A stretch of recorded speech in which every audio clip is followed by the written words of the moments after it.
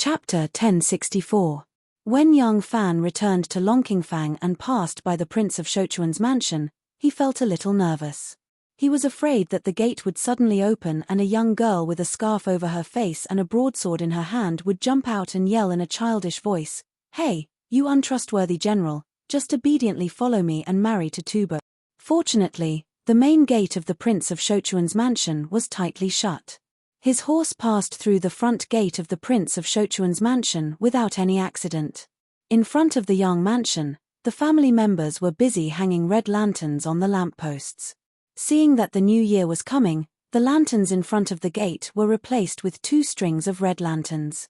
A string of 9 red lanterns was hung up, making it look especially festive. Mo Xuanfei climbed high on a ladder and was hanging lanterns on the pole.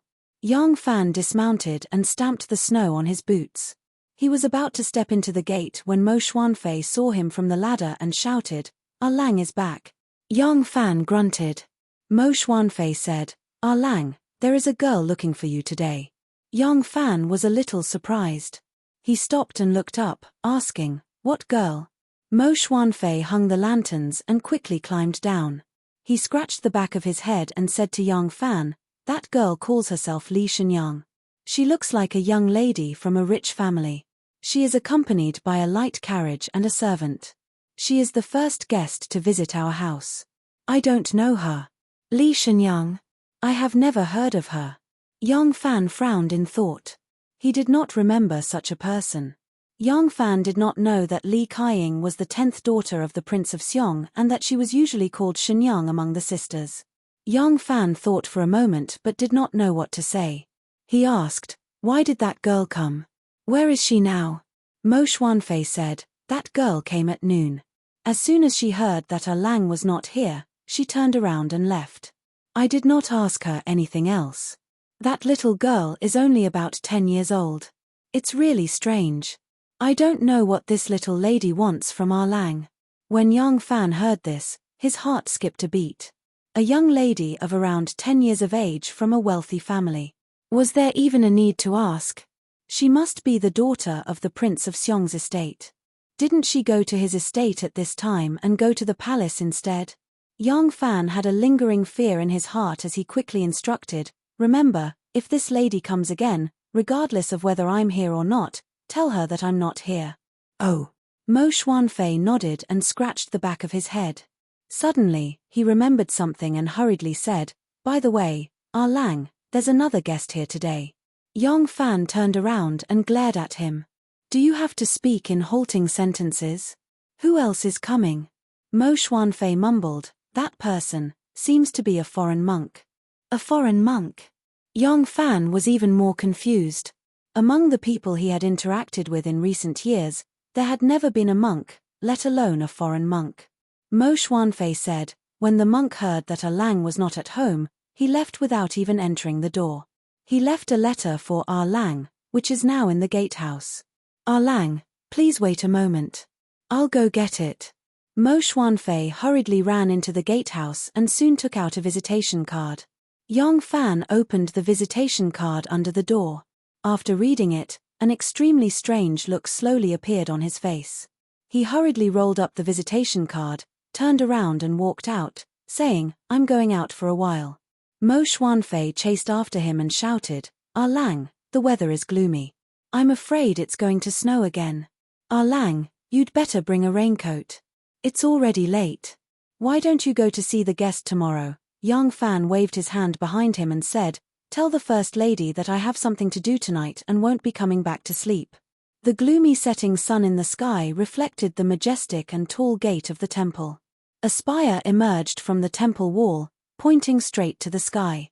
When Yang Fan arrived, the gloomy sky was unexpectedly clear. Yang Fan stepped into the temple under the beautiful setting sun. The white walls, the black tiles, the tall bamboos, and the pine trees were all covered with a layer of white snow. The little bridge was winding, and the river under the bridge had already frozen, and the ice was covered with a layer of white snow. A few lonely lotus branches stood upright on the surface of the snow, rustling in the wind. Not far away, there was a rockery. White snow, moss, rocks, and sparse wisteria branches cast a mottled light and shadow, like an ink painting. This was the Dayun Temple. In the past, the 10 eminent monks of Luoyang wrote the Dayun Sutra under the guidance of Xue Huai. They claimed that there was a saying in the sutra, Goddess Bodhisattva ruled the country with the body of a woman, which referred to the current Empress Dowager. Wu Zetian then ordered all the prefectures to build a Dayun temple with a built-in sutra depository and a copy of the Dayun Sutra. This Dayun temple was built in Chang'an at that time. When Yang Fan walked in the temple, it was dusk and the temple was unusually quiet. The 8th Japanese envoy to Tang had just arrived in Chang'an 2 days ago. This time, the envoy was led by Soda Junren as the envoy to Tang, Sakagawa as the ambassador, and Great Envoy Yiji as the deputy envoy. Most of the entourage were monks, so they stayed in the Dayun temple. The Dayun temple was built under the imperial edict to specially store the Dayun Sutra. Most of the temple was not open to the public, so it was very quiet and peaceful. After becoming the residence of the Japanese envoy to Tang, it became even quieter, not a single worshipper could be seen. Yang Fan walked over the small bridge and saw a monk dressed in Japanese robes, a bamboo hat on his head and straw sandals on his feet. His hands were clasped together, waiting solemnly. Yang Fan suddenly stopped and was silent for a moment. He suddenly quickened his pace and rushed over. The monk in black also quickly walked over, opened his arms, an excited smile on his face. 17. Sixth senior brother. The two of them hugged each other tightly. After a while, Yang Fan let go of his arms, wiped the tears of joy on his cheeks and said happily, I really didn't expect that the two of us would meet again here. The monk in black was the rogue monk of the White Horse Temple in Luoyang, Hong Liu. Hong Liu grinned and said with a smile, who said it wasn't? I thought that I would never be able to return to the Central Plains and see you again in this lifetime. Ha ha ha, let's go, Master has been waiting for you for a long time. Hong Liu pulled Yang Fan and walked along the long corridor with green eaves and red pillars. Along the way, there were 2 Japanese samurai standing quietly at every corridor pillar, with sharp katanas on their waists. Their left hands were pressed on the hilts of the katanas wrapped in black and white cloth. The back of their hands was red from the cold, but they stood solemnly and meticulously. Seeing Hong Liu striding over, the samurai all bowed to him, but Hong Liu ignored them and dragged Yang Fan forward excitedly. They came to the front of a quiet room, but before they could reach out to knock on the door, a noise was heard from inside. The door was opened with a crash, and the person who welcomed them was also a monk in black. It was Hongi. When Hongi and Yang Fan saw each other, they inevitably hugged each other tightly. Someone in the room laughed and scolded, How long do you plan to chat at the door? Come in quickly and let me see 17. Hongi hurriedly let go of Yang Fan and saw a person sitting cross-legged on the couch, wearing a snow-white robe that exposed his muscular chest. He was smiling at Yang Fan, and there were tears in his eyes. It was Xue Huai, whom he had not seen in a long time. Xue Huai looked a little older than before, and his cheeks were also a little thinner. The snow-white skin that he was once proud of had now become slightly darker. Yang Fan took off his shoes and quickly walked into the room. Xue Huai stood up from the couch and welcomed Yang Fan with a hearty laugh, giving him a strong hug. The two hugged tightly for a while before Yang Fan let go of Xue Huai and worriedly scolded, Master Xue, you shouldn't have returned to the Central Plains. Xue Huai said, What Master Xue? Master Xue is already dead, and there is no Xue Huai in this world anymore. I have now restored my ancestor's surname, and my name is Feng Xiaobao. Don't worry, no one will know who I am. Other than you, I won't be seeing any old friends on this trip.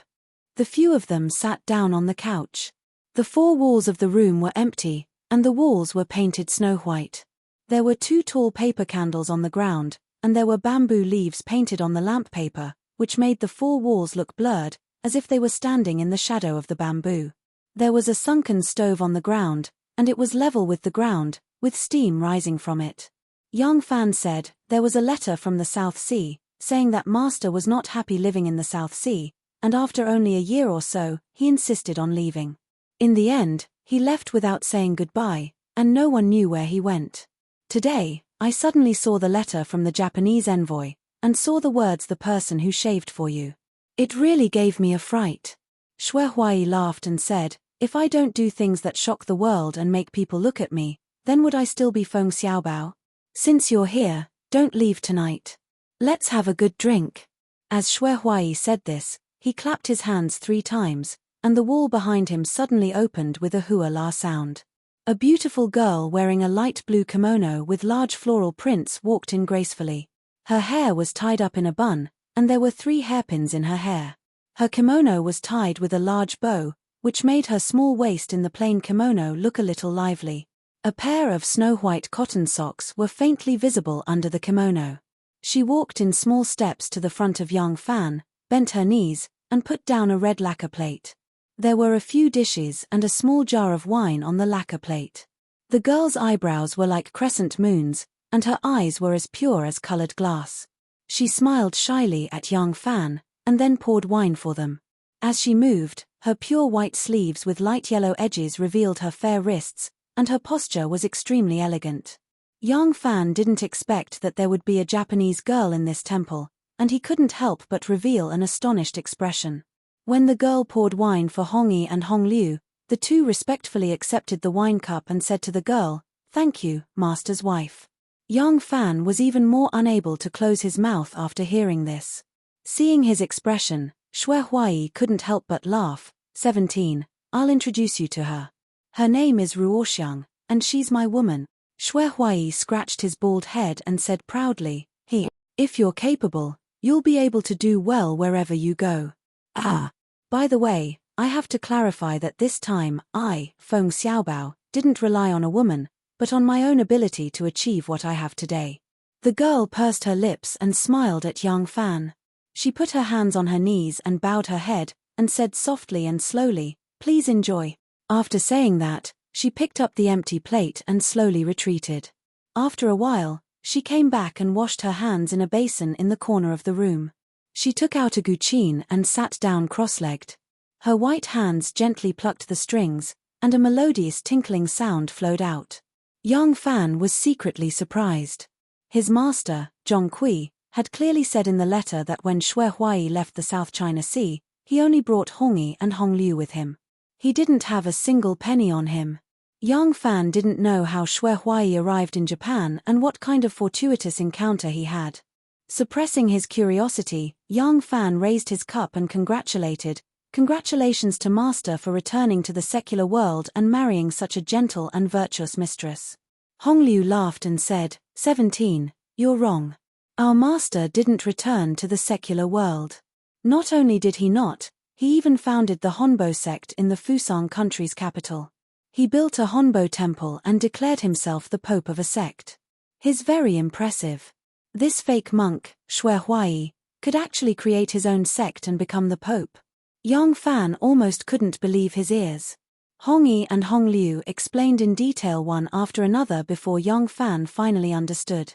It turned out that Japanese monks had many sects that allowed them to marry by eating meat. Many monasteries were passed down from father to son, son to grandson, and passed down from generation to generation. The monasteries were like family businesses. With such an amazing monastery, not only did it have its own armed forces, a large amount of land that didn't need to be taxed, and a large number of believers, it could even be an independent region and interfere with the political affairs of the daimyo. The samurai in the corridor just now were Xue Huai's private soldiers. In fact, not only did some sects of Japanese Zen forbid marriage, but there were also some sects with strict discipline. It was also an open secret that the high monks of their sects had affairs with women. It was precisely sometimes there are rivers and sometimes there are mountains. Outside the world, Taoists seek fame and fortune. Every night, Mandarin ducks sleep on the Zen bed, whispering amorous words.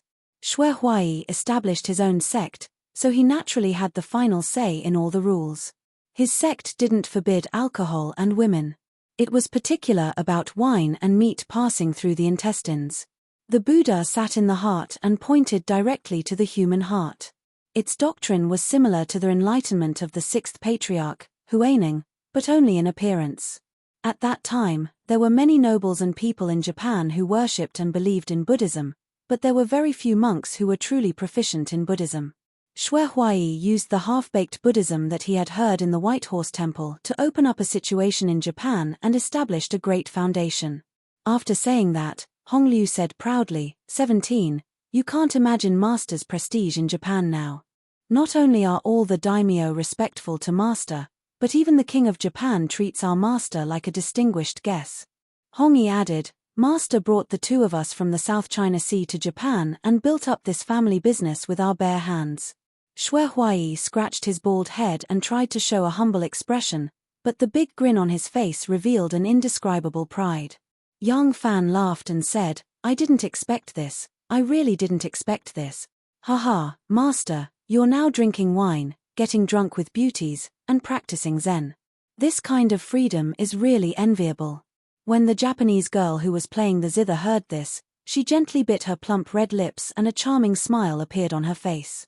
Her bright eyes quickly glanced at Yang Fan, then at Shui Huai charmingly. She flicked her slender finger and played a glissando, full of shyness and lingering feelings of a young girl. Shui Huai laughed heartily and said, if you're envious, then follow Master to Japan. Master will still give you the position of first seat. With your ability, the two of us, Master and disciple, will definitely be able to move unhindered in Japan. We can be independent like Curly Beard and live a carefree and happy life. Isn't it better to stay here and suffer the filthy anger of that old woman? Yang Fan's eyes flashed and he asked warily, Master, do you still hold a grudge against her? Shui Huai shook his head and stopped smiling. He replied indifferently, do you think I came here with the intention of revenge? Haha, for a woman, she has long received her retribution for not being treated sincerely by a person in her life. I know it's my fault, so why should I take revenge on her? Shui Huai looked at Ruoxiang with a gentle gaze and said emotionally, if I have the time, I might as well use it to cherish the people in front of me. When I came to Japan from the South Sea, I was penniless and down on the streets. It was Ruoxiang who took me in. When a man is down on his luck, he will only know who truly loves you and who truly treats you as a friend. Love may not develop after a long time, but it will definitely show a person's heart. Shui Huai raised his cup and said to Yang Fan, everything in the past has already turned into smoke for me, except for you. 17. I came this time because I wanted to come back and take a look. If I don't come back, I won't be able to rest easy. I've been to Luoyang and White Horse Temple. Now, I've come to Chang'an because of you. If it's possible, you should be like me and live a free and unfettered life. This temple is really too filthy. Yang Fan raised his cup and said with deep emotion, Master Shui has already let go of everything that should be let go. That's why I can live a free and unfettered life today. But I still have many people and many things that I can't let go of. Perhaps one day, I will also live a free and unfettered life like Master Shui, but not now. In the future, when I can let go of everything, I will definitely travel the world. At that time, I will bring my family to Japan to see you. Chapter 1065. That night, it snowed again. The snowflakes fluttered in the air silently. Yang Fan, Shui Huai, Hong Yi, and Hong Liu drank to their heart's content. They simply opened the door and drank while looking at the misty snow in the garden. Sometimes, a gust of wind blew the snowflakes into the room. When it hit their faces, it would turn into a ball of moisture, making them feel very carefree. Yang Fan and the others talked about the past when they played bowls together and drank together. When they talked about Shui Huai shaving his head on the street and beating up the imperial censor while drunk, they would burst into laughter from time to time. Sometimes, when they talked about sad events, they could not help but sigh and even cry. Ruoxiang understood Chinese, so she could understand what they were saying. However, she only smiled peacefully and sat quietly in the corner, as gentle as a newly bloomed rose. She did not make a sound and did not say a word. Sometimes, she would go up to Shui Huai to wipe away the wine stains that had spilled on his chest. Sometimes, when she saw that the wine jar was empty, she would quietly fetch another jar. Even if the four of them were drunk, she would not say a word. She only tried her best to serve them better. Her meekness was very different from the women of the Central Plains. Yang Fan had heard from Shui Huai that this Miss Ruoxiang was not a commoner's daughter. She was the daughter of a small lord in the capital. Young Fan was happy for his old friend to have such an encounter. Unknowingly, the snow became heavier and heavier. The four of them drank more and more wine, and the wine jars rolled on the ground. The last scene that Young Fan remembered was Hong Liu lying on his lap while he rested his head on Hong Wan's stomach. Shui Huaiyi was sleeping soundly next to him, his snores shaking the heavens. As Young Fan's eyes were blurred from drunkenness, he saw Ruoxiang gently walk in with a few blankets in her arms. She covered each of them and gently tucked the corners of Shui Huaiyi's blankets. She then tiptoed out and gently closed the door to block out the heavy snow. At daybreak, Young Fan was the first to wake up. He often had to wake up early to attend court, so he was not as free as these three carefree monks. These monks could meditate whenever they wanted, sleep whenever they wanted, and sleep until they woke up naturally. He did not have such good fortune. Young Fan sat up and saw that Shui Huaiyi and the other two were still sound asleep. There was a kettle on the small table beside them. Reaching out his hand, he felt that the water was still warm. Presumably, it was Ruoxiang who had brought it here early in the morning. Young Fan poured a bowl of water to quench his thirst. Pulling open the door, a cool and refreshing aura assaulted his senses. The courtyard was covered in silver. It had been snowing for a whole night, and the whole ground was covered in fluffy pink, which was very cute. Young Fan put on his boots and walked down the corridor. He heard the tar-tar-tar sound of wooden clogs. Turning his head, he saw Ruoxiang walking down the corridor with a basin of hot water. Today, she had changed into a pink kimono with small floral patterns. She looked like a cherry blossom blossoming in the snow. Seeing Young Fan, Ruoxiang stopped in her tracks and bowed to greet him. "You're up. Please wash up." "Ah, thank you, mistress." Young Fan quickly took the basin of water and returned to his room. After washing up, Young Fan went to the courtyard and practiced 2 rounds of martial arts in the snow. Only after his whole body was warmed up did Shui Huaiyi and the other two get up. Shui Huaiyi washed up with Ruoxiang's help and walked into the courtyard. He looked at Young Fan, who had just stood still, and said with a smile, "I heard that you're already a rank 4 great general. You haven't forgotten your skills yet?" Young Fan smiled. "This disciple is a general, so naturally, I can't neglect my martial arts. Does Master Shui still practice martial arts?" Shui Huaiyi blushed slightly and laughed.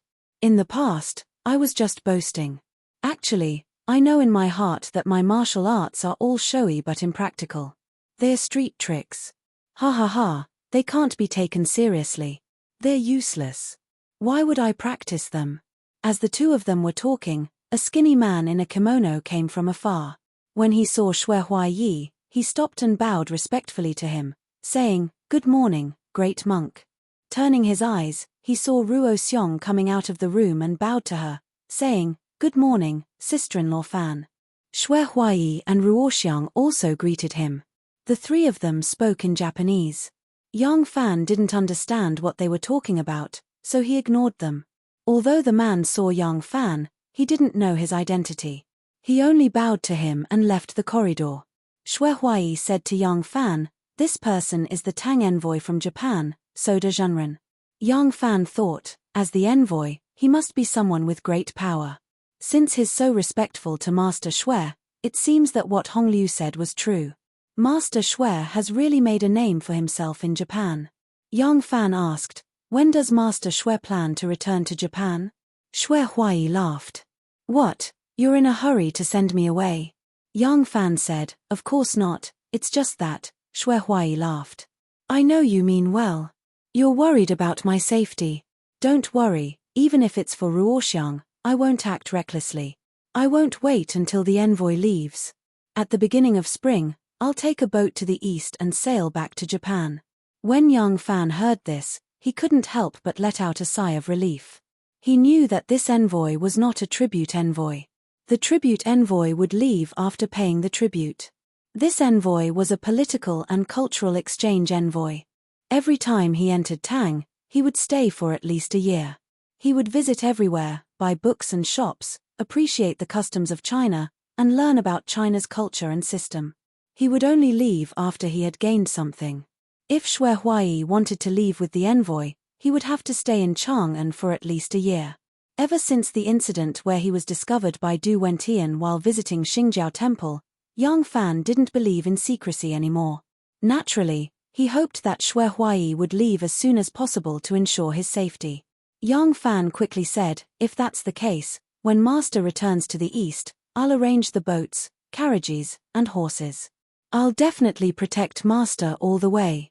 Xue Huai naturally didn't need to pretend to be polite to him. He readily agreed. Yang Fan, Xue Huai, Hongyi, and Hongliu had breakfast together. They agreed to visit often before they left. Yang Fan left Dayun Temple and turned onto Zhuqiu Avenue. He saw that the long street was covered in white. Many servants were clearing the snow in the square under the command of Bosho. The snow on the long street had not been cleared yet, and there were already many footprints left by early passers-by. Yang Fan rode his horse with his bodyguards. Because there was no court meeting today, he wanted to return directly to Longqing Square. When he reached an intersection, he suddenly saw a group of soldiers escorting a camel team coming from afar, blocking the entire road. Yang Fan rode his horse to hide under the eaves of a house and watched the huge team pass by. There were about 200 people in this team. More than half of them were camels with all kinds of bags and weapons on them. One look and one could tell that they came from afar. From the style of the robes of the people riding on the camels, they should be Turks. Since they were escorted by soldiers, they couldn't be merchants. Therefore, Yang Fan paid extra attention to them. Icicles hung from the eaves like sharp swords, glimmering in the sunlight.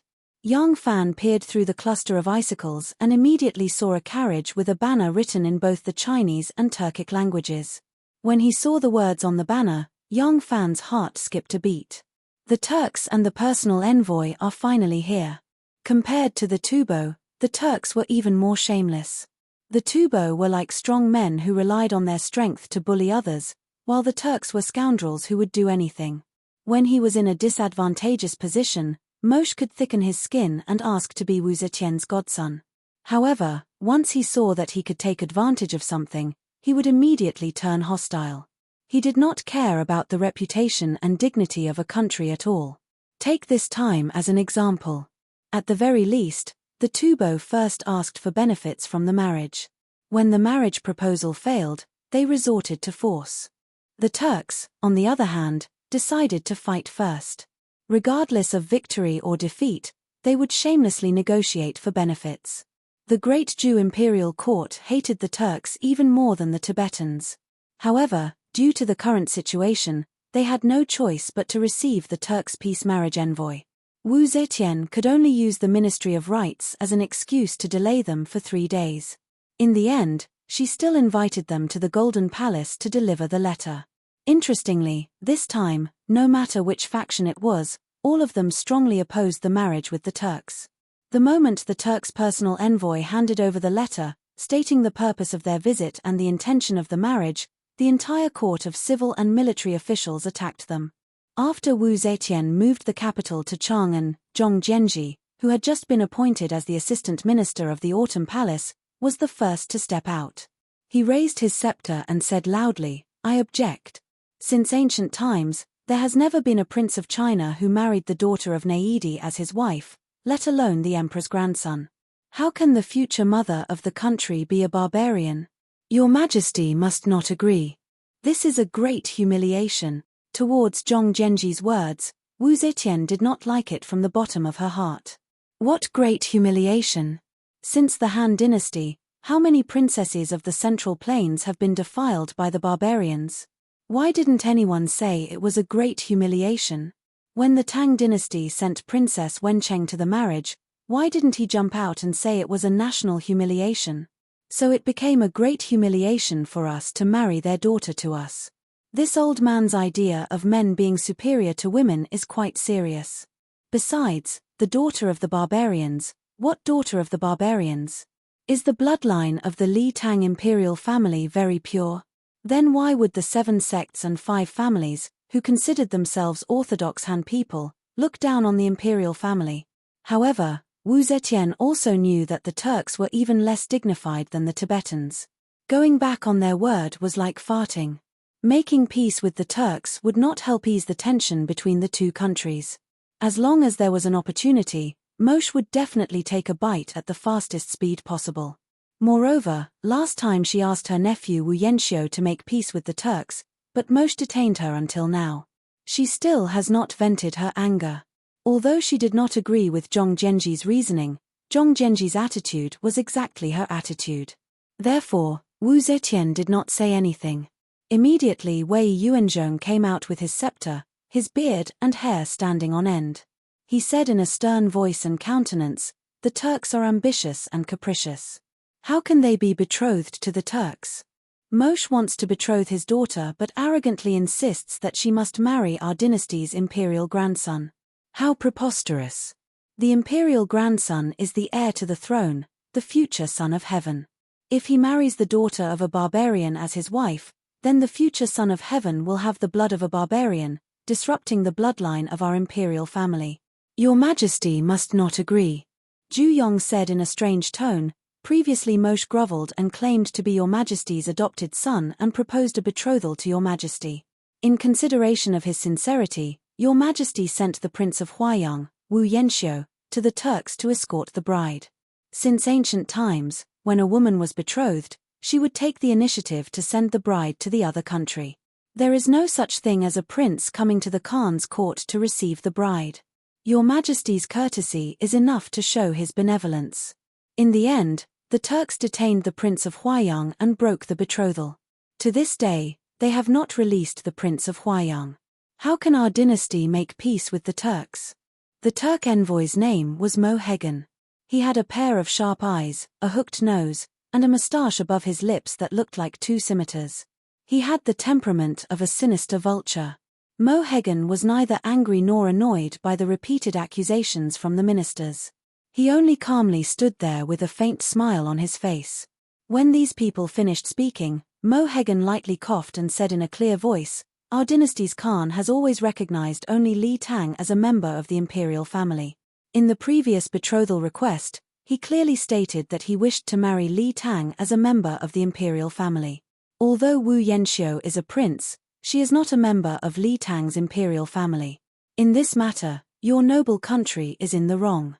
Our princess was dressed to the nines and was happily waiting to be married. In the end, your noble country used a fake member of the imperial family to deceive the marriage. Our princess wept bitterly and did not smile for a long time. Detaining Wu Yanxiu is actually to seek justice. Our Turkic princess is the Khan's beloved daughter and he has always doted on her. Your noble country's ministers belittled her as a barbarian and disdained her. Is this how a country of propriety treats its guests? In the past, your country's Emperor Taizong once said, "Since ancient times, China has always been valued and barbarians are the only ones I love." You ministers keep saying that there is a difference between the Chinese and the barbarians. What is the logic behind this? Mo Hegan took 2 steps forward and cupped his hands proudly to Wu Zetian, saying, "Your Majesty, when I came here, my Khan personally told me that if your noble country agrees to the marriage, the Duke of Huayang, Wu Yanxiu, will be released. Once your Majesty agrees to the marriage, there is no need for your country's crown prince to personally escort the bride. My Khan will personally escort my beloved daughter to the border. Is this not enough to show our sincerity? Today, Mo Hegan has come here on imperial orders to represent the Turkic Khaganate, but your noble country's ministers are mocking and belittling me in the royal court. The one being humiliated is not me, Mo Hegan, but the Turkic Khaganate that I, Mo Hegan, represent." Mo Hegan waved his hand down like a saber and arrogantly declared, "My Turkic Khaganate has a territory of tens of thousands of li, and the barbarians of the northwest are all vying to submit to us. Furthermore, Khan Moshe is a wise ruler with countless capable generals under his command. If we are to be humiliated today, my Khan will definitely mobilize the entire country to avenge this humiliation. When the time comes, the two countries will fall out of harmony and the flames of war will rise from all directions. Who will bear the blame then?" A commotion broke out in the Golden Hall. Some people were stunned by the words 800,000 soldiers. In truth, Mo Hegan's words were a bit of an exaggeration. The Turks only had around 300,000 soldiers at most, and their vast territory meant that they needed to be guarded everywhere. The strategic locations in the territory and the central command of the king's tent required elite soldiers, and all of these required a certain number of soldiers. Moreover, they also had to guard against the 10 tribes of the Western Turks. Thus, Moshe's so-called entire country's soldiers could not exceed 200,000 at most. But not every minister understood the situation of the Turks. Many civil officials were only skilled in internal affairs, and some were only skilled in the ways of officials. They did not know how many soldiers the Turks had, but they knew that their country only had around 400,000 soldiers, so they were naturally stunned to hear that the Turks had 800,000 soldiers. Although Wu Zetian was an old woman who had lived in the palace for a long time, she had a good understanding of her powerful neighbor and was not intimidated by Mohegan's words. But even though they did not have 800,000 soldiers, just 100,000 some Turkic soldiers were enough to ignite the fires of war in the Great Jew, and they also had the support of the Tubo Empire. Wu Zetian indifferently said, "Is this the style of your noble country's envoy to flaunt his military might in peace? My Great Jew has 3 times the number of Turks. My Great Jew has 50 million people. Even if the army is wiped out, we can still summon another army at any time.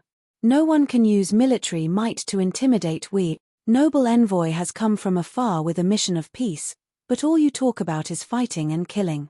Is this your idea, or is it Morshi's?" Wu Zetian was indifferent at first, but her tone became more and more solemn, eventually becoming harsh. Mohegan hurriedly put his hand to his chest and apologized. This foreign subject knows his mistake. This foreign subject was only angry at the repeated humiliation of your noble country's ministers, causing me to speak such nonsense. "I ask for your majesty's forgiveness," Wu Zetian coldly snorted. "Peace is not something that can be settled in a moment. Withdraw for now. We will discuss this matter later." Mohegan wanted to say something, but when he saw Wu Zetian's cold expression, he ultimately chose to say nothing. The moment Mohegan left, Zhong Jianji, Wei Sili, Wei Yuanzhong, Yaro Chong, Zhu Yong, and the others all rushed forward to speak up. "Your Majesty," with a wave of her sleeve, Wu Zetian said wearily, "we know. There is no need for you to say anything more. Delay this matter until the situation on the battlefield takes a turn for the better." The news of the Turks' marriage proposal quickly spread through Chang'an. The girls in the Prince of Xiong's residence did not need to ask around to hear about it. Shi Cheng anxiously said, "I didn't expect the Turks to take advantage of the situation. They even threatened that if our court did not agree to the marriage, they would immediately send troops to invade." Li Huawan said, "The Crown Prince's grandson, Zhongjuan, has already been caned to death by Imperial Grandmother. The Crown Prince now only has 3 sons, Prince Zhongfu of Pinzhen, Prince Zhongjuan of Yixing, and Prince Zhongmao of Beihai. They are all bastards, so the position of the Crown Prince has not been decided for a long time. If the Imperial Court wants to agree to the marriage, it must first decide on the Crown Prince. Imperial Grandmother will definitely not be willing to hastily decide on the position of the Crown Prince's grandson. In this case, we can only agree to the Tubo's marriage proposal and defeat a strong enemy first." Huogua pouted and said, "I already said that young Fan is not reliable." Shenyang asked him for help, but the more he helped, the more trouble he would cause. "Oh, you're capable now, aren't you?" Li Kaiying pinched her fleshy nose and said, "Is it because you heard from your mother that no matter who gets married, it won't be your turn? You're no longer anxious, so you don't flatter me anymore, huh? I'll go find him right now." Qingyang sighed and said, "Forget it, Shenyang. What's the use of looking for him? I already said that he can't do anything about this." Li Kaiying said angrily, Can't I go find him to settle the score? If he can't do anything about it, then he should just admit it. Why did he lie to us and say that he will find a way? Since he has promised someone, he should do it. A promise is worth 1,000 gold, and it will not change even if he is killed. How can he not understand something that even a little girl like me can understand? Li Kaiying angrily turned around and left. At this time, she had already returned to her residence in the Prince of Xiong's residence. She immediately ordered someone to prepare a carriage and go straight to Longqing Square. The Prince of Xiong's children were very close and they often visited each other. The Prince of Xiong only thought that she was going to find his royal brothers, so he did not ask any questions. Li Kaying rushed to Longqing Square and asked to see Yang Fan. Mo Xuanfei had already received Yang Fan's orders. Seeing that Li Shenyang had come again, he hurriedly said, "Our Lang is not here. He has gone to the palace to be on duty." Li Kaying frowned and turned to leave. Suddenly, she saw a few guards from the general's mansion standing by the door. They looked like they were about to go out. One of them was leading 2 horses. One of them was Snowstorm Cloud. This horse's head and tail were as black as lacquer. Only its 4 legs were as white as snow below its knees. Li Kaying had seen Yang Fan riding this horse in the palace. Of course, the owner's mount would not be changed at will. Li Kaying immediately became suspicious. But on second thought, she suddenly remembered that there was no court meeting today. This loyal general probably did not attend court. Li Kaying was immediately filled with anger. She put her hands on her hips and posed like a big teapot. Yang Fan hid behind the screen wall and secretly rejoiced. He was just about to go out to Dayun Temple to visit Xue Huaiyi. When he looked up, he saw the little devil getting off the carriage. Fortunately, he dodged quickly and was not seen by her. Yang Fan was secretly rejoicing when he heard a crisp girl's voice outside, "Yang Fan, come out! Yang Fan, come out!" The main door of Princess and Le's mansion was opened. More than 10 servants escorted a car out of the door and moved along the Longqing Pool. A shout came from the front door of the Yang's mansion. A crisp and sweet voice suddenly ordered, "Stop the car." Chapter 1066. The carriage stopped in front of the Yang estate. The curtain was lifted, revealing a charming face that could turn all living things upside down. It was Anle. Anle seemed to be going to some banquet. She was dressed to the nines, and her appearance seemed to have been meticulously groomed. Her already delicate face was now even more beautiful. Li Kaying turned her head and couldn't help but exclaim in surprise, "Big sister Anle?" Anle did not have a close relationship with the Prince of Xiong's family. Although she had seen these cousins before, because they had not interacted much, she only recognized Li Kaying's face.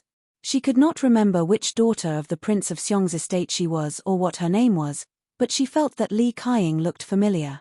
Now that she heard Li Kaying call her big sister, she was convinced that she really was the daughter of 8th uncle's family. Anle glanced at the gate of the Yang estate and put on a sweet smile. In a gentle voice, she said, "Little sister, why have you come here? Why are you looking for General Yang?" Li Kaying was suddenly at a loss for words. Although this girl was not very old and had a rather impetuous personality, there was one good thing about her: she kept her promise. Ever since she had promised Yang Fan in the palace that she would not tell anyone else about this matter, she had kept her promise and never mentioned it to anyone, including her sisters and her closest 3rd brother. Now that Anle had asked, Li Kaying naturally would not go back on her word. Her eyes turned as she randomly answered, I was playing shuttlecock in eldest brother's estate. The shuttlecock kicked over the wall and fell into the Yang estate. In the end, it was broken by that brat from the Yang family. I came to find him for compensation." How could Li Kaying's ability to lie compare to a cunning fox like Li Guiyue? With a glance, Li Guiyue could tell that she was lying.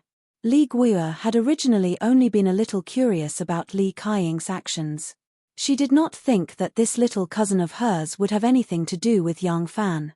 After all, Li Kaying was too young, and it was difficult to associate her with romantic feelings. But as soon as Li Kaying lied, Anle couldn't help but become suspicious. She got out of the car and walked to Li Kaying's side. She held her little hand and said with a smile, "I see. General Yang's precious son is indeed a devil incarnate.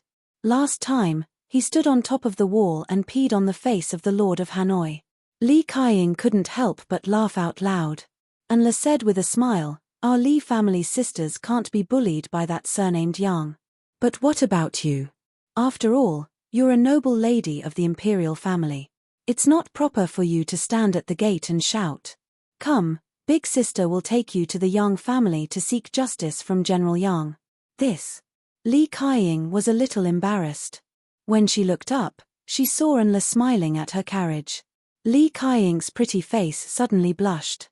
She just said that she was playing shuttlecock in her eldest brother's mansion. The shuttlecock fell into the Yang family's young master and was broken by the Yang family's young master. But she forgot that she came from afar. The carriage and servants were all waiting on the side. Her eldest brother's mansion and Yang Fan's mansion were next to each other. If she was in her eldest brother's mansion just now, would there be a need for a carriage? Li Kaiying was a little embarrassed when her lie was exposed. And Le didn't expose her. She held her little hand and was about to break into the Yang family's mansion. Mo Xuanfei stood at the door with an awkward expression. She had a noble identity. If she really wanted to break in, he really didn't dare to stop her. Yang Fan's hearing was extraordinary. He stood behind the screen wall and heard the conversation between the two clearly. Seeing that he couldn't avoid it, Yang Fan hurriedly coughed and pretended to walk out. Coincidentally, he met Li Guo'er and Li Kaiying at the door. Yang Fan looked surprised and said, "I was wondering why I heard two magpies chirping for a while. So it's two noble ladies visiting. May I know what's the matter for you two?" Li Kaiying rolled her eyes at him and said snappily, "General Yang. Don't pick nice words. As long as you don't think that it's a night owl visiting, I'll be thankful." Yang Fan glanced at Li Guo'er and smiled meaningfully, "You don't say. Last night, there really was a night owl that couldn't stop chirping." Li Kaiying thought that Yang Fan was talking about her, and her little face immediately turned serious, but Li Guo'er's pretty face sank. She naturally understood that Yang Fan was saying that he did not like her coming to the Yang family's door. Li Kaiying said unhappily, "General Yang, I'm here today to collect a debt from you." After saying that, she was afraid that Yang Fan would misunderstand. If Yang Fan thought that she had already told the matter to Enle and simply revealed the secret between them in front of Enle, then it would be bad. She hurriedly added, "My shuttlecock kicked over the wall and was broken by your child. What do you think about it?" Yang Fan said with a smile, "The child is not sensible. There's no need for you to lower yourself to his level. How about this? I'm about to go out. Why don't you come with me to Chang'an City? I'll buy whatever shuttlecock you like and return it to you. What do you think?" Li Kaiying was anxious to send Enle away. She quickly agreed, "You must keep your word. Then let's go." Yang Fan glanced at Li Guo'er. He was still smiling, but his smile turned cold. "May I know why your highness has come to visit?"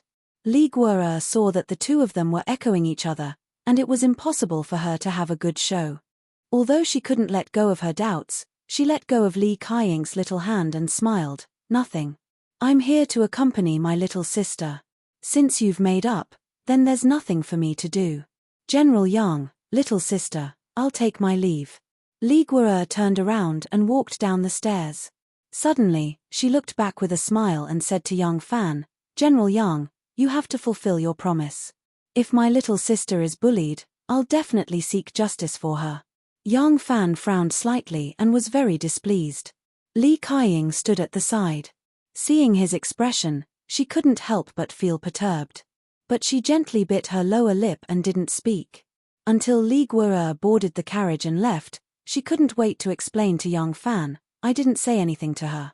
Yang Fan coldly said, "I know." He lifted the hem of his robe and walked out of the residence. Li Kaiying secretly glanced at his expression and nervously followed behind him.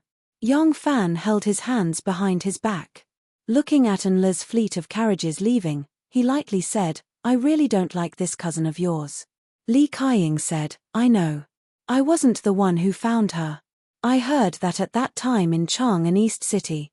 Yang Fan said, "I dislike this person, but it has nothing to do with that matter." Li Kaiying choked and gathered her courage to say, "I also don't like her. Sister Enle always has some airs. And my third brother also told me not to have any contact with Enle. He said that she is not a good friend.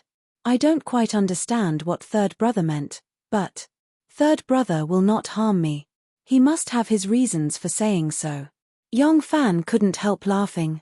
He glanced at the little girl beside him and suddenly asked, "Do you know that you are somewhat similar to her?" "Ah!" Li Kaiying's pair of beautiful big eyes suddenly widened. She strangely said, "How am I similar to her?" Yang Fan's face darkened. He said, Both of you have no sense of propriety and are willful and impulsive. This was the first time Li Kaying saw him getting angry at her. She couldn't help but be shocked and didn't dare to reply for a moment. Yang Fan walked towards the Longqing pond. The lake water in the pond had already frozen and was covered with ice and snow.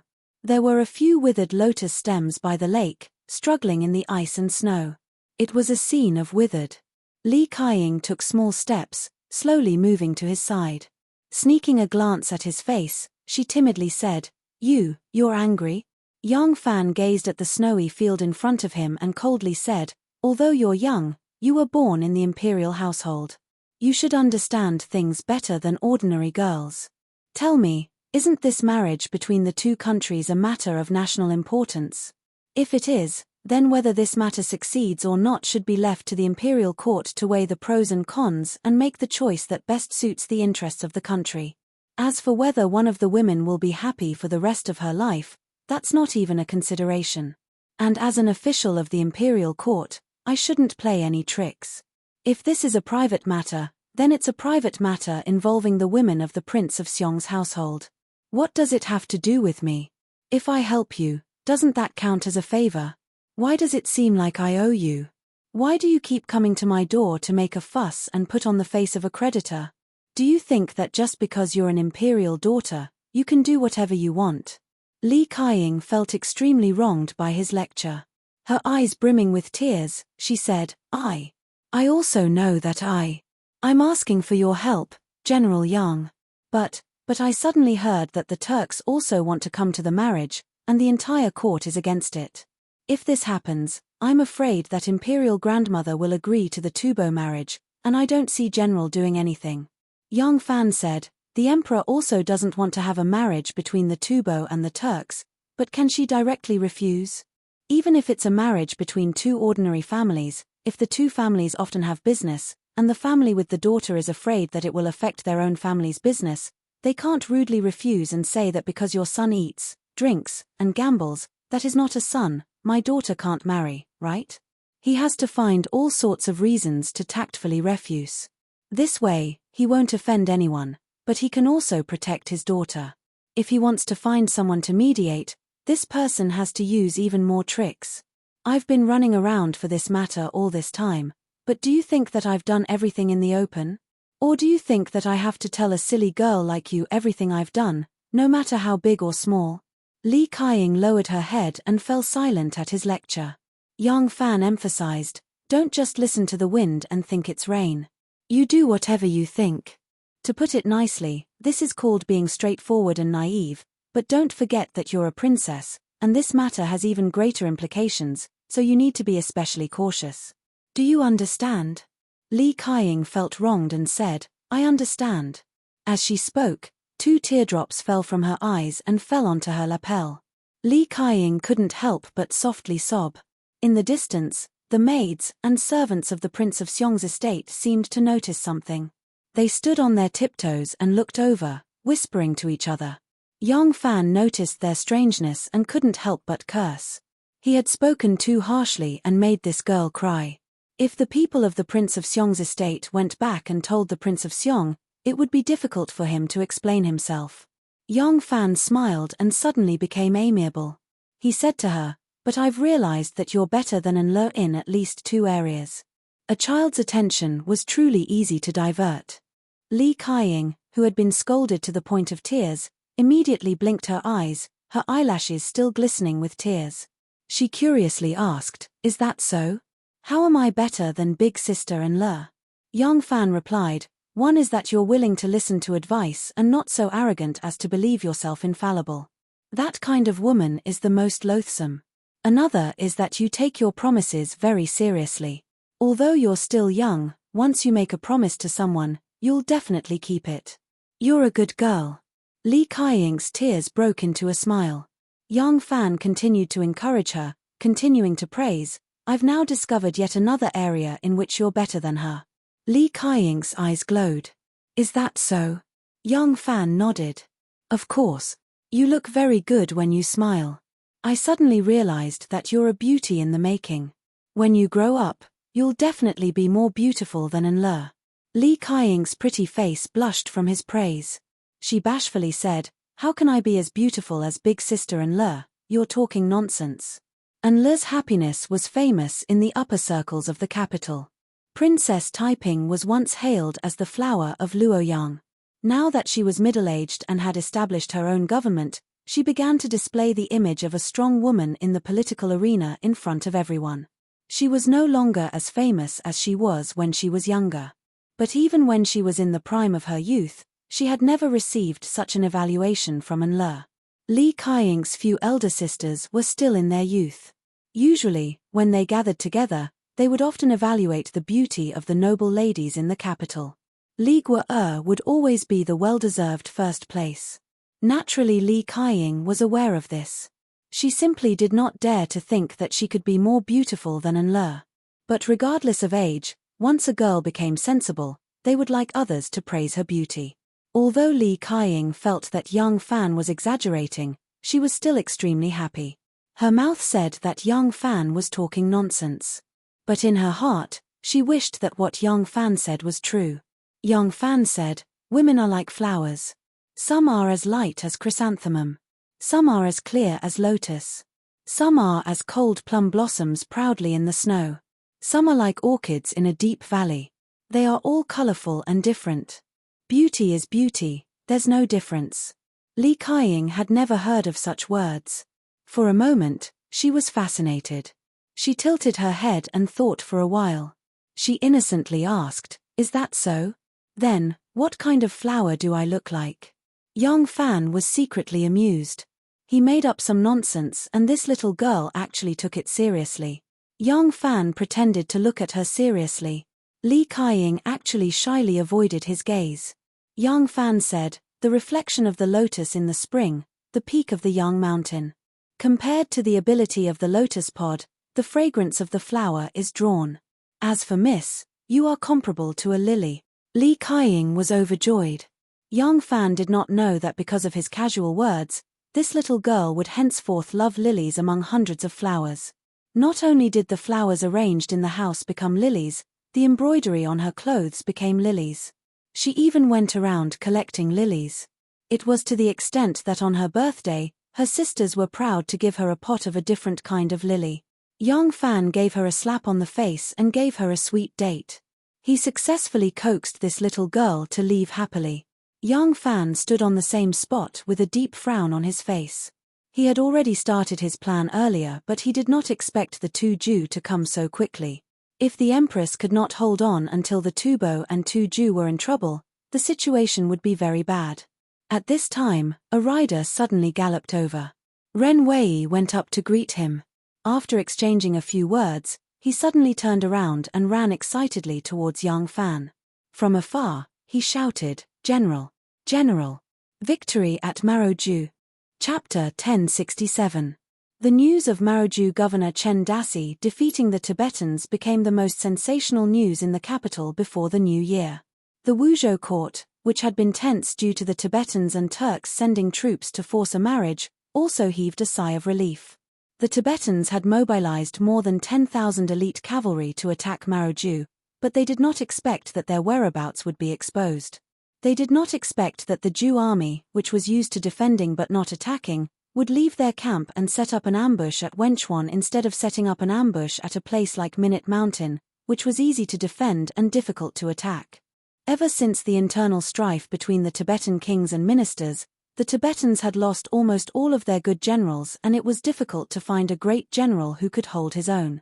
Because of these reasons, the Tibetan army suffered a huge ambush by Chen Dasi at Wenchuan and suffered a crushing defeat.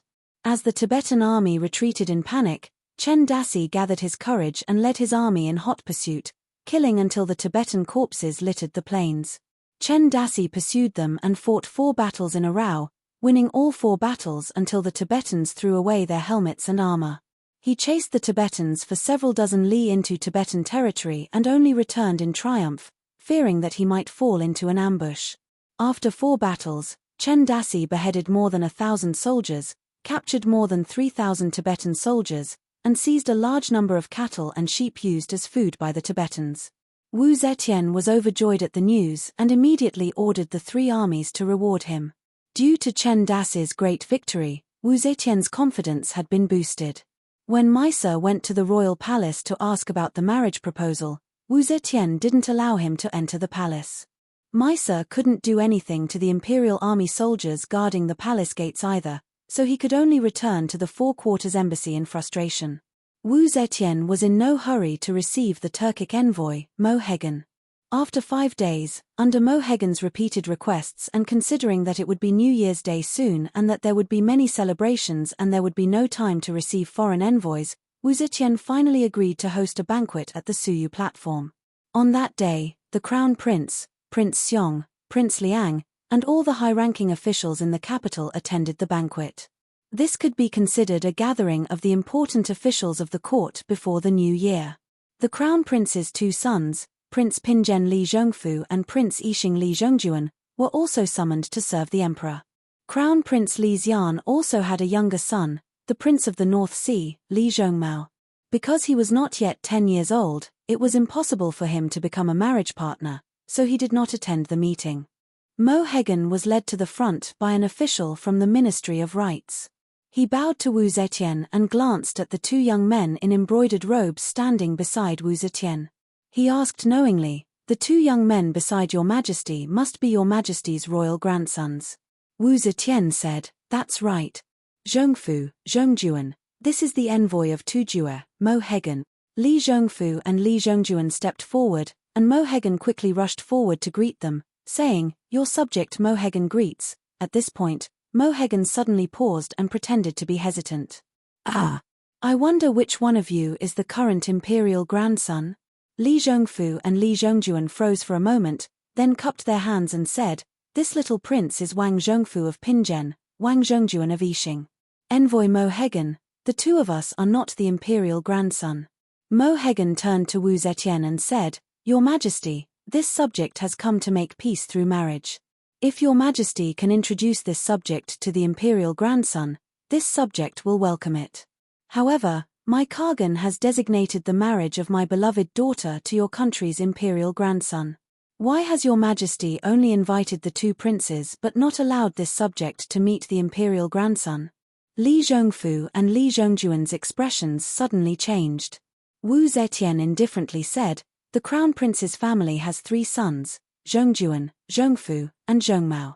Zhongmao is young and has not reached the age of marriage, so he has not attended the banquet. We have only established the Crown Prince and not the imperial grandson. What, do you want to help we choose a grandson?" Mo Hegan hurriedly bowed and said, "This subject does not dare, this subject does not dare. It is just that, my country's Khagan has designated the marriage of only the imperial grandson. As of now, your country has not established a grandson. What should we do?" Wu Zetian looked up at the sky and laughed. She indifferently said, "This is easy. The Crown Prince only has Zhongfu and Zhongjuan as marriageable princes. The 2 of them are the sons of the Phoenix and the descendants of the Emperor. They will not bring disgrace to your princess. You can see which one of them is a good match for your princess. Just go ahead and marry her." Mo Hegan craftily said, "Your Majesty, the son-in-law our Khagan wants to choose is your country's imperial grandson." Wu Zetian smiled and said, "That is easy. In that case, after we have established a grandson, your country can send an envoy to make peace." Mo Hegan gradually became angry, but he forced himself to restrain himself and said, "If your country does not establish a grandson, will I, the Turkic princess, have to wait forever?" Wu Zetian's expression became even more amiable. She said, "Our imperial grandson can wait, but can't your country's princess wait? If your country's princess will not marry anyone other than my great Jew's imperial grandson, then we can only wait until we have chosen a grandson. Do we have to hastily choose a grandson just for your country's princess to marry? If we choose a Turkic princess to marry someone other than your country's crown prince, will your country immediately choose a crown prince?" The Turks were used to acting shamelessly. Now that old mistress Wu had suddenly started acting shamelessly, Mo Hegan was momentarily speechless. While the court was engaged in a heated debate, the officials below were also restless. At this moment, the deputy minister of the imperial censor, Song Jing, had just entered the Suyu terrace. Last time, He had impeached Zhong Tongxiu and his two brothers and fined Zhong Changzong 20 catties of copper. It was under Song Jing's instructions that the imperial censors had completed this. Since then, Zhong Yizhi and Zhong Changzong had held a grudge against Song Jing. But the two of them also knew that Song Jing was now the deputy minister of the imperial censor, controlling the Suyu Terrace and the imperial censors. He had the power to monitor and report all the civil and military officials in the court. Against such a troublesome figure with real power, it was better to make friends than to make enemies. Besides, although the two brothers had lost face last time, it was also a blessing in disguise. The three brothers of the same clan had all been sent out to hold real power in the prefectures and counties, so they could not go too far. Song Jing entered the hall and looked around. Just as he was about to go to the seat next to Wei Yuanzhong and sit down, Zhong Yizhi hastily stood up and gave up his seat closer to the Son of Heaven. Walking over to Song Jing, he said with a sincere smile, "Duke Song is the current #1 person. How can you sit down? Come, Duke Song, please take the seat of honor." Song Jing glanced at him and indifferently said, "Jing's talent is inferior, but official Zhong thinks that you are #1. What is the logic behind this?" Zhong Yizhi's face immediately froze. He was just casually flattering Song Jing. Who knew that Song Jing would take it so seriously? Zhong Yizhi looked embarrassed. He did not know how to justify himself. Zhang Jiao, the assistant minister of the heavenly official, saw this and was immediately displeased. He had already taken refuge with the second Zhong and became their henchman. As soon as he heard Song Jing's question, Zhang Jiao immediately said coldly, "Isn't Duke Song the current #1? If you are not #1, why would you call Wulang official?" Prior to the Han dynasty, official was a respectful title for others. Since the Wei, Jin, and Six dynasties, it became a nickname or a humble title. By the time of the Sui and Tang dynasties, it changed again and became a special title for the emperor to address his subjects. Zheng Gao's choice of words could be said to be full of murderous intent. Song Jing laughed and said, "Zhong Yizhi's position is one of the 9 ministers. According to the official's words, he is a proper official. I am not Zhong Yizhi's servant. Why do you call him Lang?" Song Jing's words were a bit unreasonable. Nowadays, the term Lang was widely used. To a man whom they did not know, they could respectfully call him Lang Jun or noble man. As for adding another Lang according to rank, it was a title used by those who were close to them. Many people called Zhong Yizhi and Zhong Changzong Wulang and Wulang to show their closeness. But the servants also called their masters and young masters Lang. For example, in Yang Fan's residence, Yang Fan was called a Lang, Yang Nianzu was called Da Lang Jun, and Yang Ji was called Second Lang Jun. At this time, Song Jing deliberately emphasized the way the servants addressed their masters. It was clear that he was publicly mocking Zheng Jiao for attaching himself to the rich and powerful and bootlicking. Zhang Jiao was stiff by nature, he was not good at eloquence.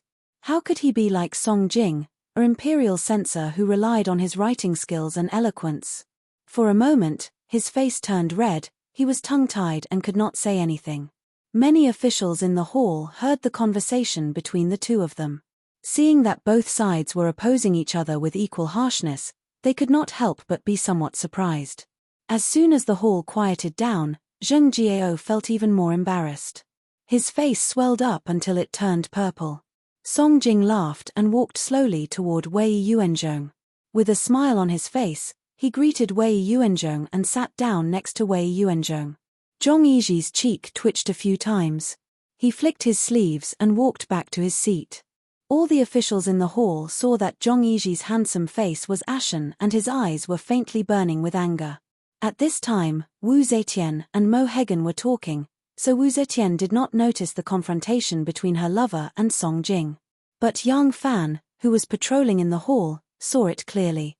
Yang Fan immediately frowned. He knew that the struggle between the court officials and the two Zhongs was far from settled. This time, it was only because of the successive invasion of the Turks and Tubo and the marriage alliance that the tense situation between the court officials and the two Zhongs was temporarily eased. Once the external threat was resolved, it would be time for them to fight to the death again. Chapter 1068. Ever since Tang Xiujing received the imperial edict, he had rushed to Suaya city through the night. Shen Mu had given him great help in this matter. Tang Xiujing and his entourage consisted of at least several hundred people. If they were to travel by horse, carriage and camel, the journey would be long. Moreover, it would be a world of ice and snow, who knows how long it would take. Only Shen Mu, the local tyrant of Longyu, would be able to send them to Suaya city in the shortest time possible. Under Shen Mu's full deployment, the hidden sect, in the name of the tyrant of the western region, mobilized a sufficient number of sledges to send Tang Xiujing and his entourage to Suaya city at a speed that was several times faster than horses. However, it was still unknown how the 10 families tribe would react after receiving the imperial edict. The imperial edict to the various kingdoms of Nanzhao arrived faster than Suaya city. Although the journey from Chang'an to Nanzhao was not as long as Suaya city, it was a journey of trekking mountains and was equally difficult. In order to get in touch with the various tribes of Nanzhao as quickly as possible, Wu Zetian did not send envoys from Chang'an. Instead, she sent a courier to deliver the imperial edict to Yao province. After receiving the imperial edict, the supervising imperial censor of Jiannan, Li Yang, immediately went to Nanzhao with the great leader of Baiman, Zun Qi, and his son-in-law, the great leader of Wu Man, Meng Zhizhu. The Bai Man and Wu Man were mostly related to the royal families of the 6 tribes of Nanzhao. They had a close relationship with each other. With the leaders of Wu Man and Bai Man mediating between them, the matter was half done. In addition, the 6 tribes of Nanzhao had been increasingly exploited by Tubo in recent years. They were already in constant conflict with each other. Now that the Great Jew had promised to provide them with large amounts of weapons and rations, the kings of the 6 tribes of Nanzhao immediately rose in revolt. They killed the Tubo who were demanding tribute from them and launched an attack on Tubo. The Wu Man and Bai Man also sent their men to mix in with the troops of the 6 tribes of Nanzhao. They wanted to take advantage of the situation and invade Tubo, intending to make a small fortune. The imperial court blocked the news of the 6 tribes of Nanzhao's uprising. Towards the envoys of the Tubo and Turks, they still tried to stall them. After the military governor of Maroju, Chen Dasi, defeated the invading Tubo enemies, the Tubo envoy, Lun Maisa, was no longer as arrogant as before. Soon, Lun Maisa received news of the 6 Zhao rebellion. Over the past few years, the 6 Zhao had often fought with the Tubo Empire, so Maisa did not know that the rebellion of the 6 Zhao this time was instigated by the Great Jew. He hurriedly blocked this news, lest the Great Jew find out. But now, Lun Maisa didn't dare to be overbearing. In the beginning, the Turkic envoys acted as if they wanted to take advantage of the situation. They followed behind the Tubo's buttocks and asked for the treatment of marriage. Now that the Tubo had suffered a defeat and their backyard was on fire, Maisa was no longer as confident as before. Instead, he pushed Mo Hegan to the front to lead the charge while he waved the flag and shouted from behind. At the start, Mo Hegan had believed that Maisa's attitude had changed because of the defeat in Maroju. Only when the news of the 6 Zhao's rebellion was concealed and even the Great Jew learned of it did Mo Hegan understand the true reason for Maisa's sudden change of attitude. But at this time, he had no idea that the rear courtyard of the Turks was about to catch fire. Wu Zetian dragged it out again and again. She used all of her methods and finally managed to drag it out until the new year. In order to celebrate the new year, the Great Jew had arranged a series of New Year celebrations. This time, they could justifiably drag them down.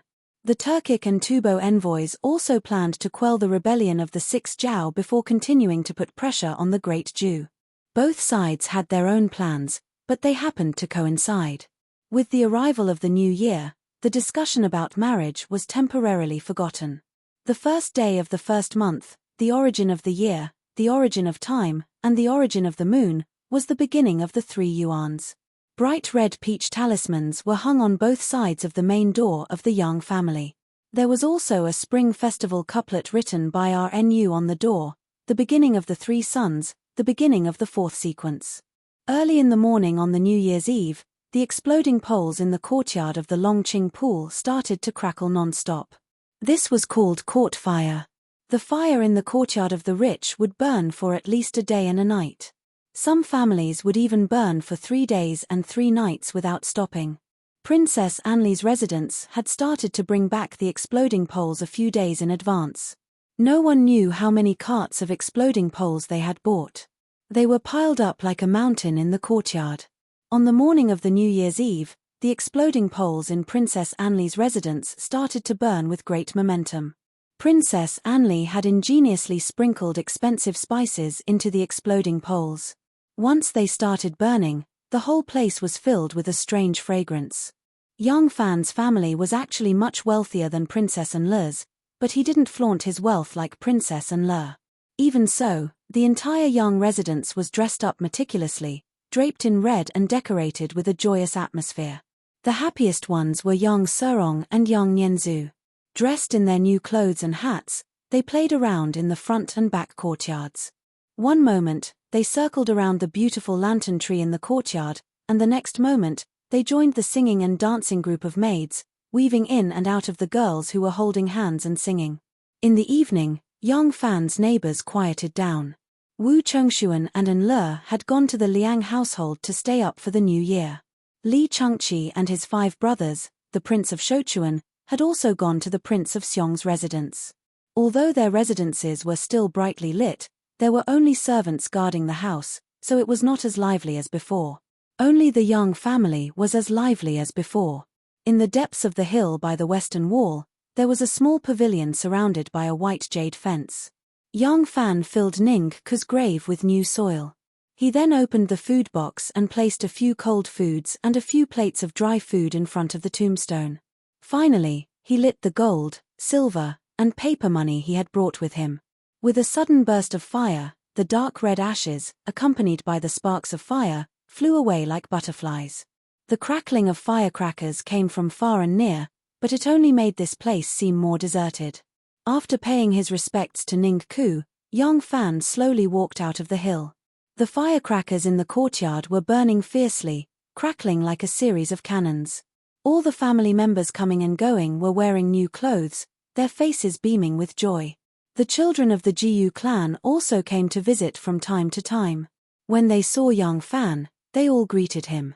As soon as he entered the reception hall of the rear residence, Young Fan saw Young Nianzhu, carrying a goldfish lantern, staggering out of the reception hall as if he was drunk. When he went out, he even bumped his head against the door frame. Young Fan supported him and couldn't help laughing when he saw his son's drowsy eyes. The whole family had gotten up very early today. Young Nianzhu, who usually had the habit of taking afternoon naps, was too excited and hadn't slept at noon. It seemed that he was extremely sleepy. Young Fan rubbed his head and said, "You look sleepy. Go sleep." "I'm not sleepy. I want to stay up on New Year's Eve." Young Nianzhu shook his head. These days were the busiest days of the year, so he couldn't bear to sleep. He carried the goldfish lantern and staggered all the way, fighting tenaciously against sleep, waiting for the arrival of midnight. Midnight had finally arrived. First, the bells and drums in the Chang'an Palace rang together. The melodious bell and drum sound had just faintly passed into the ears, and then the bell and drum sounds of the Vermilion Bird Avenue, the workshops, temples, and Taoist temples rang together. The sound was far and near, loud and small, high and low, and it was an extremely shocking feeling. It was time to say goodbye to the old year and welcome the new year. Ma Han, the butler, said to Young Fan with a smile, "Ah Lang, please have a seat of honor." The old butler of the Young mansion was surnamed Niu. Because the capital moved westward, the Young family also moved from Luoyang. Old Niu was old and his family lived in Luoyang, so he didn't come to Chang'an with them. He resigned and went home to retire. Ma Han was the new butler hired by the Young family after they moved to Chang'an. He was extremely smart and capable. Young Fan was a little surprised and said with a smile, "What kind of rule is this? Do I have to have a seat of honor?" Ma Han smiled and said, "Of course. Ah Lang, you are the head of the Young family. Your seniority and status are the most important. Of course, you have to have a seat of honor and accept the greetings of the whole family." Young Fan was really lacking in this aspect. He lost his family when he was young and wandered in Southeast Asia. The customs of Southeast Asia were different from those of the Central Plains. When he came of age, He returned to the Central Plains and built up the family business with his bare hands. He had never properly stayed up on New Year's Eve according to the customs of the Central Plains. Young Fan followed the butler's instructions and sat in the middle of the hall. He saw that there was another seat beside him, half a step back, and there were 2 more seats on the left and right. Xiao Man, RNU, and Jiyu Zhuting walked in with a smile and bowed to Young Fan in turn. Their voices were melodious, but it was unusually solemn. Then, the 3 women returned to their seats one by one. Yang Serong and Yang Nianzhu were brought in front of Young Fan and knelt down on the praying mat. The siblings sincerely kowtowed to their father and said in a crisp voice, "Fortune extends to a new day, longevity is boundless," and other auspicious words. At first, Young Fan was a little amused, but gradually, he had a strange feeling. Little Young Ji was also placed on the cattail hassock by the wet nurse. Imitating his elder brother and sister, he cupped his hands and kowtowed to his parents. The little guy said something in a childish voice. Unfortunately, he could not speak clearly and his voice was too low. Besides, the sound of bells and drums and the exploding poles kept coming from far and near. No one could hear what he said except for himself. After Young Ji finished his congratulatory speech, he kowtowed very seriously. Although he looked like he was doing it, he lost his balance and almost fell over. Fortunately, he was smart and his buttocks tilted and fell to the side. The wet nurse caught him in one swift motion. Young Fan couldn't help laughing out loud. As he laughed, his eyes became a little watery. Young Dia was still young, so she could only be carried by the wet nurse and kowtowed to her parents for the new year. Then, starting from the butler Ma Han, the servants in the family kowtowed to the master and the mistress for the new year. Xiao Man had already asked someone to prepare a basket of red envelopes. The basket was also wrapped with red silk and was placed beside Young Fan. Young Fan gave out the red envelopes one by one, and everyone was happy. When the family finished their New Year's Eve dinner, it was almost midnight when they were able to rest. The family took a short nap, which only took more than 2 hours, before they were awakened again by the sound of bells and drums in the morning. Today, Young Fan had to get up early to pay his New Year's greetings to the emperor. Butler Ma got up earlier than the master. When Young Fan got up, he saw him instructing the family to erect a very long bamboo pole in the yard. A long silk flag embroidered with various auspicious animal patterns was hanging from the pole. Young Fan didn't understand what it meant, so he just let him be. When the family got up, breakfast was served on the table. There was a pot of 2-su wine on the table.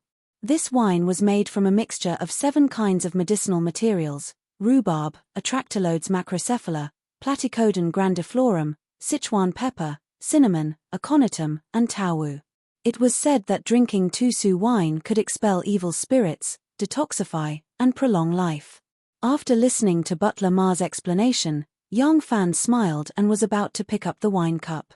Butler Ma hurriedly stopped him. "Ah Lang, wait a minute. Everyone in the family has to drink this wine, but we have to start from the youngest child." Young Fan asked curiously, "What's the rule?"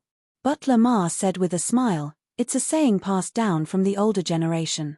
When the young person gets to celebrate the new year, he should drink wine first. When the old person loses the new year, he should drink wine later."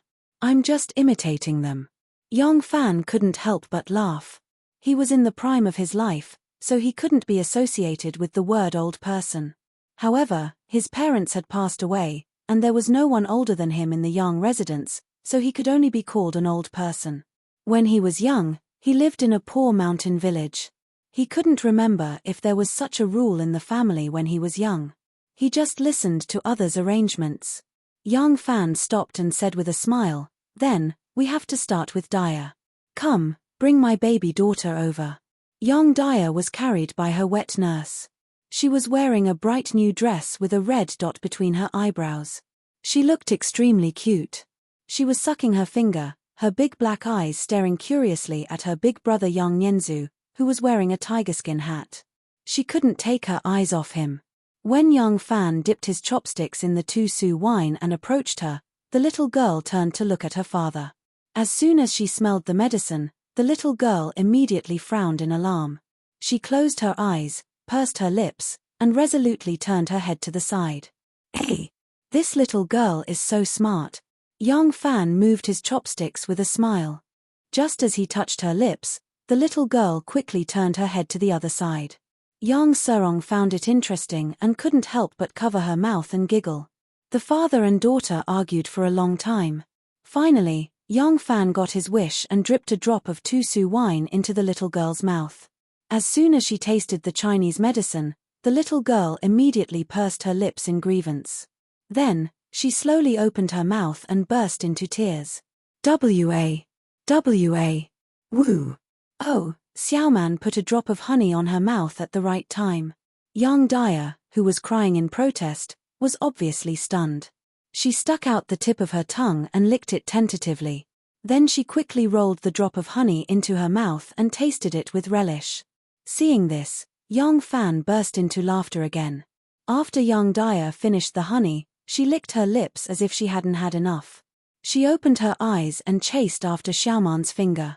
As soon as Xiaoman's finger got a little closer, she stretched her neck. Looking at her eager look, it was really distressing. Xiaoman was soft-hearted and finally ordered another drop of honey for her. This time, Young Dia opened her mouth early, like a yellow-beaked sparrow waiting to be fed. Hey, the little girl is so strong. Her teeth are about to grow and she can bite people. Xiaoman withdrew her finger and laughed happily. Young Dia, who ate a drop of medicinal wine in exchange for 2 drops of honey, saw her aunt laugh. She also opened her mouth and showed a lovely smile. After serving the little girl, it was easy for the other children. As long as Young Fan stared at them, even Young Ji had to be obedient. Young Fan didn't believe that tusu wine had such an effect, but he still had to abide by the tradition. For example, at midnight, the family had to get together to pay a New Year's greeting to him, the head of the family. At first, he didn't think much of it, but he gradually felt that some rituals and rules were the foundation of family tradition and affection. The breakfast on the first day of the new year was different from usual. The first thing that was served was a green and spicy 5-spice plate filled with garlic, chives, brassica, and coriander. It was said that eating 5-spice plate could disperse the stagnant qi in the 5 internal organs and prevent diseases. The children also had their favorite food. A plate of glue toothstarch made of maltose was quickly divided up by the children. Daomai and third sister came up with 2 plates of steaming prison pills. These prison pills were dumplings, but this was not the name in this era. Young Fan picked up a prison pill and ate it. He said to Xiaoman, "In a while, I will go to the court to pay my respects to the emperor. After the ceremony, there will be a palace banquet. Lu Marofeng was on duty last night, so I will go to replace him in the afternoon. Because there will be an exorcism dance in the palace at night, I have to make some arrangements for the security, so I can only come back in the evening." Young Fan told Xiaoman. Young Serong blinked her big eyes and looked at him. Young Fan pinched her cheeks intimately and said, "Wild girl, you want to go out, right? Ask your mother to take you to the pass the throne later. Father will come back in the evening and take you to Vermilion Bird Street to see the exorcism dance. Remember, when you go to other people's house, don't eat everything you see. If you are full, you won't be able to eat anything in the next house." Young Serong immediately became happy. She made a face at him and giggled. On the first day of the first month in Tang, every family would hold a banquet. Neighbors and good friends would greet each other and eat at whoever they went. This was called Pass the Throne. Young Fan's neighbors were not at home during the new year, but Zheng Furen's mansion was right behind, so he had to go. Even though Jiyu Zhuting was a concubine, Young Fan had always been very respectful to her parents, so he also had to go to the Jiyu family. At the same time, Young Fan had some good friends in Chang'an and colleagues in the officialdom, including Ma Qiao's mother and wife who had also moved from Luoyang. They lived in the square next door, so he also had to pay his respects. Young Fan said, "Today, wife will take the child to pass the throne to greet the new year. A servant will stay in the mansion to receive people who come to pay their New Year's greetings. Xiao Ting is pregnant and didn't rest well yesterday. Rest well today. When we go on a parade tonight, we will go out as a family. Remember to prepare a walking carriage." Young Fan ordered one by one. His wife and concubines all nodded obediently, not having the slightest doubt about his arrangements. Yang Fan ate a plate of prison pills and washed up. He then changed into court clothes and entered the palace. Hundreds of officials gathered outside the palace gate. There were indeed many officials who came today. The officials in the capital had to come. There were also relatives of the emperor and meritorious officials. Fortunately, every year on the first day of the new year, the officials in the capital had to pay their New Year's greetings to the emperor. Everyone was familiar with this set of rules and etiquette, so it was busy but not messy. Very quickly, everyone lined up according to the ranks of the civil officials, military officials, and the emperor's relatives and nobles. The same line was arranged according to the rank of the official. When everyone saw each other, they naturally had to greet each other. As a result, the line was very messy. Imperial censor Guanfeng, who was usually very strict, no longer had a scowl on his face. Instead, he smiled from ear to ear like everyone else. When he saw acquaintances or friends, he would also go forward to greet them. When the auspicious hour arrived, the Prime Minister led the hundreds of officials into the palace. Wu Zetian was already sitting in the main hall to receive the greetings. There were too many officials in the capital. Those who usually didn't attend court were all here. Everyone took turns to go to the main hall to congratulate the emperor. The Prime Minister read to the emperor some cryptic and difficult-to-pronounce words. Immediately afterwards, the eunuchs would reply and express their thanks on behalf of the emperor. After the officials in the capital finished paying their New Year's greetings, there were also officials from other prefectures and vassals who sent representatives to read the greetings in front of everyone. This torment lasted until noon. Even though the officials had eaten their fill in the morning, their stomachs were rumbling with hunger. Fortunately, at this time the greetings finally ended. The emperor announced that a palace banquet would be held. Those who were not qualified to pay their respects to the emperor left the palace. Only the high-ranking civil and military officials could attend the banquet. Because the banquet was to be held at the Daming Palace, everyone swarmed over to the Daming Palace. The envoys of Tubo, Turkic, Japanese and other countries in the capital also participated in the pilgrimage. At this time of national celebration, no one would be so tactful as to say anything unpleasant.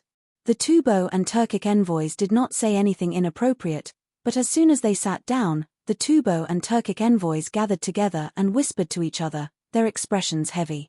The Tubo envoy Lun Misha saw that the Turkic envoy Mo Hegan was deeply worried. He looked to his left and right and said in a low voice, "Honorable envoy, don't worry. My king has personally led the army to the 6th Jiao to quell the rebellion. My king will be able to quell the rebellion very quickly. When the time comes, he will take advantage of his victory and send his army to attack your country from both sides." Hearing this, Mo Hegan's eyes lit up. Really? That's good. Otherwise, I'm afraid our two countries will have to return empty-handed this time. Among the great Zhou civil and military officials, the two brothers Zhong Yizhi and Zhong Changzong no longer tried to reconcile with Wei Yuanzhong, Song Jing and the others. Everyone naturally formed different social circles and chatted happily. The palace maids entered one by one. Sweet dew soup, spirit-dispelling grilled, goose and duck grilled, deer tail sauce, red clear incense, camel hoof soup, bright prawn grilled, jade dew dumpling, phoenix fetus, snow baby, imperial queen mother rice and other major dishes of the imperial banquet were served. The ingredients were expensive and the cooking was top-notch. However, for such a large banquet, many of the dishes could only be prepared in advance. By the time they were served, the food was already half cold and the taste was greatly affected. Fortunately, those who were qualified to attend the imperial banquet did not come for the food. The banquet was still bustling with noise and excitement. Wu Zetian had been in the court for a whole morning, receiving all the officials to see the emperor. She was already exhausted, so she only sat for a short while at the imperial banquet. She accepted the toasts of the officials and returned a toast to them before returning to the palace. Once the emperor left, the officials were even more at ease. The imperial banquet did not end until late at night. Yang Fan only sat in the hall for a while. As soon as the emperor left, he toasted a cup of wine to familiar friends and fellow officials, then left Daming Palace with the excuse of inspecting the palace. Yang Fan first went to replace Lu Marofeng and sat for a while. He waited for Dugu Huaiji and Huang Xuchang to arrive and inquire about the security arrangements for the night before leaving. Yang Fan wandered around the palace for a while before sneaking into Wan Er's residence. Wan Er left the imperial banquet with Wu Zetian. She did not eat well at the imperial banquet. When she came back, she asked someone to prepare a few exquisite dishes. With Fu Qingqing accompanying her, the two of them sat across from each other and drank. When Yang Fan arrived, Fu Qingqing naturally excused herself. Yang Fan ate with Wan Er and talked about how he let Dai Er drink 2 su wine this morning, which made Wan Er giggle. "Tomorrow, I will go back to mother's place." As they spoke, Wan Er suddenly said something out of the blue. In the Tang dynasty, there was no lunar calendar and solar calendar, so New Year's Day and New Year's Day were the same day. There were 7 days off on New Year's Day, 3 days before New Year's Day, and 3 days after New Year's Day. However, Wan Er was a female official of the inner court. 3 days before New Year's Day, she had to deal with the details of the celebration in the palace. On the first day of the new year, she had to accompany the emperor to receive the officials. So she could only visit her relatives 3 days before the annual meeting. Yang Fan squeezed her soft little hand and smiled mysteriously. "Yes. The door of the Yang residence's backyard is locked. Do you want me to stand by the door to welcome you?" Wan Er lightly spat at him and said, "I want to see my daughter. I haven't seen Dai Er for a long time and miss her." "What are you thinking about?" Yang Fan blinked and smiled. "I didn't say anything else. I also miss her, very much." Wan Er blushed. She clenched her fist and gently punched his shoulder. She snuggled into his arms and said in a faint voice, "I don't know when I can be with Lang Jun for a long time." Yang Fan comforted her. "It's much more convenient for you to leave the palace now. It's not bad for the time being. At home, Xiao Man usually took care of the shop and didn't feel bored. You felt a bit bored staying at home all day. Now that you are dealing with government affairs in front of the emperor, you are used to being energetic. If you were to be a canary now, trapped in the house every day and only occasionally going out to shop, you would lose a lot of the charm of life. I'm afraid you wouldn't feel happy. Maybe when you get older, you will be able to control yourself." Wan Er coquettishly said, "You have no conscience." "I know you don't miss me." Yang Fan said, "Of course not. I just want to make you feel better." Haha, now that Second Zhong is meddling in the palace and outside, his desire for power is much greater than before. As a result, you have more and more opportunities to leave the palace. Didn't the emperor allow you to leave the palace for 3 days every 10 days? For us, absence makes the heart grow fonder. Wan Er lightly spat at him, but she also agreed with what he said. When Yang Fan mentioned Second Zhong, Wan Er suddenly became alert. She reminded him, "Lang Jun, don't be so close to them in the future." Yang Fan nodded. "Don't worry. I haven't visited Second Zhong's place for a long time. I don't even go to King Liang's. At today's imperial banquet, I only followed a large group of people and toasted them. I don't plan on going to their manor. Haha, if I don't take a clear stand now, I'm afraid I won't be able to clear my name when the time comes." Wan Er nodded and said softly, "Since Second Zhong was impeached, and he was humiliated by Song Jing at the banquet with the Turkic envoy, Second Zhong has been meeting with his henchmen. It seems like he is plotting something." Yang Fan sighed and said, "I know. The officials in the court believe that the crown prince's position is already set, and the Wu family is no longer a threat. Although the world is still the Zhou dynasty, once the emperor returns, it will naturally return to Li Tang. Only Second Zhong's power is growing day by day, and they serve the emperor. They can easily isolate the outside world from the outside world. All the officials are afraid of them, so they want to get rid of them. But what about Second Zhong? They are also blinded by their desire for power. They still don't understand that their power is like a tree without roots. Only without power can they avoid disaster. Seeking power is seeking disaster. Instead, they have become even worse. This battle between them is bound to happen sooner or later. I only hope that if the officials are defeated, the Crown Prince or the Prince of Xiong will not be implicated. Otherwise, King Liang will see the opportunity and fish in troubled waters. Wan shook her head.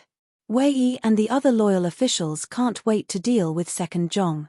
In your servant's opinion, it is unwise.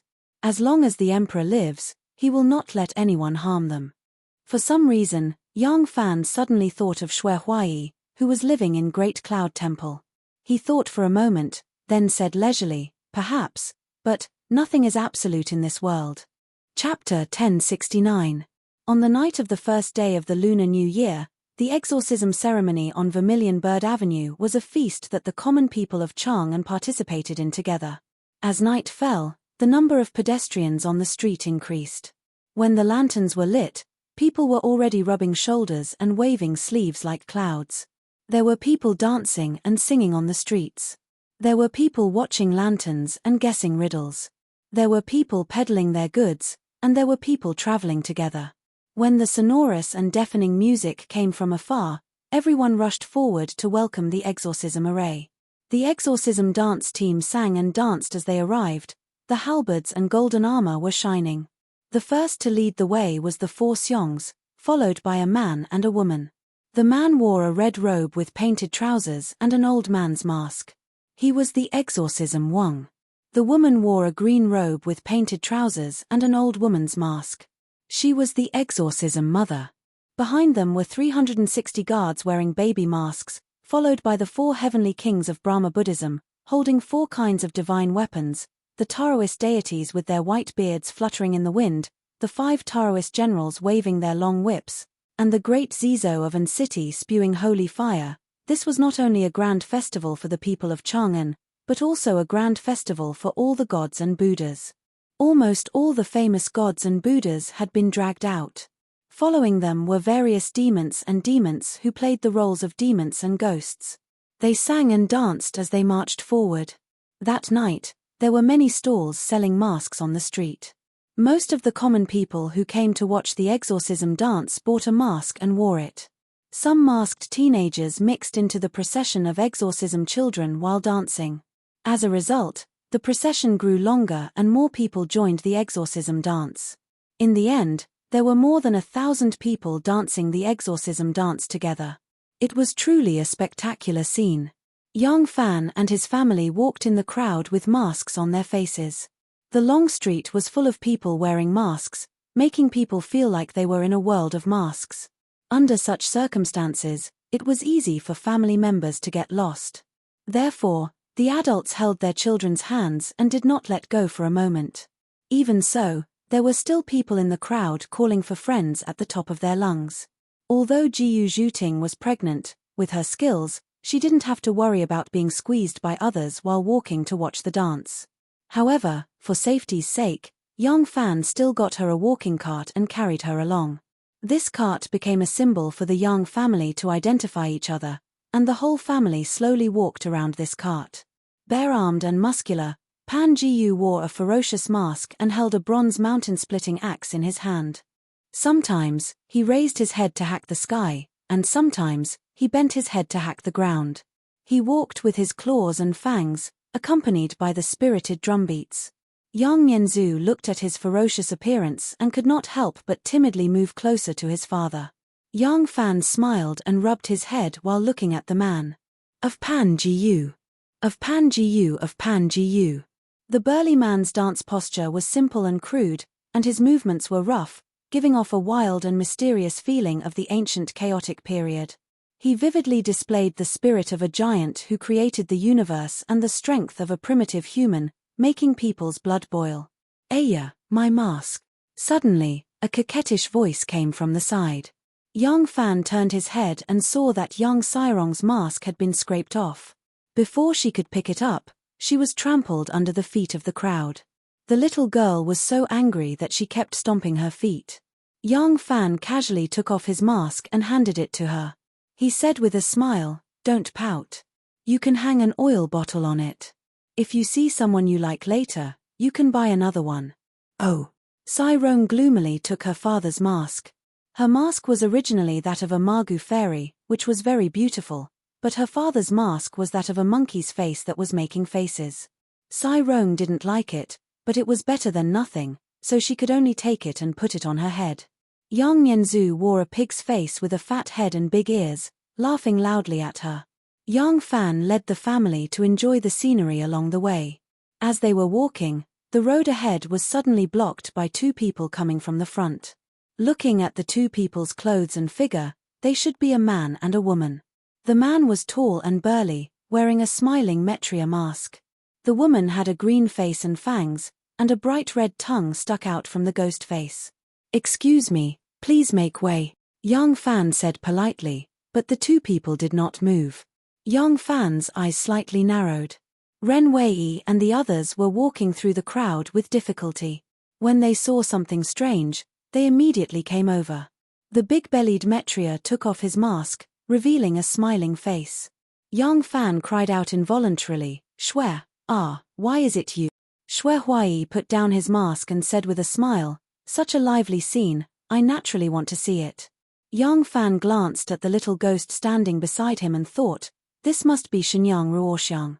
The thought of a gentle and graceful Fusang beauty actually wearing a green-faced and fanged little ghost mask made him feel a little strange. Seeing that Yang Fan knew the person, Ren Wei and the others immediately dispersed into the crowd. From the beginning to the end, no one noticed that they were the family's attendants. Xiao Man and Anu both recognized Shui Huai, and the two were secretly shocked.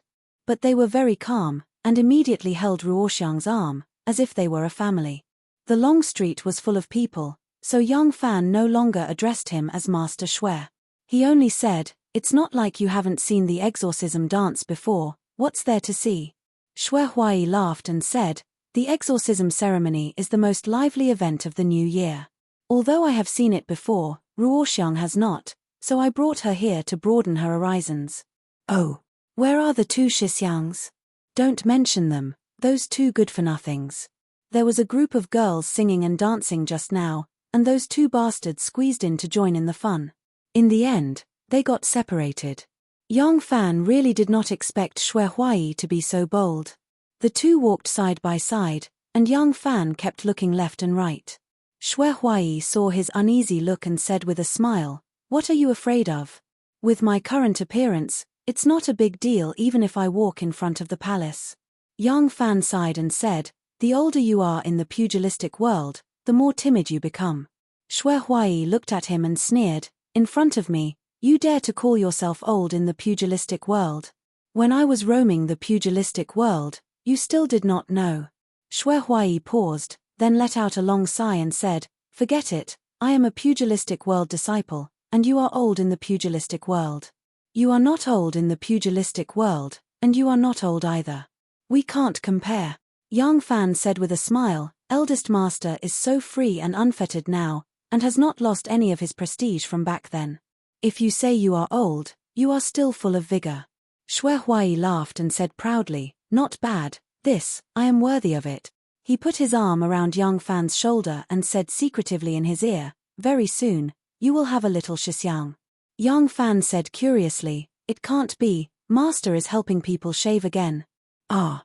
Yang Fan suddenly reacted and said with surprise, "Could it be that mistress?" Shui Huai chuckled. In fact, he wanted to laugh out loud, but he suddenly remembered that he was going to be a father soon, and he should be more reserved.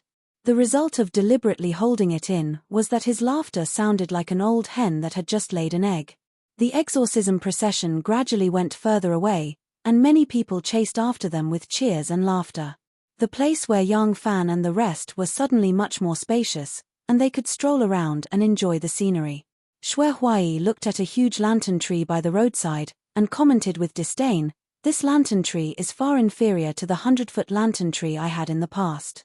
This lantern tree was dozens of feet tall, and was the largest lantern tree on Vermilion Bird Avenue, but compared to the lantern tree that Shui Huai had built in Luang's Ding Ding Street, it was more than half the size. Yang Fan recalled the time when he climbed the lantern tree with Princess Taiping, sat side by side on the leaf, looked down at Luoyang, and whispered sweet kisses at the starry sky. He could not help but be fascinated. Suddenly, there was a commotion in the distance, and then there were earth-shattering cheers.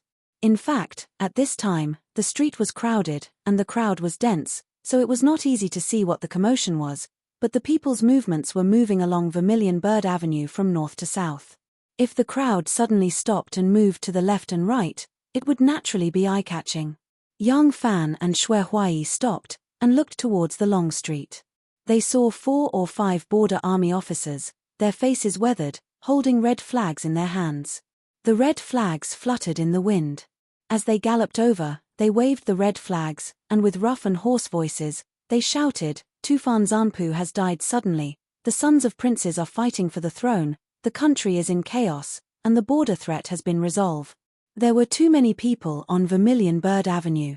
Although the long street was brightly lit, the people saw that the people coming were the couriers reporting the victory with the red flags, and they did not have time to dodge. As a result, these border army couriers did not run very fast, and everyone could hear their shouts clearly. Cheers immediately rang out, and the people behind them who still did not know the truth were immediately stunned. As the couriers rushed towards the direction of the palace, the news spread out one after another, and the cheers also rose and fell, like waves of the tide. Yang Fan was stunned at first, but soon after, he was wild with joy. He did not expect that Tufan Zanpu personally led the imperial army to the 6th Jiao, but actually died suddenly. Tufan Zanpu was only 34 years old, and none of his sons had reached adulthood. The so-called sons of princes are fighting for the throne. It should be a contest between the maternal families behind the princes.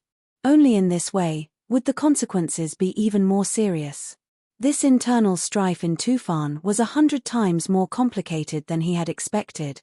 Tufan was really unlucky this year. First, they joined forces with the Turks to send troops. Originally, the plan was good, but suddenly they encountered a snowstorm, which delayed the operation. Then, Zanpu, who personally led the imperial army, died suddenly, and the country was in chaos. Although there was still no news from Suaya City, the crisis of the imperial court being attacked from 2 sides had been declared resolved. Outside Vermilion Bird Gate, in front of Guanglu Temple, there were all kinds of magnificent and mysterious ice lanterns on the street. Although it was not the Shang period, there were still many lantern riddles hanging under the eaves on both sides of the street. The sisters of the Prince of Xiong's residence were all sightseeing by the roadside. Shou Chang, Xian Yuan, and 2 others who were slightly older gathered together to watch the lanterns, while the other 7 younger ones were guessing the lantern riddles by the roadside. Among the girls, Li Kaiying was the most intelligent and had the fastest reaction. She had already guessed several riddles, and all the rewards and gifts she received were given to the younger sister, Huoguo. Huoguo beamed with joy, and used her skirt to carry a pile of toys, and tightly stuck behind her sister's butt, flattering and encouraging her. Qing Yang stood in front of a riddle, and slowly recited, "Nose to the sky, mouth to the ground. Hit it with a hammer, and it will shake the heavens and the earth. Ian, this is a bell. It's clearly a bell." Li Kaiying jumped over, giggling as she continued. "Aya, little girl, you're really amazing. You guessed it right again." The stall owner picked up a lotus lantern, and said with a smile, "This is your reward." Huoguo hurriedly covered her lapel, saying, "Put it here, put it here." She then said to Li Kaiying, "Shenyang is really amazing." Li Kaiying used the back of her hand to rub the tip of her slightly red nose, and proudly said, "Of course, there is no riddle that can stump me. En, 100 sisters, 1,000 sisters, sleep on the same bed, each covered with a blanket. What is this?" Li Kaiying lightly tapped her forehead, thinking. Li Huawan sighed. Qing Yang asked, "It's the new year, why is Wunyang sighing?" Li Huawan said, "The Tubo envoy is still unwilling to give up. I'm afraid that we can hide for one day, but we won't be able to hide forever. Unlike that girl." Li Huawan stared at Li Kaiying, who was engrossed in guessing the riddle, and hatefully said, "This heartless girl doesn't know how to worry." Qing Yang said, "If grandmother really wants to send someone to Tubo to make peace, it will definitely be between us. Kaiying is only 9 years old, how can it be her turn? She is naturally not in a hurry." Li Kaiying's ears were sharp, and she felt wronged when she heard the discussion of her sisters. She was an optimist, thinking that even if they were to get married, they were not married yet. Life still had to go on. Could crying every day solve the problem? At least they had thought of a solution. She was naturally unhappy when her sisters said this. However, she could not tell her sister that General Yang had promised her that he would think of a solution. It was just that the matter was important and complicated, and it could not be solved immediately. When Li Kaiying was angry, she forgot about guessing the riddle. Huoguo waited for a while, and could not help but ask, "Shenyang, what is this riddle about?" Li Kaiying glared at him, and just when she was about to speak, the red flag messengers arrived. Their voices became hoarse, but the gate of heaven influence was already in sight, and their voices became unusually excited. Victory report. Victory report. Tubo Zanpu died suddenly, and the Tubo princes are fighting for the throne. Tubo is in chaos, and the threat at the border is resolve. Shou Guang, Qing Yang, Shi Cheng and the others were stunned when they heard the news. Only when the messengers disappeared from their sight did the sisters cheer and hug each other tightly. Huoguo persistently asked, "Shenyang, what is the answer to the riddle?" "Shenyang. Pomegranate. Pomegranate." Li Kaiying answered her sister casually, and Huoguo immediately turned around and said excitedly, "Shopkeeper, the answer to the riddle is pomegranate, quickly give me a present." Li Kaiying seemed to be sleepwalking, and walked down the stairs in a daze. The light from the ice lanterns reflected on her jello-like smooth face, and there was a kind of dreamy beauty. Oh my God! How did he do it? He actually did it. He really killed the king of Tubo. This is really amazing. Li Kaiying's eyes were reflected by the colorful lights like little stars. She murmured in a voice that only she could hear. Her tone was dreamy, with a trace of a girl's unique blurred childishness. At the gate of heaven bearing, Wu Zetian, accompanied by Zhong Changzong and Zhong Yizhi, was watching the exorcism dance in the palace. The exorcism dance in the palace was hosted by Taichang Temple. 120 people from the Little Eunuch sect were chosen to be the maids, and then they were chosen to be strong and sturdy soldiers of the Jinwu guards, holding golden spears and dragon flags, embroidered clothes, and gold-plated bronze armors.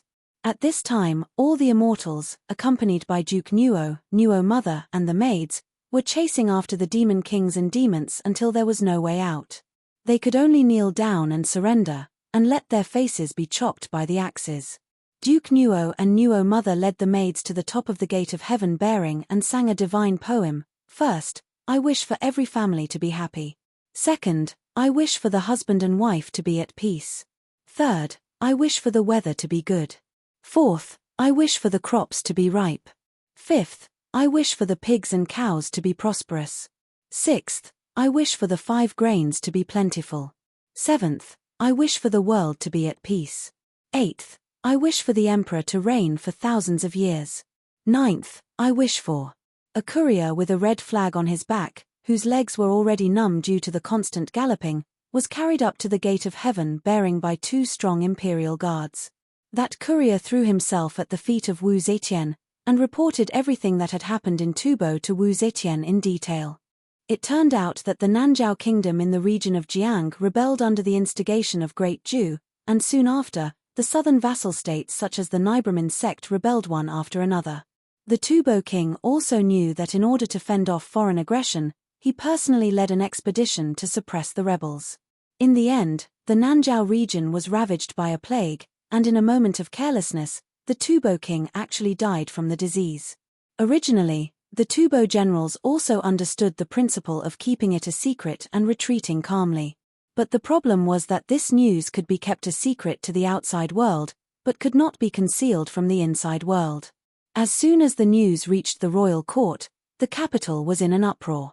The sons of the Tubo king were still young, and each of the concubines had their own political factions behind them. They all wanted to support their sons to ascend the throne, and for a while, they were in a fierce battle.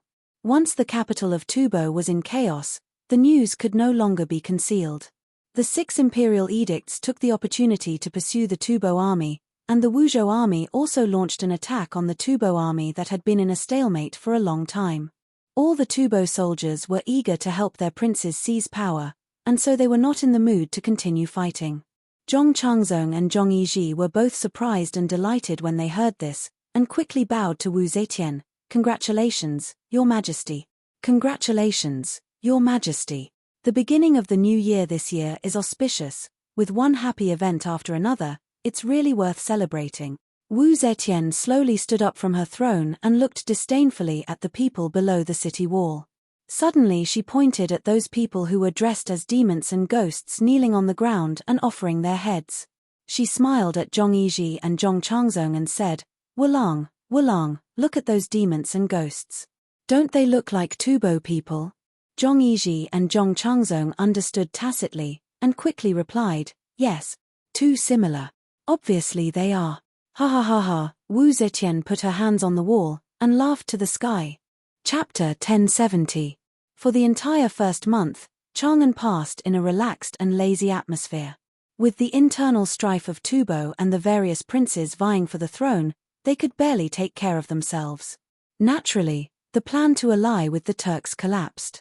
Mysa was a Tubo general and he also had his own tribe. He also had a prince who was most in line with the interests of his tribe and himself. Now that the male protagonist of the marriage was dead, there was no reason for him to stay in Chang'an. The day after he heard the grievous news, he hurriedly left and rushed back to Tubo to participate in the struggle for power. The Tubo's release made the Turks feel a little helpless. However, the Turkic envoy, Mo Hegan, could not leave with his tail between his legs like Mysa. He still lingered in Chang'an. Wu Zetian's attitude now clearly became more forceful. Mo Hegan had asked for an audience 10 times, but only once was granted. The situation was stronger than the person, so Mo Hegan could not be overbearing. After the first month, the spring wind gradually warmed the earth and the great Zhou dynasty welcomed 2 happy events. In order to avoid the marriage with Tubo, the Prince of Xiong had urgently chosen husbands for his 2 oldest daughters, Xian Yuan and Shou Chang. Although the Tubo were no longer forcing the marriage due to the internal strife, the marriage that had already been arranged naturally had to be carried out. Therefore, Wu Zetian issued an edict for the marriage of Shou Chang and Xian Yuan. Wu Zetian had the Luantai come out and say, the Prince of Xiong's daughters, Shou Chang County Magistrate and Xian Yuan County Magistrate, together with Ling Tianhan, will gradually train the royal family. Their qualities are brilliant and their natures are fragrant and elegant. The emperor's grandson is about to surrender. It has only been a year, and the people of the country are willing to allow him to return. Kui Zhen, the minister of the Pure Temple, and Xue Boyang, the crown prince's left minister, will be dressed in ceremonial robes, and will bow to the teachings of the famous. They will be beautiful and talented. The flying phoenix is auspicious, riding on the dragon's back is appropriate. The Shouchang County Magistrate can be Shi Zhen, the Xian Yuan County Magistrate can be Shi Boyang. Once the edict was issued, the 2 families immediately prepared for the marriage. In the 3rd month of spring, the 2 county magistrates were married. At the wedding banquet, the Prince of Xiong's daughters gathered together, and a table was set up in the rear residence. Although they were young, they still ate some rice wine. After all, this was a day of great joy. Qingyang raised her cup and said to her sisters, the sudden death of the Tufan king allowed us sisters to escape this calamity. This is all thanks to Shenyang's contribution. Sisters, why haven't you raised your cup yet? Let us toast Shenyang to show our gratitude. Qingyang was teasing Li Kaiying, and all the sisters laughed and raised their glasses. Li Huawan was worried that her younger sister would lose face, so she hurriedly pulled Qingyang's clothes, but it was too late. Unexpectedly, Li Kaiying was not the slightest bit annoyed. She had a faint smile on her face and calmly raised her cup, accepting the salute from her sisters.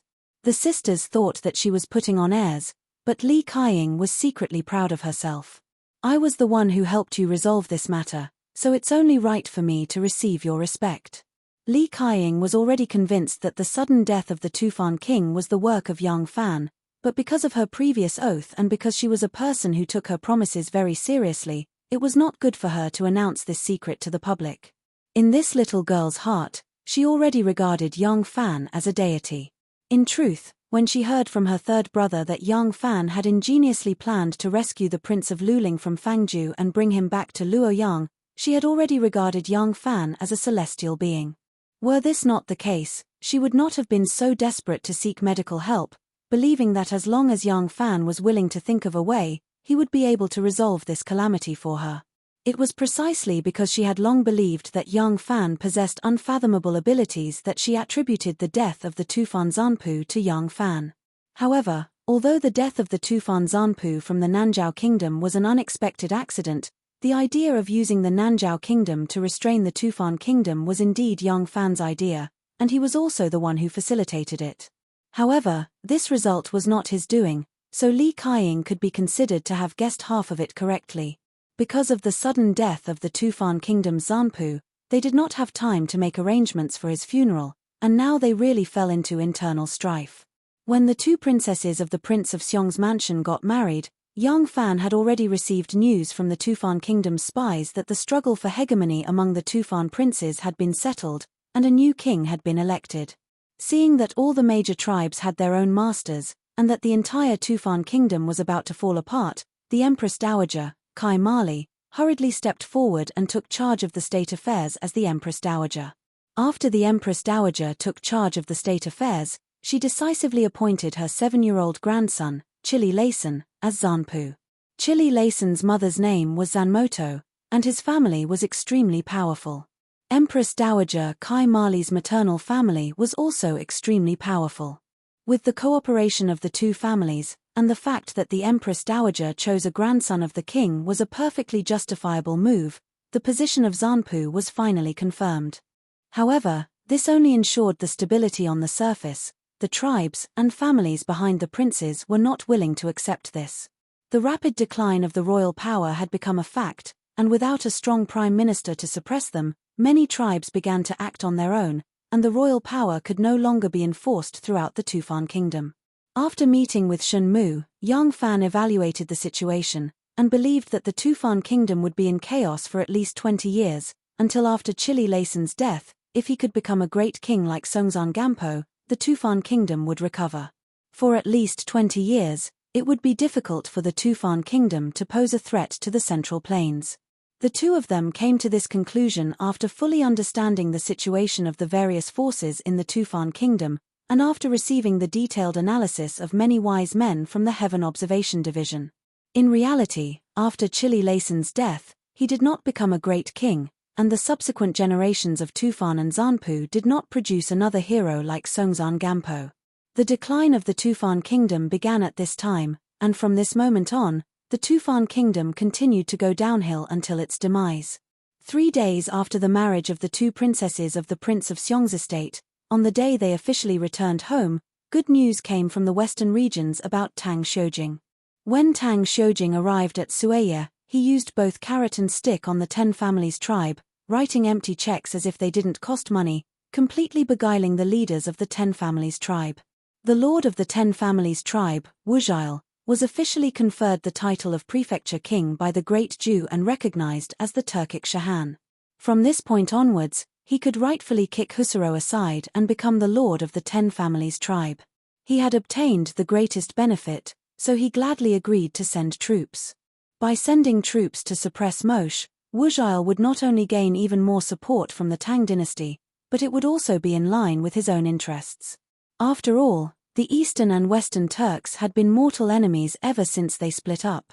Since he had replaced Ashina Husaro as the lord of the Western Turks, he had to attack the lord of the Eastern Turks. Wuzhile had 200,000 soldiers, only half of Moshe's. However, Moshe's territory was too vast and needed to be garrisoned everywhere, especially on the border with the Great Jew. Thus, the number of soldiers he could actually mobilize was not greater than Wuzhile's. As a result, Moshe could only stop fighting on the Eastern Front and move soldiers to meet Wuzhile. When Mohigu heard this news, he immediately changed his attitude. What he needed to do now was not to force the Great Jew into a marriage, but to express goodwill and repair the relationship between the two countries so that the Great Jew would not ally with the 10 families tribe and stab them in the back. Young Fan and Shen Mu, these two bad friends, were naturally delighted in the Tubo and Turkic backyards being set ablaze, but they had not expected that once the Great Jew was rid of its external threat, it would begin to fight among itself. This internal strife was naturally between the officials and the second Zhong.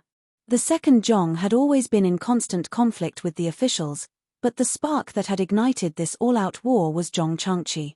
When Zhong Changqi had been impeached and demoted by the imperial censor, Wu Zetian had taken sides and used the power of the emperor to demote him to Qi province minister. When Zhong Changqi arrived at Qi province, the Tubo and Turkic forces had joined forces to invade. Zhong Changqi complained incessantly, but he did not dare to abandon the city and escape. Fortunately, there were border troops stationed in front of them, so he could only close the city gates and wait anxiously for the enemy. In the end, not long after, Chen Dasi won a great victory in Maroju, so the Tubo troops did not dare to act rashly. Next, the Tubo Zanpu personally went to the 6th Zhao, but in the end, he was infected with a miasma and died in the army. The Tubo kings fought for hegemony, causing an internal strife. Wu's external threat was removed, so it could be said that it was a daunting experience but not a dangerous one. At this time, Zhong Changqi's cleverness came into play. He pretended to lead his troops to chase and kill for a while, but did not even see the shadow of the Tubo troops before triumphantly returning. Zhong Changqi then reported that he had defeated the invading enemy and asked his cousin to help him find an official position. With this reason, naturally Zhong begged Wu Zetian all day long. Wu Zetian could not resist the coaxing and pestering of her two lovers. She had no choice but to agree to help Zhong Changqi find an official position. One morning at the morning court, the Ministry of Appointments reported that there was a vacancy in the chief historian of Yongju. Wu Zetian immediately remembered her promise to her lover. She looked around at the prime ministers and asked, "There is a vacancy in the chief historian of Yongju, who can fill the post?" Wei Yuanzhong reported, "Shui Zhichang can do it." This Shui Zhichang was originally the chief historian of Yongju, but now he was the chief minister of Right Station. Compared to before, he was a lot nobler, but he did not have as much authority as before. Wei Yuanzhong wanted this colleague and good friend to be the chief historian of Yongju again. The Son of Heaven was old, the world was about to change. If he had more authority, he would have a greater chance of success in the future. Among the prime ministers, Yang Zixi, Su Weiwei, Wei Chengqing and Wei Sili all had deep friendship with Zhong. But this incident happened too suddenly. They did not have Zhong's permission beforehand, so naturally they would not nominate Zhong Changqi. Wu Zetian knew that she could not count on the prime ministers to recommend her, so she took the initiative and said, "Shui Zhichang has been in the capital for a long time. Zhen has another important position. Recently, Chizhou's deputy minister Zhong Changqi has repelled the Tubo invading enemy. He has established a military service. Zhen wants to appoint Zhong Changqi as the chief historian of Yongju." What does the prime ministers think? Only now did Yang Zixi, Su Weiwei and the other prime ministers understand Wu Zetian's intention. Promptly they bowed and said, "Your Majesty is wise." Wei Yuanzhong stepped out from the crowd and said in a loud voice, "Zhong Changqi cannot be the chief historian of Yongju." Wu Zetian knitted her brows slightly. "Why does Prime Minister Wei say that?" she asked. Wei Yuanzhong said, "Zhong Changqi is young and ignorant. He does not understand local government affairs. He has only been in Chizhou for a short period of time. It is even more difficult to say that he has gained experience. Yongju is the imperial capital. Yongju is the governor of the capital. It is located in Chang'an. The government affairs are complicated. How can Zhong Changqi be competent?" Comparing this person with Shui Zhichang, the superiority and inferiority can be seen at a glance. Actually, the prime ministers have the right to recommend officials. Right now Yang Zixi, Su Weiwei and the others have understood Wu Zetian's intention. As long as Wu Zetian insisted, these prime ministers would definitely step forward to support her. However, Wu Zetian also knew that Zhong Changqi was not qualified to be the chief historian of Yongju, be it in terms of seniority, ability, or reputation. Wu Zetian had abused her official position for personal gain, so she did not have much confidence. As soon as Wei Yuanzhong spoke, she unexpectedly fell silent. Yang Zixi, Su Weiwei and the others were all old foxes. Seeing that the emperor did not insist, naturally they would not step forward to say anything. If something happened to Zhong Changqi in Yongju, as the people who recommended him, they would also have to bear the responsibility. Unexpectedly, this matter was left unsettled. When the two Zhongs heard about this matter, they could not help but fly into a rage. Zhong Changzong slapped the table and sternly shouted, "This old man Wei has repeatedly made things difficult for our Zhong family. If this can be tolerated, What can be tolerated? Zhong Yizhi, who has always been more composed than him, was also provoked by Wei Yuanzhong. He angrily said, "This old thing does not know how to appreciate favors, he really wants to climb all over us. Does he think that our Zhong family is easy to bully? If we don't teach him a lesson, this old man will certainly become even more savage." After the two brothers had a discussion, they immediately launched their revenge against Wei Yuanzhong. Chapter 1071. It was the 3rd month of spring, and the scenery was bright. White willow catkins flew all over the sky, as if it was a heavy snow in the middle of winter. However, under this heavy snow, there was a cold mist and new willow trees on the shore. It was the scene of spring. The color of the willow was like smoke and snow. It was one of the 8 sceneries of Chang'an, and it was called the wind and snow of the willow. The scenery was beautiful, but it was only suitable to be seen from afar. For those who were in it, it was extremely troublesome. For example, Yang Fan and Xue Huai, who were standing by the Baqiao. Ruoxiang was wearing a dew on her head and did not feel much about the fluttering willow catkins, but Yang Fan and Xue Huai had to squint and speak carefully to avoid the catkins from entering their mouths. "I'll ask someone to send Master Xue all the way to Yangzhou, then change to a large ship there. The ship and manpower are very reliable, don't worry, Master Xue." Xue Huai smiled and said, 17, "You're really amazing now. I didn't expect you to have such close relations with Nanyang and Dongying. This fleet is yours, right? Although I live in Kyoto now, all the feudal lords in Japan have to give me some face. If your people encounter any trouble in Dongying in the future, tell them to find me at Honbora Temple in Kyoto." Xue Huai had experienced many ups and downs, and was no longer as crude as before. However, his personality was still wild, and his words were really heroic. However, his arrogance had always been backed up. In the past, he had Wu Zetian to support him in the Central Plains. Now that he was in Dongying, it was because he had enough power. "Thank you, Master." "Master's wife, I wish you a safe journey." Yang Fan turned to Ruoxiang and bowed to her with a smile. Ruoxiang was a 16 or 17-year-old girl, much younger than Yang Fan. However, her status was there, so Yang Fan was very polite. Ruoxiang pressed her knees and bowed back to him, a very pretty smile vaguely visible under her slightly exposed face. All right. We're both grown men. Let's not play those childish games. Let's go. I'll wait for you in Dongying." When Xue Huai saw that Hong 1 and Hong 6 were about to step forward to bid farewell to Yang Fan, he waved his hand forcefully, turned around, and strode onto the ship. Ruo Xiong immediately followed behind him. Hong 1 and Hong 6 cupped their fists towards Yang Fan and said, "Take care." Then, they followed Xue Huai onto the ship. Not far away, the Japanese Tang Imperial Envoy, Ambassador and Deputy Envoy bowed to the ship. There were also a few Japanese monks who put their palms together. Xue Huai stood firm on the bow of the ship, cupped his fists and bowed to them. Yang Fan looked at his movements. No matter how he looked at it, he looked like a street performer.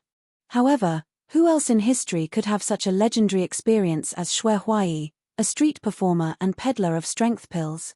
Even when Yang Fan thought about it, he could not help but sigh at the wonders of life. The sails were raised, the mooring ropes were untied, and the big anchor was hooked onto the ship. The big ship belonging to the Shun sect slowly left the shore. On both sides of the Wei River were lush green fields. In the middle of the green trees was the vast and mighty Spring River. The white sail on the river was like a new cloud, slowly sailing towards the distant horizon. After Xue Huai's ship left the BA, Yang Fan rode his horse back to Chang'an. The Japanese Tang Imperial Envoy did not travel with him. They seemed to be very interested in the enchanting scenery of the BA. After seeing off Master Xiaobao, they stayed on the BA and enjoyed the scenery. Yang Fan sent people to accompany them and arranged a time for the banquet. Then, he rode his horse and left. Some of these people were originally Japanese officials, and some would definitely become influential figures after returning. They were all people that Yang Fan could use in the future, so he naturally had to contact them. In order to avoid conflicts of interest with the hidden sect, Yang Fan decided to develop the obvious sect's power in the east and south. Yang Fan had a strong foundation of connections in the southern states, so it was easy to ensure that his power could penetrate. The southeast coast had long been densely populated with merchant ships, and Yang Fan's master was also the overlord of the South Sea, so the construction of this route was unusually smooth. As for the east, Shen Mu had already taken the lead in Shinluo heading north, so Yang Fan's main target was Fu Sang. However, he started to manage Dongying late, so his power there was still very weak. Although he had Xue Huai's help, which was equivalent to having the biggest inside man in Japan, he could maintain close contact with these Tang imperial envoys. In the future, his network in Dongying would be wider, and it would definitely be beneficial to the development of his power. Naturally, he could not miss this opportunity.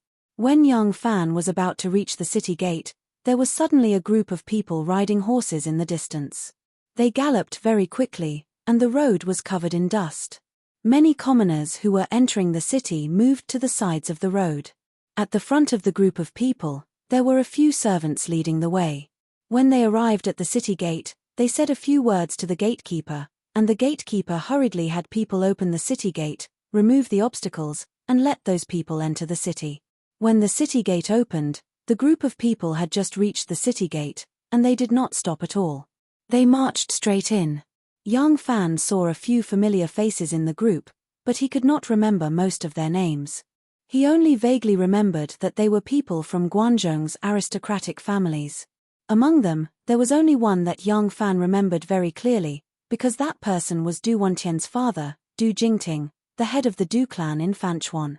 Seeing that these people had suddenly gathered together and were in a hurry, Yang Fan could not help but wonder, did something happen? After Yang Fan returned to the city, he sent people to inquire about those people, and he himself returned to Longqing Square. He walked along Vermilion Bird Avenue, and was about to turn to Longqing Square when dozens of horses suddenly came out of a workshop on the side of the road. Most of the riders on the horses wore soft-legged headdresses, robes, and black leather boots.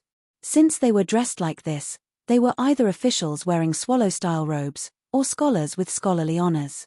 Seeing that they had solemn expressions and were in a hurry, no one was talking or laughing, and did not look like they were gathering for a trip, this attracted Yang Fan's attention. Yang Fan looked around and found a few familiar faces in the crowd.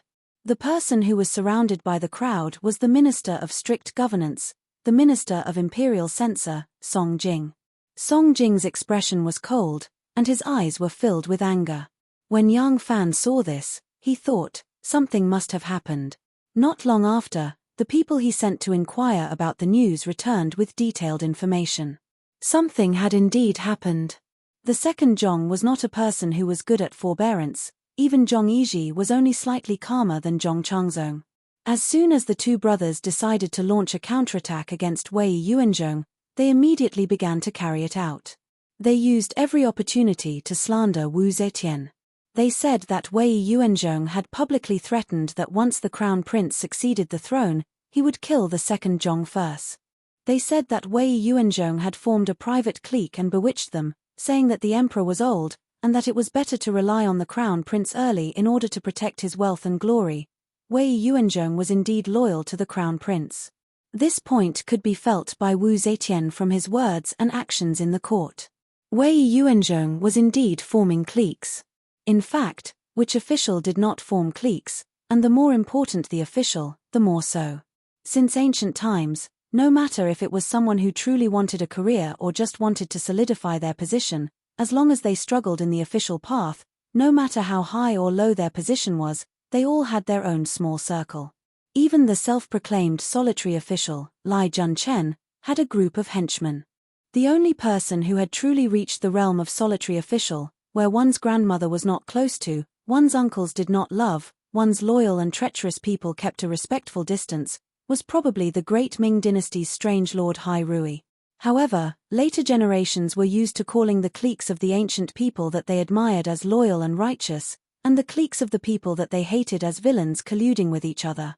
For the emperor, as long as there was a clique, it was something he hated and was wary of. No matter what goal it was for, it did not affect the nature of the matter. Wei Yuanzhong had indeed said a few things to attack Zhong and even dissatisfied with Wu Zetian. Although he would not say it as blatantly as what Zhong said to Wu Zetian, Zhong was only exaggerating, or directly pointing out the hidden meaning that Wei Yuanzhong had not said. It was not like he was making groundless accusations or making baseless accusations. Because of these reasons, coupled with Wu Zetian's excessive reliance and trust towards her two lovers in her later years, she completely believed Zhong's words. As a result, Wu Zetian became extremely angry. She felt that this was disrespect towards her and a challenge to her authority. And Wu Zetian's attitude towards all enemies that tried to challenge her authority was to strike down harshly. She would rather kill the wrong person than let them off. The result of her self-reflection was that the reason why the officials were so unrestrained was because she had been too lenient over the past few years. The officials had already lost their respect for her. As a result, she decided to severely punish Wei Yuanzhong and make an example out of him. But she also knew that with just these words, the most she could do was convict Wei Yuanzhong of speaking without restraint. It would not be able to severely punish a prime minister. As a result, she instructed Zhong to find a more serious crime. Since she had decided to establish her authority, Wu Zetian decided to stop at nothing. Zhong understood tacitly and immediately concocted a weapon that Wu Zetian had always used to attack her political enemies. Rebellion. Wei Yuanzhong attempted to rebel. Wei Yuanzhong was backed by the current crown prince. Wu Zetian did not believe that without the crown prince's instructions, Wei Yuanzhong would be so unrestrained. As a result, she wanted to severely punish Wei Yuanzhong and at the same time give the crown prince a warning so that he would behave himself. As soon as Zhong concocted the evidence of Wei Yuanzhong's rebellion, Wu Zetian issued an edict to arrest Wei Yuanzhong. In the last few years, with the establishment of the crown prince, the return of power to Li was an inevitable fact. The Son of Heaven was old and his desire to kill was far less than it had been in the past. This had truly caused the ministers of the court to regain some of their strength and courage.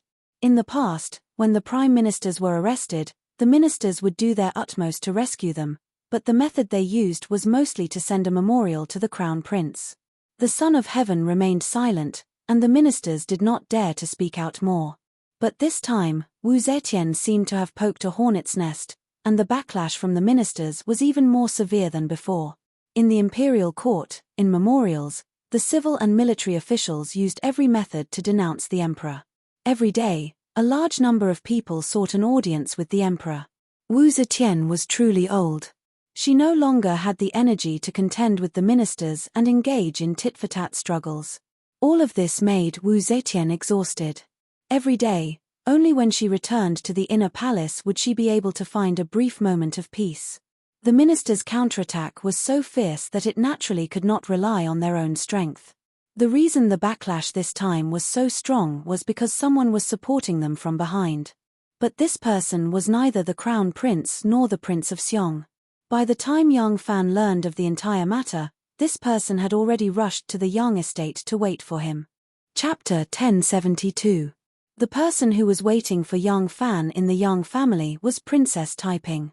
Princess Taiping had long noticed that the officials were targeting Zhong, but she did not stop them.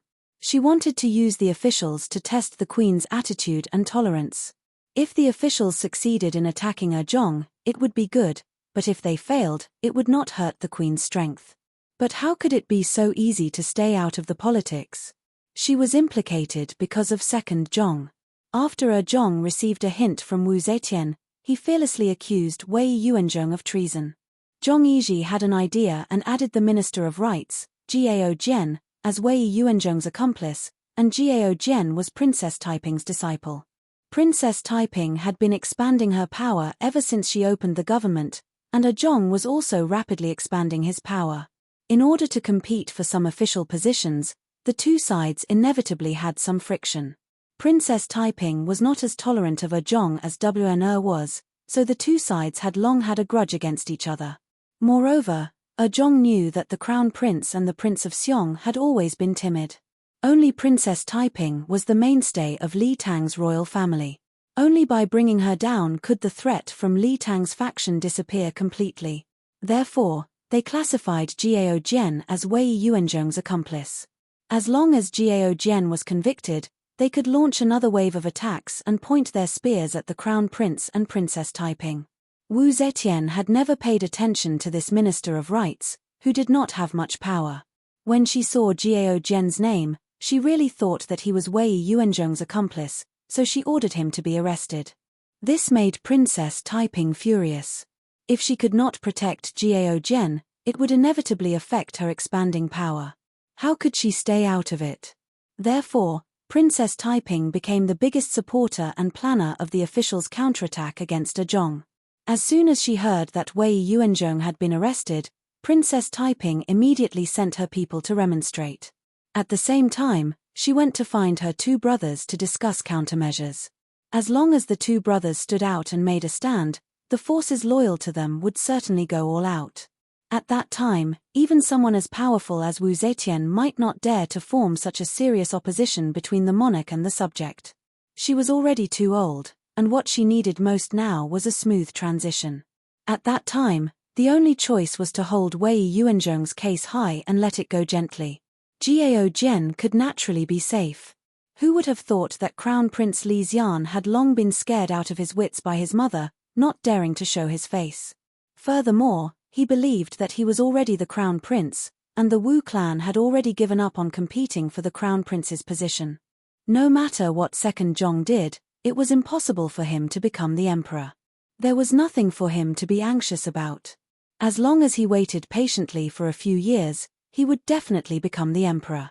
Because of this, not only was Li Xian unwilling to stand up for Princess Taiping, but Princess Taiping's words made him anxious, and he even complained about Wei Yuanzhong. He complained that Wei Yuanzhong was making trouble out of nothing, and that he deserved to be taught a lesson. Princess Taiping was extremely disappointed in this irresponsible brother of hers. Helpless, she went to the Prince of Xiong. The Prince of Xiong was a bit more hot-blooded than the Crown Prince, but this matter had nothing to do with him. If this matter could really implicate the Crown Prince, it might even be a good thing for him. If the Crown Prince himself was not going to stand up for him, why should he meddle?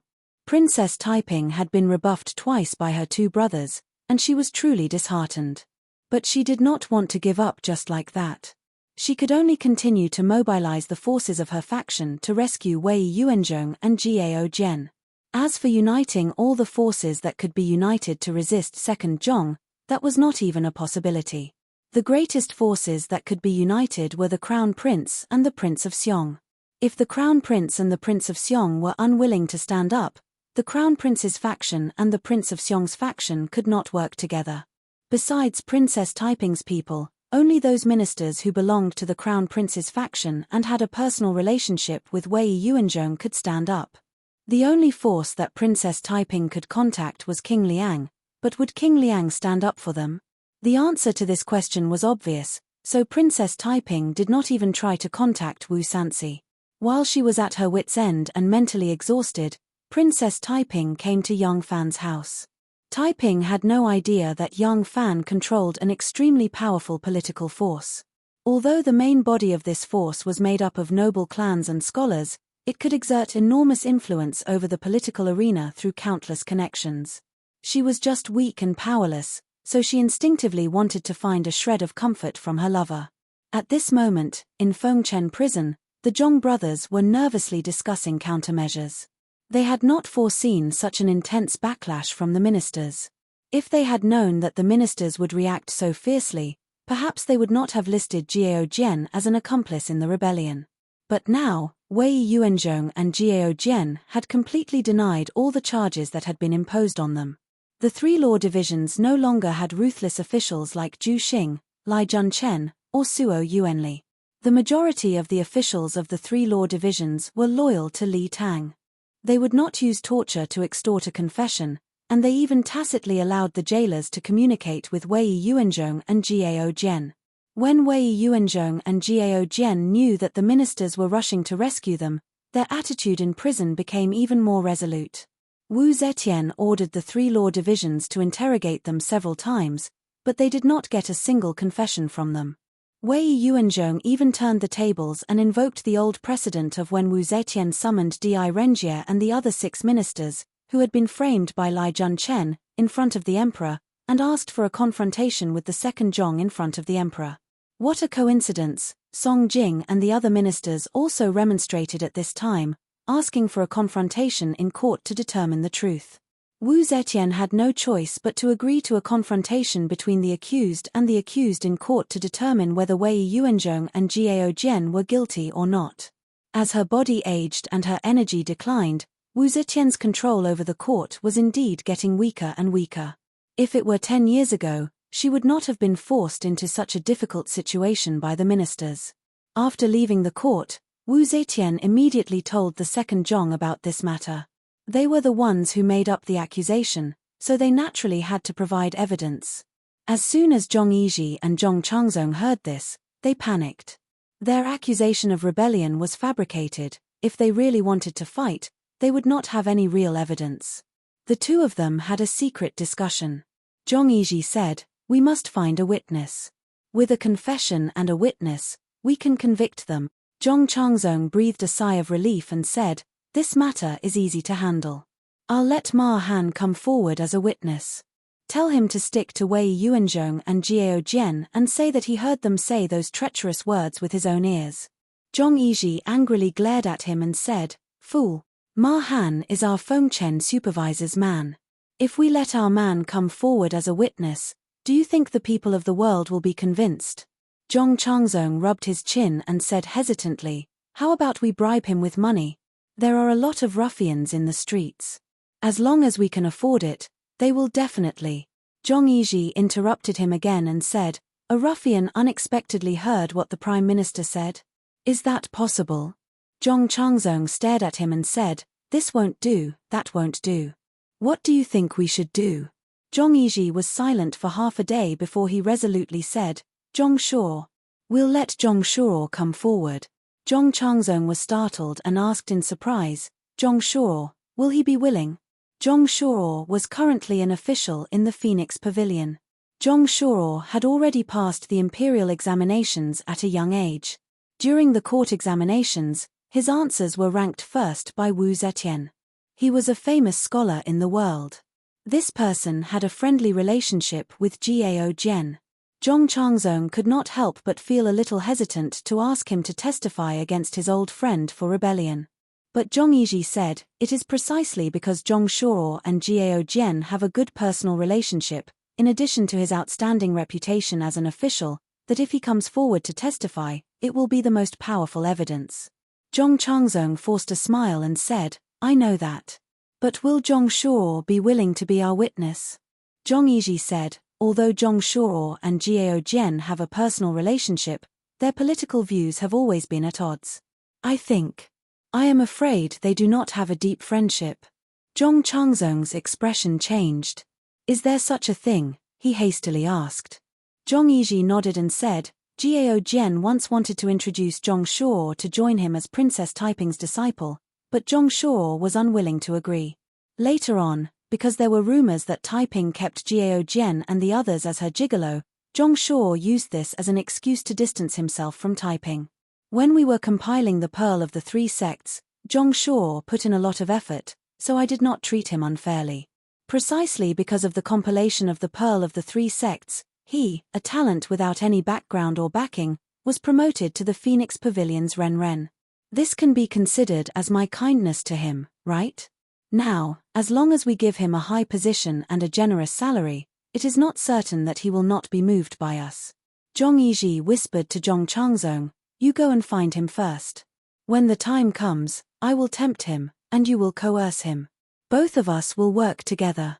If he agrees to be our witness, he can choose a high position and a generous salary. If he does not agree, then we will cut off his future. I am not afraid that he will not obediently submit." Zhong Changzong repeatedly nodded and immediately left Fengchen prison to personally invite Zhong Shuo. Yang Fan learned that the current prime minister had been arrested. This was a major event that had not happened in recent years. Yang Fan hurriedly entered the palace to find out the details. With his identity as the Thousand Horsemen General, it was more convenient for him to enter and exit the palace than the imperial family. Very quickly, he obtained first-hand information from Wan Er. Yang Fan came out of the palace and had just returned to his mansion when Mo Xuanfei came up to him and whispered, "Ah Lang, Princess Taiping is here." Mo Xuanfei knew the ambiguous relationship between his master and Princess Taiping, so he spoke very softly. Yang Fan was startled and asked in a low voice, "Where is she?" Mo Xuanfei pointed to the flourishing flowers and plants. Yang Fan understood and turned around to climb up the short mountain. In a red pentagonal pavilion, Xiao Man was sitting and chatting with Taiping. The pavilion was lush with foliage, and strange flowers as big as the mouth of a bowl hung heavily beside them. The two women were even more beautiful than the flowers. Seeing Yang Fan walking along the small path, Xiao Man immediately stood up and called out in a sweet voice, "Lang Jun." Yang Fan nodded to her and smiled at Taiping. He cupped his hands and said, "Your Highness is here." Xiao Man smiled at him and said softly, "Lang Jun, accompany your Highness for a while. I will go and prepare the food and wine." Xiao Man excused herself to Taiping and left. Yang Fan sat down on the seat she had just sat on. Seeing Taiping's unhappy expression, he smiled and said, "What's wrong? Are you unhappy because Gao Jian was arrested?" Taiping hatefully said, "You have to look at the owner before beating the dog. Second Zhong is clearly targeting me. I will definitely not let this matter rest." Yang Fan sighed and said, "Speaking of which, Prime Minister Wei's character is too straightforward. Since the impeachment against Second Zhong is invalid, the Emperor's intention to protect him is obvious. He should endure it for the time being. Why show his hatred towards Second Zhong so clearly? If they were willing to feign civility, why would Second Zhong take the risk out of desperation? Now, Second Zhong only lost a clown, but they have suffered a great loss. It is really unwise." Taiping rolled her eyes at him and said coquettishly, "What are you saying? If I did not know your character, I would have thought that you are on Second Zhong's side." Yang Fan smiled and comforted her, all right. Things have come to this point. It is useless for you to be angry. It is better to look at the long term." Taiping said in a fit of pique, "My hair is long but my knowledge is short. I cannot see the long term." Speaking to this point, she suddenly sensed that there was a hidden meaning in Yang Fan's words. She could not help but raise her eyes in surprise and said, "See the long term? What do you mean by that?" Yang Fan had already found out after entering the palace that the person who wanted to kill one to warn 100 was Wu Zetian herself. Second Zhong was only an executor. How would they fight this lawsuit? Yang Fan said, Do you think anyone would dare to casually frame others for rebellion? At the beginning, Zhu Xing, Suo Yuanli, and the others dared to use this as a reason to eradicate the ministers. That was because the emperor also needed them to do so. As for Lai Junchen, he is a mad dog. He cannot be speculated with common sense. Do you think Second Zhong is as mad as Lai Junchen? Princess Taiping was very intelligent. Although Yang Fan said it vaguely, Princess Taiping understood immediately. She could not help but cry out, "Are you saying that this matter was incited by Queen Mother?" Yang Fan sighed softly. He did not say yes or no. He only said in a low voice, "Second Zhong came prepared this time. It will be very difficult for you to save Gao Jian." Princess Taiping bit her lip and said, "Even if it is difficult, I have to do it. How can I sit back and do nothing?" Yang Fan said, "A strong man must loosen his wrist. When it is time to let go, you must let go. Otherwise, when you should have a finger, you will lose your arm. This is a matter that even a wise man would not do. Lingyu, for a gentleman to take revenge, 10 years is not too late. If you endure for a moment, you will have a more powerful counterattack in the future." Princess Taiping turned away and did not say anything. Yang Fan did not say anything more. He only wanted her to think about it. Who knew that after a while, he could faintly hear sobbing. Yang Fan quickly stood up and walked to her side. He saw Taiping with tears in her eyes. He could not help but ask in panic, "Lingyu, what are you doing?" Taiping said in a sobbing voice, "People bully me. You do not stand up for your woman. You only know how to persuade me to give up. You stinky men only know how to protect yourselves. Don't tell me that I, a woman, should worry about this world." Yang Fan was surprised. "You? Taiping angrily struggled away from his shoulder and said, "My 2 elder brothers are like this. You are also like this. You are all cowards." Young Fan suddenly understood.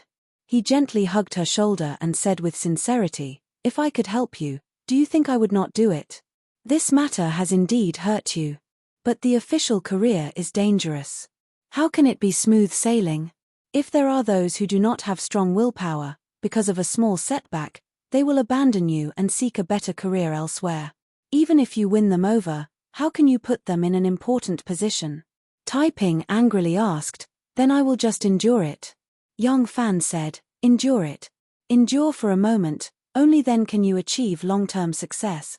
Looking at it now, ordinary crimes will not be able to do anything to them. Only by giving them a taste of their own medicine will there be a chance of success. Before that, you must endure it." Even if Taiping was exceptionally talented, proud, and arrogant, in front of Young Fan, she had to bow down and act like a small child. Listening to Young Fan's words, Taiping thought it over and over again. After hesitating for a long time, she finally nodded her head in grievance. Chapter 1073. Zhong Shuo came out of the Fengchen prison with a heavy heart. He didn't even see the deputy imperial censor Song Jing walking toward him. Song Jing felt strange and took the initiative to greet him. Zhong Shuo seemed to wake up from a dream. He quickly stood still and saluted Song Jing. Song Jing saw that he was in a trance and said, "Daoji, are you not feeling well? Why do you look so pale?" Zhong Shuo forced a smile and said, "Thank you for asking, Deputy Imperial Censor. Zhong Shuo is fine. It's just a little uncomfortable." Zhong Shuo was not in the mood to talk. After exchanging a few pleasantries with Song Jing, he cupped his hands in obeisance and left. Song Jing looked at his back and shook his head in confusion. Zhong Shuo was the main contributor to the compilation of the Pearl of the Three Schools. As such, he had established a close relationship with the second Zhong, even though it was mainly for official business. Zhong Changzong's personal invitation surprised Zhong Shuo. He didn't expect the second Zhong to have such a purpose. From the bottom of his heart, Zhong Shuo didn't want to be a despicable person, but he didn't know how to deal with the powerful second Zhong's threats and temptations. Zhong Shuo didn't have a strong family background. His father had only been the Hongdong County magistrate. His achievements today were entirely due to his outstanding talent and hard work. He was only in his early 30s, but he was already a Funga Ren. His future could be said to be very promising. This was also the reason why Zhong Shuo didn't want to form a faction or accept the recommendation of his good friend Jiao Jian to join the Taiping sect. He was a cautious person and didn't want to join any faction in today's complicated and unclear situation. As long as he did his part, no matter who ascended the throne, he would be put in an important position because of his good official reputation, outstanding talent, and a clean political background. But the tree longed for peace, but the wind would not stop. In the end, this storm still affected him. Zhong Yizhi promised him great benefits. As long as he agreed to be a witness, he would be guaranteed a position as an assistant minister. As long as he first became an assistant minister with real power in the 6 ministries, he would have the opportunity to be promoted to prime minister. Although Zhong Shuo had always been very confident in his official career, he didn't dare to have too many extravagant hopes for his ultimate goal of becoming prime minister. In his estimation, even if his official career went smoothly, he would only become prime minister when he was 60 years old. He still had to struggle for at least another 30 years. Zhong Yizhi's promise shortened the time by 20 years. This condition was indeed tempting, but if it was just an enticement, it wouldn't be enough to move Zhong Shuo. Zhong Shuo didn't want to carry a stain that he would never be able to wash away. However, Zhong Changzong also threatened him at the same time. If he refused to comply, he would be banished to Lingnan and spend the rest of his life as a county magistrate. Based on how much the Empress doted on them, Zhong Shuo believed that they would do what they said. Zhong Shuo was unwilling to join any faction, which indeed made his position extraordinary. It was precisely because of this reason that he had no backing. Second Zhong could praise him to the heavens, but he could also stomp him down to hell. It was precisely because of this threat that Zhong Shuo agreed to testify for the two Zhongs through both carrot and stick. But as soon as he left Fengchen prison, Zhong Shuo came to his senses. The Confucian education he had received since he was young and the teachings of a gentleman did not allow him to do such immoral things. Moreover, he was not optimistic about Second Zhong's future. If he were to be tied to Second Zhong's chariot from now on, however, if he didn't agree to their request, he wouldn't be able to pass this hurdle. Zhong Shuo's stomach was knotted with worry and he truly found it difficult to choose. No one knew of his secret discussion with Second Zhong, and Zhong Shuo wasn't willing to discuss it with anyone. He returned home with a heavy heart. After thinking it over, he didn't get a wink of sleep the entire night. There was no morning court session the next day. Wu Zetian summoned the Crown Prince, the Prince of Xiong, Prince Liang, and the other prime ministers to the Changshan courtyard as witnesses, to have the original and defendant confront each other in court. All the civil and military officials of the court moved upon hearing the news.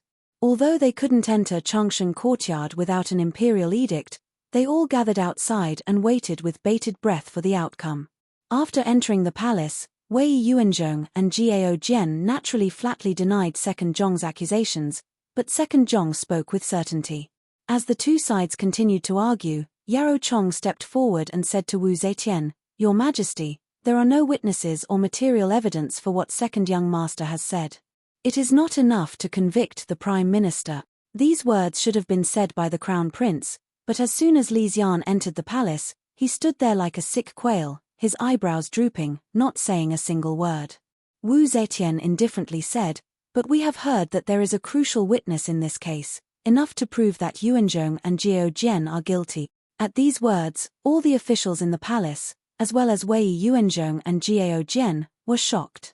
Wu Zetian raised her voice and said, "Come, summon Zhong Shuo of the Phoenix Pavilion." For a moment, the palace was in an uproar. Jiao Jian's eyes were wide open, his face full of disbelief. Even now, he still couldn't believe that his close friend would come forward to testify against him. Shanghai Wn quickly gave a look to the eunuch who delivered the edict. The eunuch was Little Hai, and as Wn's confidant, he immediately understood. After walking out of Changshan courtyard, Little Hai didn't raise his head or open his eyes. He only slowly announced, "The Emperor has decreed that summon Zhong Shuo of the Phoenix Pavilion to come forward to testify for Zhong Fengchen." If Little Hai had only summoned Zhong Shuo to come forward, no one would have understood why he was summoned. At the very least, they wouldn't have understood that he was going to testify for Second Zhong. But as soon as Little Hai said these words, all the officials waiting outside the palace understood that the Emperor summoned Zhong Shuo to come forward to testify against Wei Yuanzhong and Jiao Jian. Zhong Shuo, who had been waiting for a long time inside the palace, was brought in by two young eunuchs. After a night of psychological torture, Zhong Shuo's expression was abnormally haggard. His head drooped, he weakly walked forward. The officials whispered to each other and discussed. Suddenly, the imperial censor, Song Jing, rushed forward to block Zhong Shuo. Zhong Shuo saw a pair of feet appear in front of him. He slowly raised his head and saw that it was Song Jing. He couldn't help but be startled. Hesitantly, he cupped his hands and said, "Imperial censor Song." Song Jing's eyes shone as he sternly said, "Daoji, a person's reputation is the most important. Even ghosts and gods can't deceive you. You must not join the evil and harm the righteous, seeking to escape. You would rather be punished and exiled than leave your name in the annals of history. If you really anger the Son of Heaven, I am willing to kowtow to the imperial court and fight to the death with you. Daoji, 1,000 years of merit and 1,000 years of sin, now it all depends on you." Hearing Song Jing's words, Zhong Shuo's expression immediately changed. Seeing this, the imperial censor Zhong Tingui also raised his arms and shouted, "The way of the master cannot be left in a moment. If you learn the way in the morning, you can die without regret.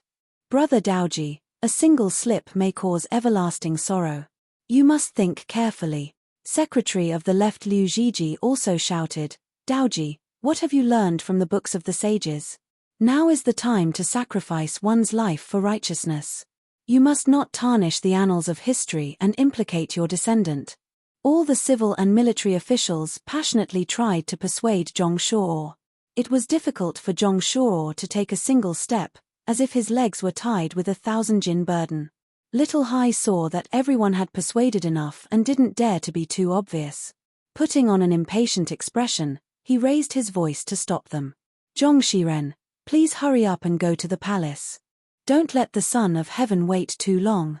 Zhong Yu was already hesitant, he did not want to be that vile person. After being persuaded by the civil and military officials for a while, he felt his blood boiling. Suddenly, he made up his mind. He clenched his teeth, bowed to the civil and military officials, and resolutely walked toward the hall. Zhong Shuo walked into the main hall of the courtyard of everlasting life and bowed to Wu Zetian. Subject Zhong Shuo greets your Imperial Majesty. Before Wu Zetian could speak, Wei Yuanzhong took a step forward and sternly shouted, Zhong Shuo, do you want to join hands with the two little ones to frame me, Wei Yuanzhong? Zhong Shuo's expression changed. Duke Wei, he retorted in a deep voice, as the Prime Minister, how can you say such words? Brother Daoji, you really want to testify for the two little ones? Jiao Jian was still in disbelief. Jiao Jian knew that as long as Zhong Shuo gave false testimony today, he would lose his head, so his expression was very gloomy. Jiao Jian knew that if Zhong Shuo gave false testimony today, he would lose his head, so his expression was very gloomy. Shut up. Zhong Changzong excitedly interrupted Jiao Jian. Zhong Shiren, if you've ever heard Wei Yuanzhong and Jiao Jian say anything outrageous, just say it in front of the saints, the kings, and the prime ministers. The saints will stand up for you. Zhong Shuo glanced at Wei Yuanzhong and Jiao Jian, who were both shocked and angry, then cupped his fists at Wu Zetian and said, Your Majesty, I, Zhong Shuo, dare not lie in front of your Majesty, all the kings, and all the prime ministers. Zhong Shuo took a deep breath and steeled his resolve. He raised his voice sternly, Your subject has never heard Duke Wei and Jiao Jian say such treasonous words. The two of you are forcing me to give false testimony. His words caused an uproar.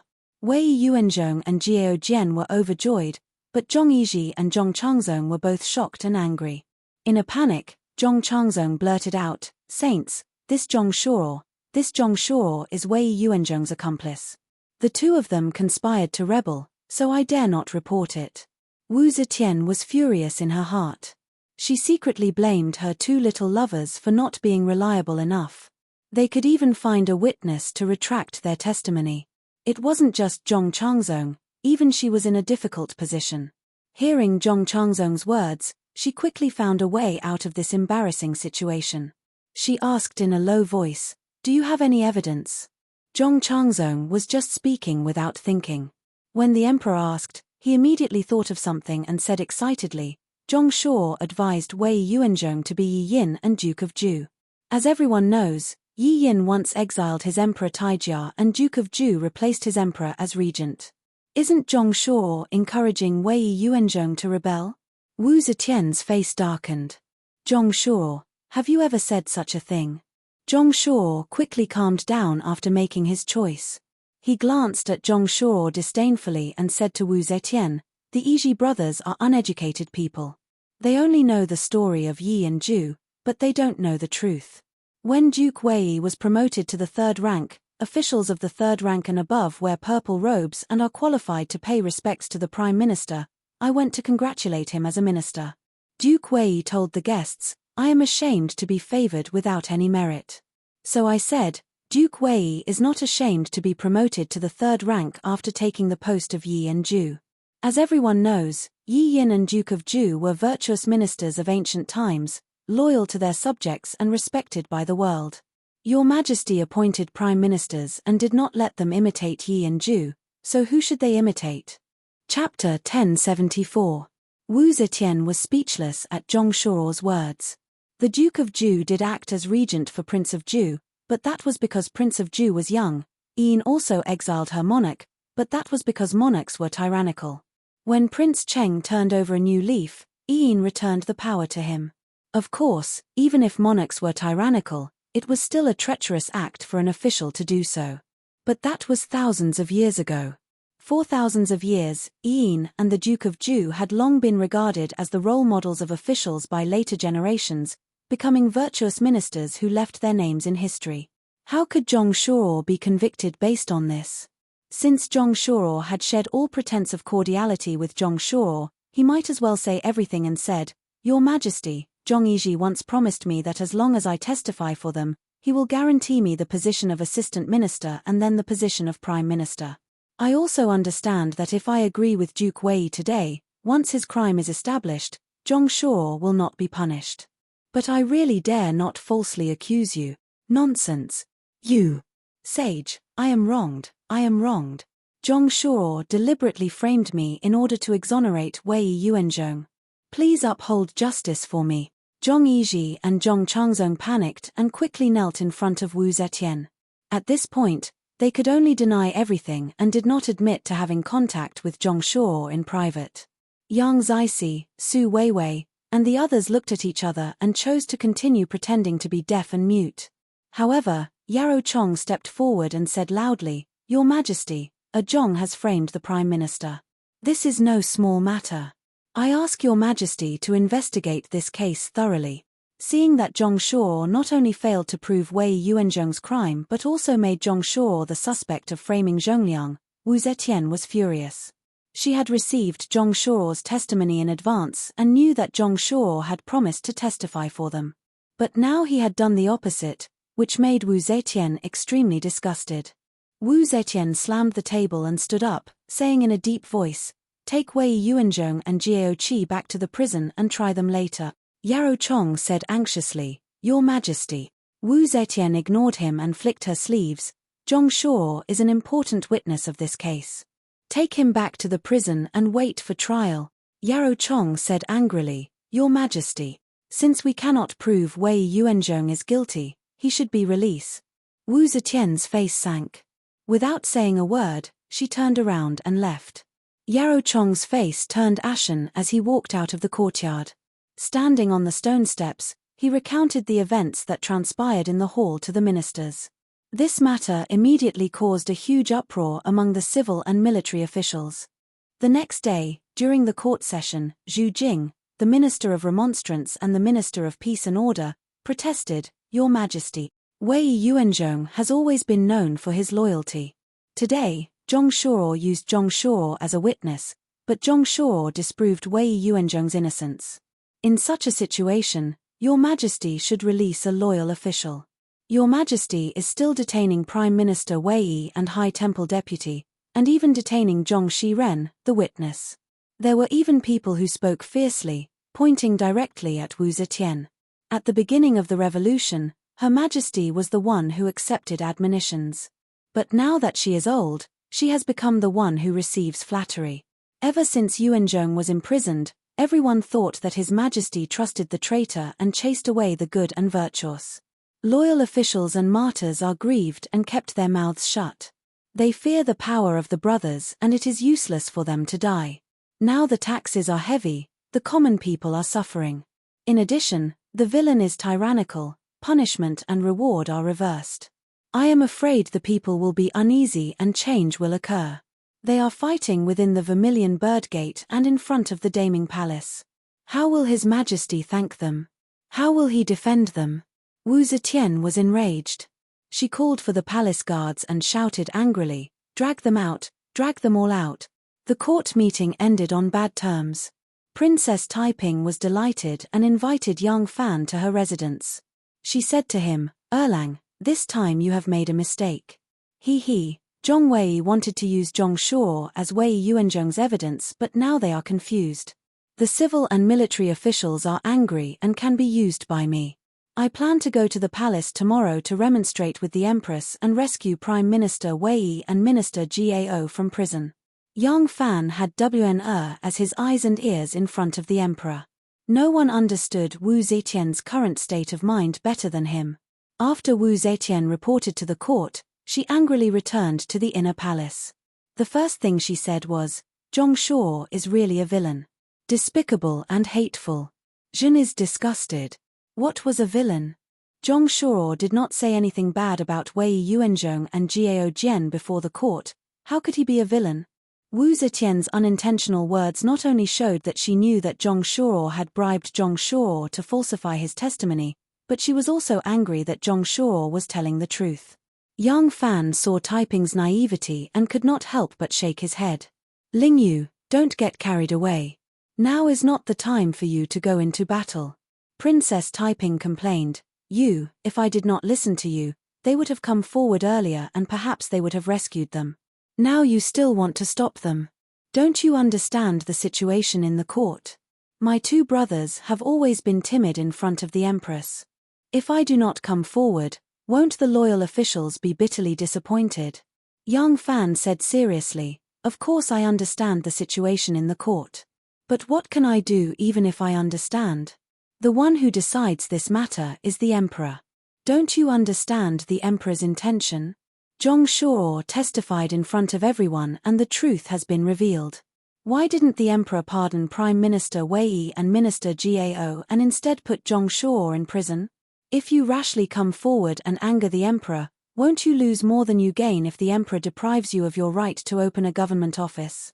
In the past, Go Jian suffered hardships and committed all kinds of despicable acts. But the Yu officials and subordinates did not leave him in disgust. What are you worried about?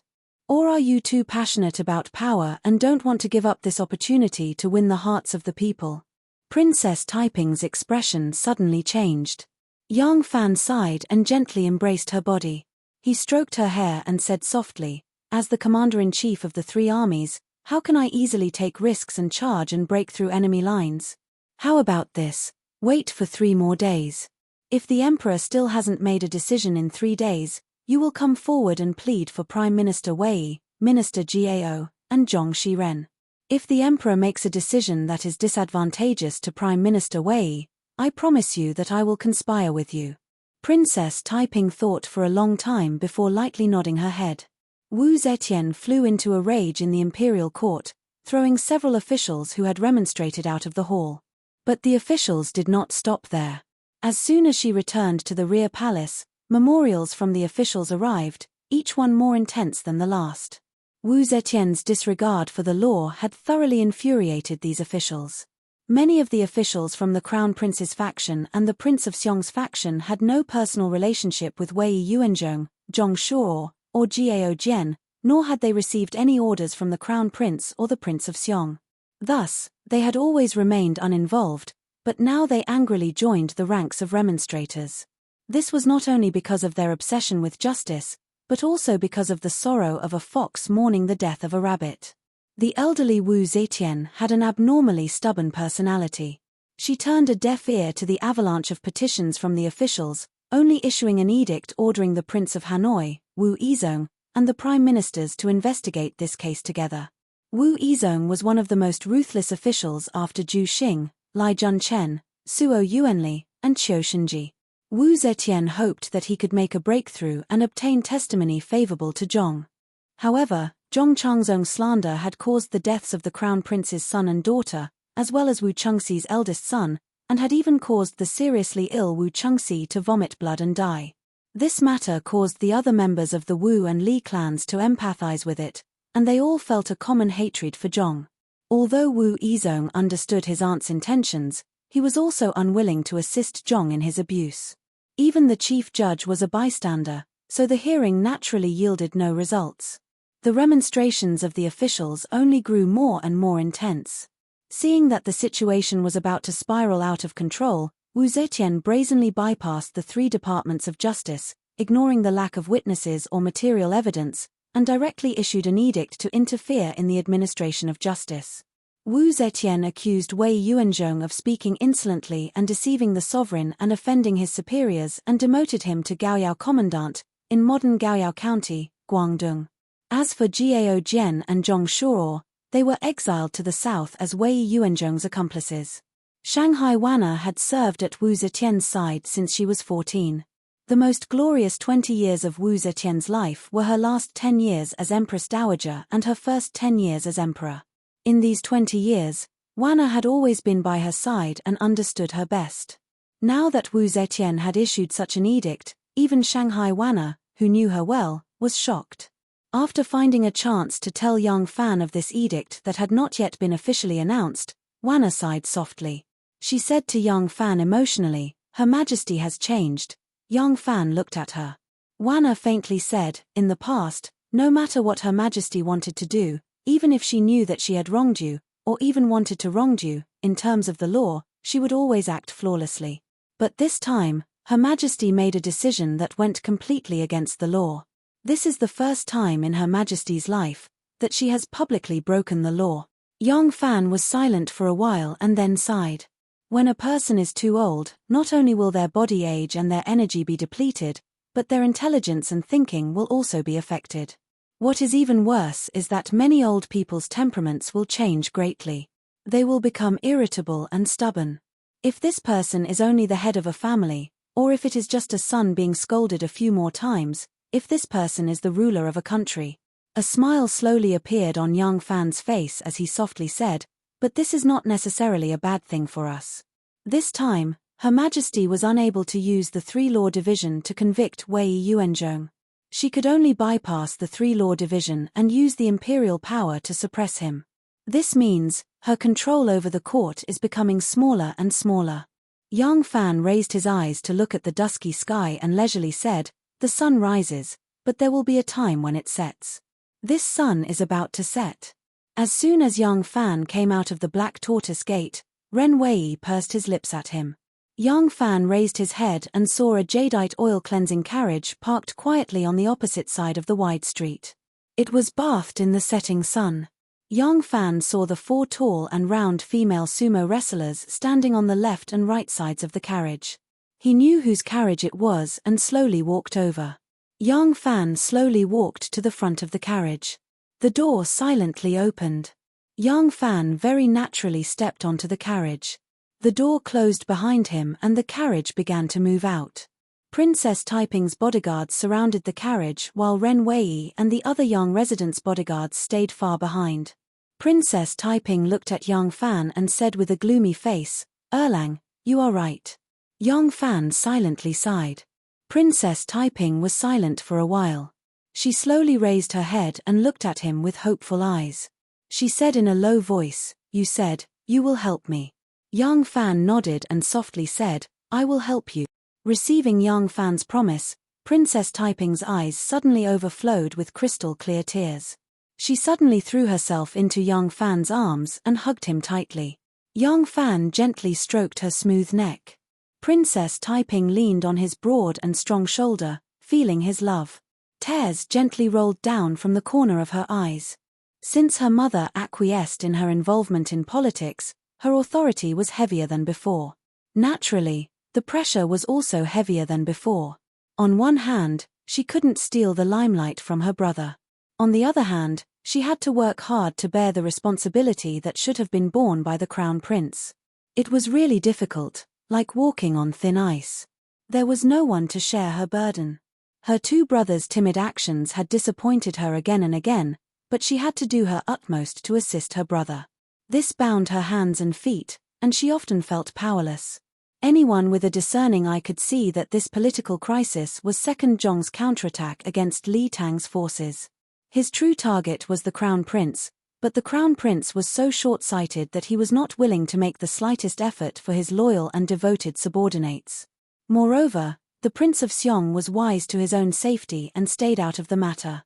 Princess Taiping was both tired and sad. Great Sir Mo sat upright on his horse, following Princess Taiping's carriage. He knew that in this political crisis, Crown Prince Li Xian and Prince of Xiong Li Dan's performance had greatly disappointed Princess Taiping. But, wasn't this what he wanted? Great Sir Mo indifferently raised his head to look at the palaces overhanging eaves bathed in the setting sun. The sunset on the horizon reflected in his eyes. His eyes flickered with light, but there was not a shred of warmth. Chapter 1075. Wei Yuanzhong was the prime minister of the current dynasty. He was more than 70 years old, but he was sent away again. This time he was sent to a place even further away, to Guangdong. If it was a little further, he would be in Jiaoji. Wei Yuanzhong was dressed in plain clothes. He bade farewell to the emperor in the Golden Hall and angrily said in a loud voice, "I am old, today I am going to Lingnan, 10 out of 10 I will die, I am afraid I will not be able to see your majesty again. There will be a time when your majesty will miss me. Wu Zetian's anger had not subsided. Hearing him say that, she was somewhat curious. She laughed coldly and said, "Why will I miss you?" Wei Yuanzhong's white beard fluttered. He pointed to Zhong Yizhi and Zhong Changzong, who were standing next to Wu Zetian, and shouted loudly, "These two children, in the future they will become the root of His Majesty's disaster. At that time, His Majesty will think of this old official's benefit." Wu Zetian's countenance changed. Zhong Yizhi and Zhong Changzong were accused by Wei Yuanzhong in court as treacherous officials. They hastily prostrated themselves and cried out that they were wronged. Wei Yuanzhong looked at their ugly faces and was unable to restrain his anger. He cupped his hands to Wu Zetian, waved his big sleeve and walked out of the main hall. The civil and military officials in the hall unexpectedly bowed deeply to him without prior agreement. Someone even said in a low voice, "Duke Wei, take care. Duke Wei, have a pleasant journey." The people in the Golden Hall were all the officials of the monarch. Regardless of their positions, they did not need to salute each other when they saw each other. Strictly speaking, in front of the emperor, officials should not use honorifics when addressing each other, nor should they address each other by their official positions, but by their full names. But at this moment, the officials in front of the emperor were solemnly saluting Wei Yuanzhong, even saying "Duke Wei, take care." It was clear that they were extremely dissatisfied with the emperor and were using this as an excuse to vent their anger. Wu Zetian saw the reaction of the officials in her eyes. She was secretly vigilant. She suddenly felt that she had become a lonely person. Wu Zetian was in a trance. She suddenly remembered Zhu Xing, Suo Yuanli, Lai Junchen, Qiu Shunji, and the others who had been executed one after another. She couldn't help but sigh inwardly. They are the ones who are truly loyal to me. If they were still here, would the ministers dare to be so arrogant? However, it was useless to think about this at this time. Wu Zetian also knew that she didn't have much time left. She didn't have the time to cultivate a few capable watchdogs. Moreover, the courtiers gradually became bolder. It was not only because she had lost her powerful lackeys by her side, but more importantly, it was because of her declining age. Her aging was unstoppable. No one would believe that an old woman in her 80s could sit on the throne for another 8 to 10 years. Even those who had attached themselves to her in the past were now looking for a way out and a new backer, let alone those who feigned civility and sincerity and wholeheartedly focused on restoring Li Tang's throne. Thinking of this, Wu Zetian looked at the officials in the hall, and a wave of disgust rose in her heart. "Sage, I have been wronged, I have been wronged." Suddenly there was a burst of wailing. Wu Zetian took a closer look and saw that her Zhong was still crying in front of the table. As soon as Zhong Yizhi and Zhong Changzong wailed, Wu Zetian should have woken them up. However, Wu Zetian was indeed a little old. At this time, she was actually absent-minded, reminiscing the days when the 4 ruthless officials were in court. Zhong had no choice but to continue wailing. Hearing the wailing, Wu Zetian looked down and saw Zhong kneeling in front of her, thumping his chest and stamping his feet. She couldn't help but feel a touch of warmth in her heart. She suddenly felt that she was not lonely. At least she still had these 2 little lovers. Not only did they live with her day and night, they were affectionate and intimate. They also never went against her in politics. Wu Zetian said softly, "Wei Yuanzhong has already left. Please get up. Don't be afraid." How can I believe his slanderous words? When a person is old, they will show some similarities to a child. Even though Wu Zetian was already an old woman and her need for sex was very little, her dependence on Zhong Yizhi and Zhong Changzong was getting heavier and heavier. Zhong Yizhi and Zhong Changzong no longer needed to wait on the bed to serve that old woman whose skin was loose and flesh was emitting the smell of old age. They just needed to accompany her and comfort her. It was easier for Zhong's heart to accept this. Wu Zetian felt their affection and was even more reluctant to leave them for even a moment. Sometimes they would sit together and tell childish and ridiculous folk tales. Wn was surprised to find that these little stories, which even she disdained to listen to, could actually make Wu Zetian laugh out loud, a laugh that came from the bottom of her heart.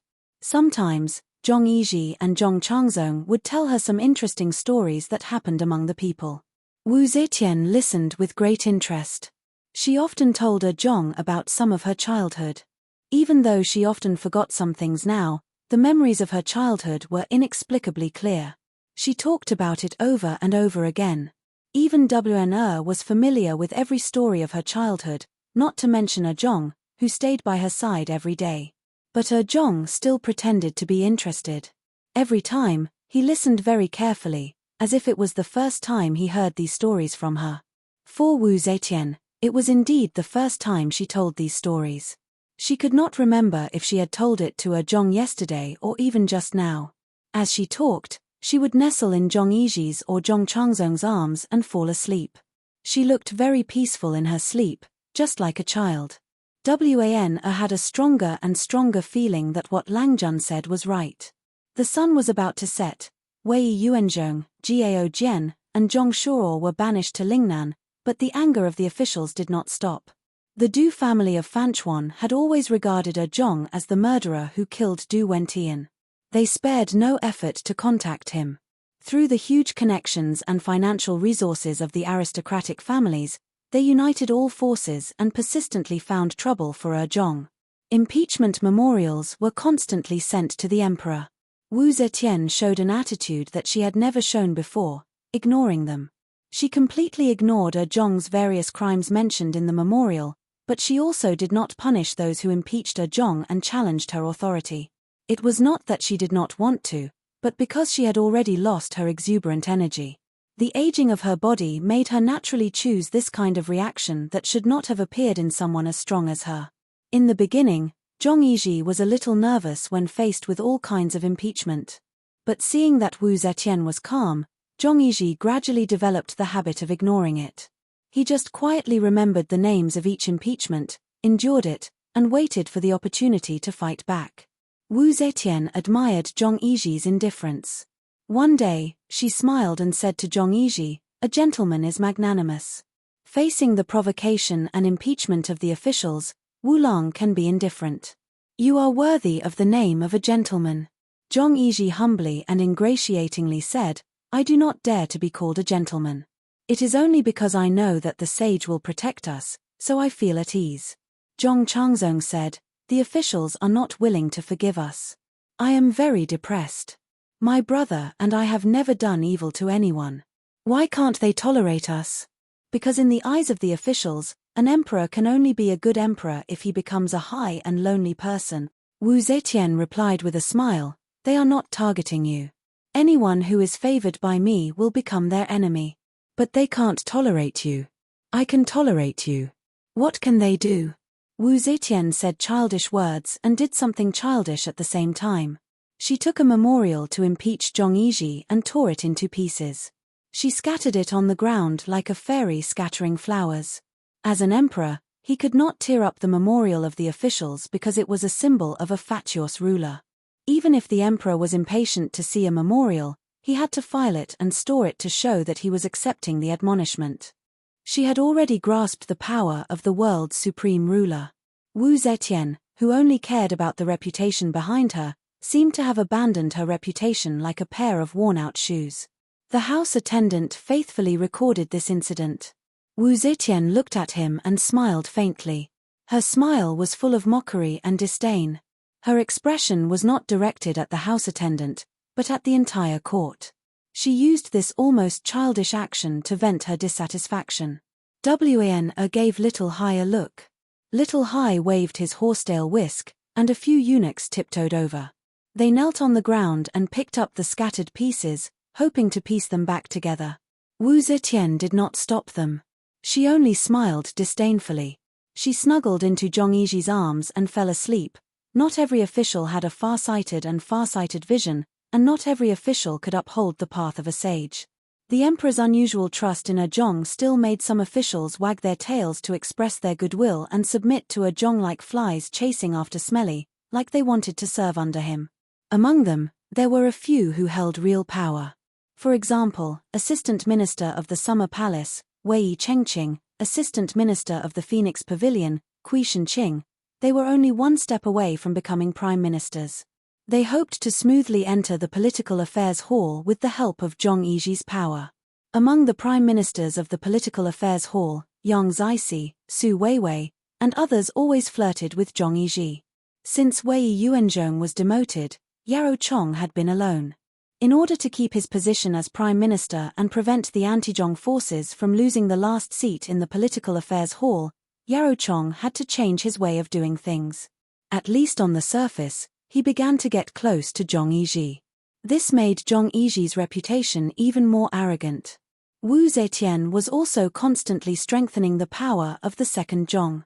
Zhong Changzong not only held the title of Duke Yi and the civil position of Minister Fengchen, but also held the position of General Yunhui.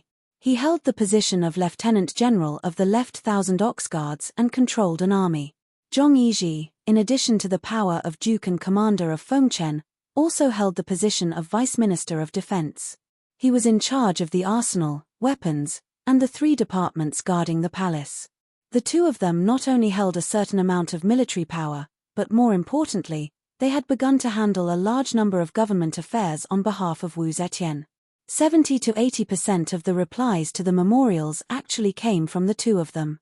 The emperor's neglect of government and authorization of Zhong Yizhi not only angered the ministers who were enraged by Wei Yuanzhong's demotion, but also the crown prince, the Prince of Xiong, and the representative of the Wu clan, Wu Sanxi, felt deeply uneasy. As the vanguard of the rebellion against Zhong Yizhi, Princess Taiping was naturally even more nervous. Don't worry, on the bank of the Wei River, Yang Fan held a fishing pole and watched the fish float gently tremble on the clear water. He said to Princess Taiping, who was wearing a light headpiece and sitting next to him, also holding a fishing pole, I have already begun to make arrangements. If other crimes can't bring them down, then I will put the crime of rebellion on them. I don't believe they will still not fall. At this time, Princess Taiping came to her senses. She sighed worriedly and said, seeing how much mother dotes on them, I worry that even if I put the crime of rebellion on them, it won't be able to bring them down. At that time, what should I do? Yang Fan suddenly lifted his fishing pole and a lively crucian carp jumped out of the water and struggled to jump in the grass. Chapter 1076. Princess Taiping trusted Yang Fan's promise unconditionally. Although she did not know that Yang Fan had great power, she believed in Yang Fan's wisdom and his steadiness in handling matters. For so many years, Yang Fan had traveled far and wide and had indeed accomplished several great things. He had always been courageous, resourceful, and experienced in handling matters. Since he said that he was already preparing, Princess Taiping restrained her temper. Yang Fan had indeed started to lay out the plan. He had used similar methods in the past. Although the purpose of the matter was different, the specific methods were also different, but the basic pattern was the same, deceiving people to make mistake. This trick was like some of the tricks used by officials in the officialdom. After hundreds of thousands of years, there were actually only a few tricks. But when dealing with superiors and colleagues, it would always be effective. Yang Fan found out that Zhong Changzong's mother, Lady Liu, worshipped Taoism, so he sent a man named Li Hongtai to disguise himself as a Taoist priest. He first went to the Taoist temple that Lady Liu often went to, and when Lady Liu came to offer incense, he took the opportunity to approach her. As soon as they met, Li Hongtai pretended to be surprised and called Lady Liu as a noble person. Lady Liu was naturally curious. She originally believed in ghosts and gods. When she asked this Taoist priest, everything was strangely accurate. This Lady Liu immediately regarded this Taoist priest as a living immortal. With all kinds of information about the Zhong family that Yang Fan had inquired about in advance, plus Li Hongtai was good at reading people's expressions and had a silver tongue, it was naturally easy to fool a woman like Lady Liu. Lady Liu believed in Taoist priest Li, so she had to spread the news to her close friends and relatives. Soon, even Zhong Yizhi's mother, Lady Azang, also became his believer. Zhong Changzong and Zhong Yizhi were very filial. Every few days, they would leave the palace to visit their mother. Mrs. Liu only had one son. She also knew some news about her son's impeachment. Now that there was such a living God around, Mrs. Liu naturally wanted her son to meet him and ask the living God to give him some advice. Zhong Changzong didn't really believe it at first, but Li Hongtai's divination for Zhong Changzong was all accurate. Many of the things that had happened in the palace, some of which had happened the day before and could not have spread to the outside world so quickly, were all clearly known to Li Hongtai. Furthermore, The things that Li Hongtai predicted would happen to Zhong Changzong 9 times out of 10. Zhong Changzong's attitude naturally changed greatly. He regarded Li Hongtai as a highly skilled Zhenren.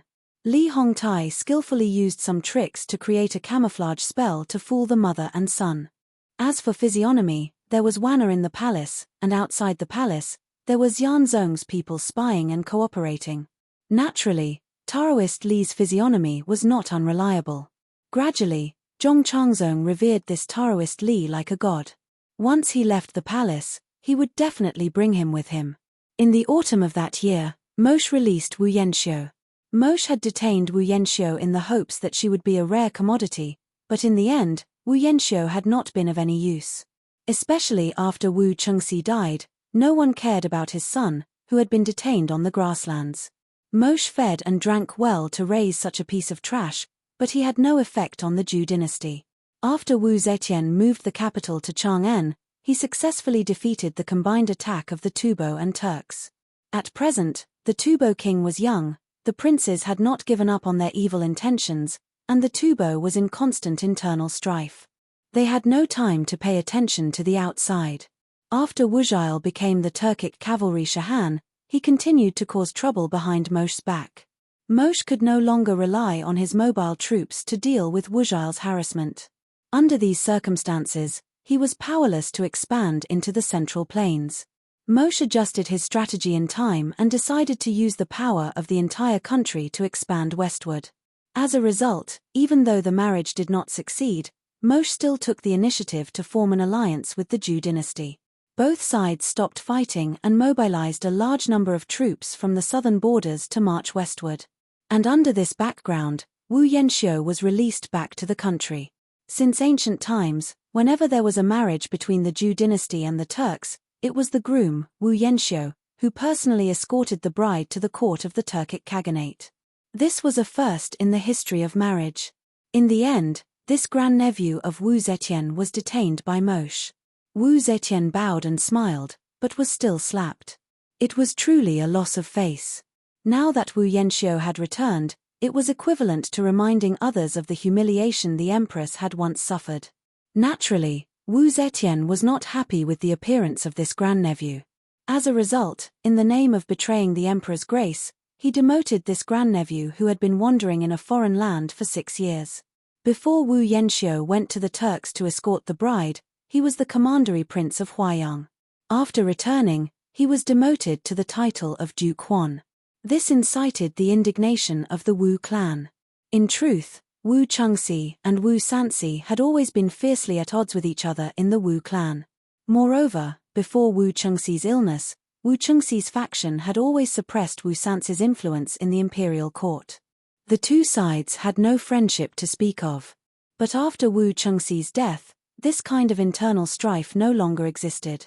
On the contrary, because of the second Zhong's rise and the oppression of the Wu clan was now unprecedentedly united. Now that Wu Yanxiu had received such unfair treatment, as the representative of the Wu clan, Wu Sanxi naturally felt ashamed. As a result, in order to regain some face for the Wu clan, Wu Sanxi specially held a grand welcoming banquet to welcome his nephew who had been stranded in the Turkic Khaganate for 6 years. All the civil and military officials of the imperial court received invitations from the Liang household, including Zhong Yizhi and Zhong Changzong. This was also a disguised demonstration of Wu Sanxi's might. In a Daoist temple, Yang Fan instructed Li Hongtai, who was dressed like a Daoist. Zhong Yizhi is much more astute than Zhong Changzong, and he understands the severity of the situation. I'm afraid that he will ruin our plans. We cannot allow him to participate in the banquet. We have to think of a way to send him away.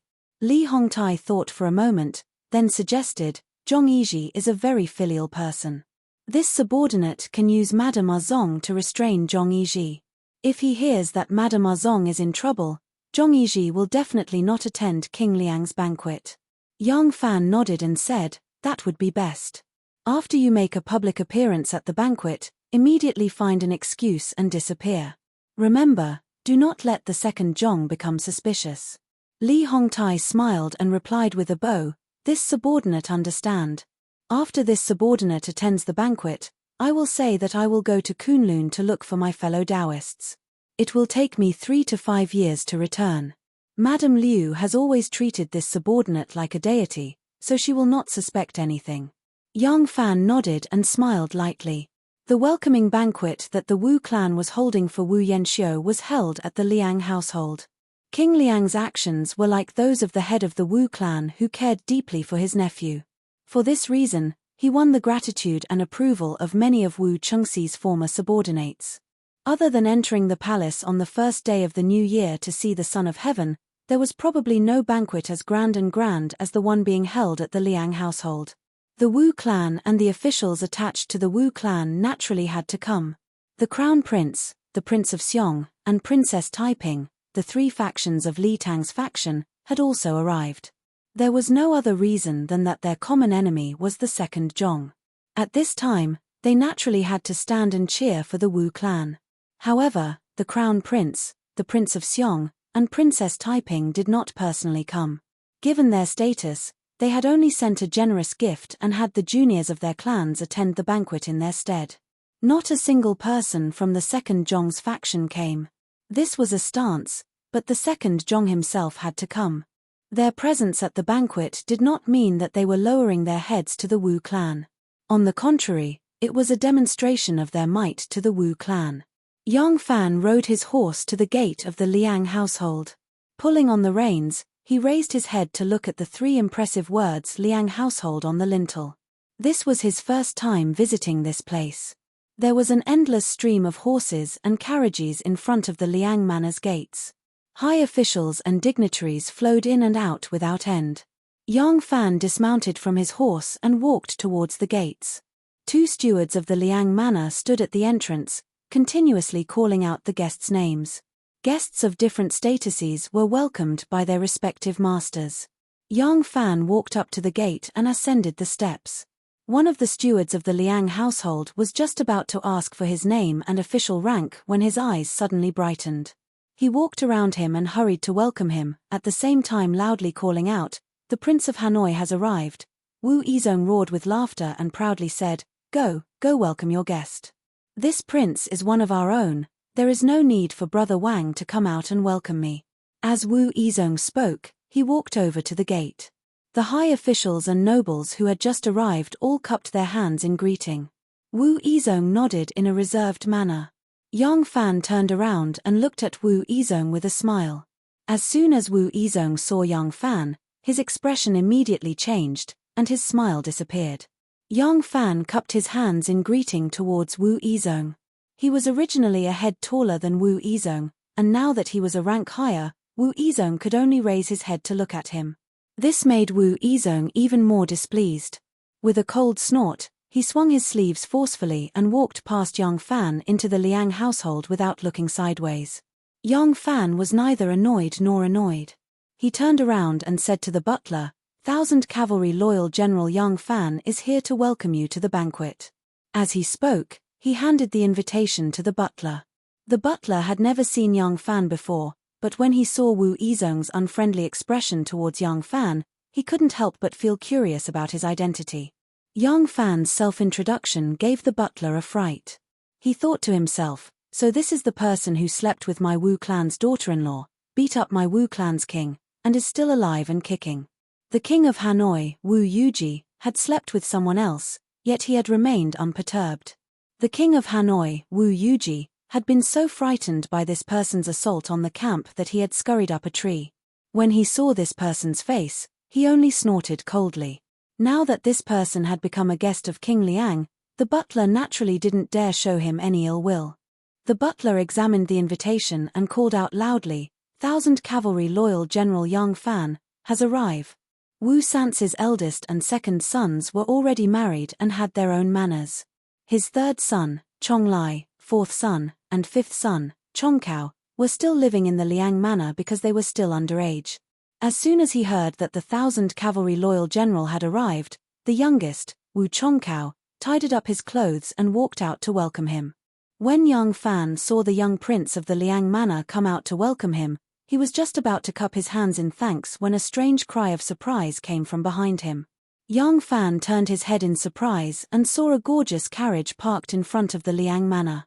Wu Chongshuan was standing in front of the carriage, his arm outstretched, helping a graceful beauty down. The beautiful woman Wu Chongshuan was supporting was naturally Li Guo. When this thought flashed through Yang Fan's mind, he turned around to enter the manor. He didn't like Enla's personality, but he didn't want to argue with her even more. And this woman's annoying habit was precisely that she didn't care about the occasion. But when he saw Li Guo's attire, he couldn't help but be startled and also stopped. Li Guo leisurely got off the carriage, the dress she was wearing reflecting a rainbow glow under the sunlight with her graceful and moving gait. The glow was shimmering, sometimes purple, sometimes red, and sometimes different colors. This kind of feather dress was enough to attract everyone's attention, let alone when it was worn by such an outstanding beauty. When Yang Fan saw it, he was suspicious and asked, "Strange. Why is my family's feather dress on her?" When Yang Fan looked again, he found that there was something different. The monofilament birdcage dress in his manor was not only woven from the feathers of 100 birds, but it was also pieced together from all kinds of feathers to form a picture of 100 birds. The smallest picture of a bird was only the size of a fingernail, but it had all the features of a bird. That feather dress was rare. First, the material was rare. Without 1.5 years of effort, it would be difficult to gather all the feathers of 100 birds. Second, the weaver was rare. To weave a picture of 100 birds from the feathers of 100 birds was even more difficult than embroidering a dragon robe, and it required 1 year or 2 of meticulous effort. But although the feather dress Li Guo wore was made from the same material as the one in the Yang manor, it didn't have such a complicated picture of 100 birds. At this time, Li Guo also saw Yang Fan. She raised her sharp chin and raised her slender eyebrows. Her delicate face immediately revealed a proud and enchanting smile. Chapter 1077. Yang Chongshuan is Wu Sance's eldest son.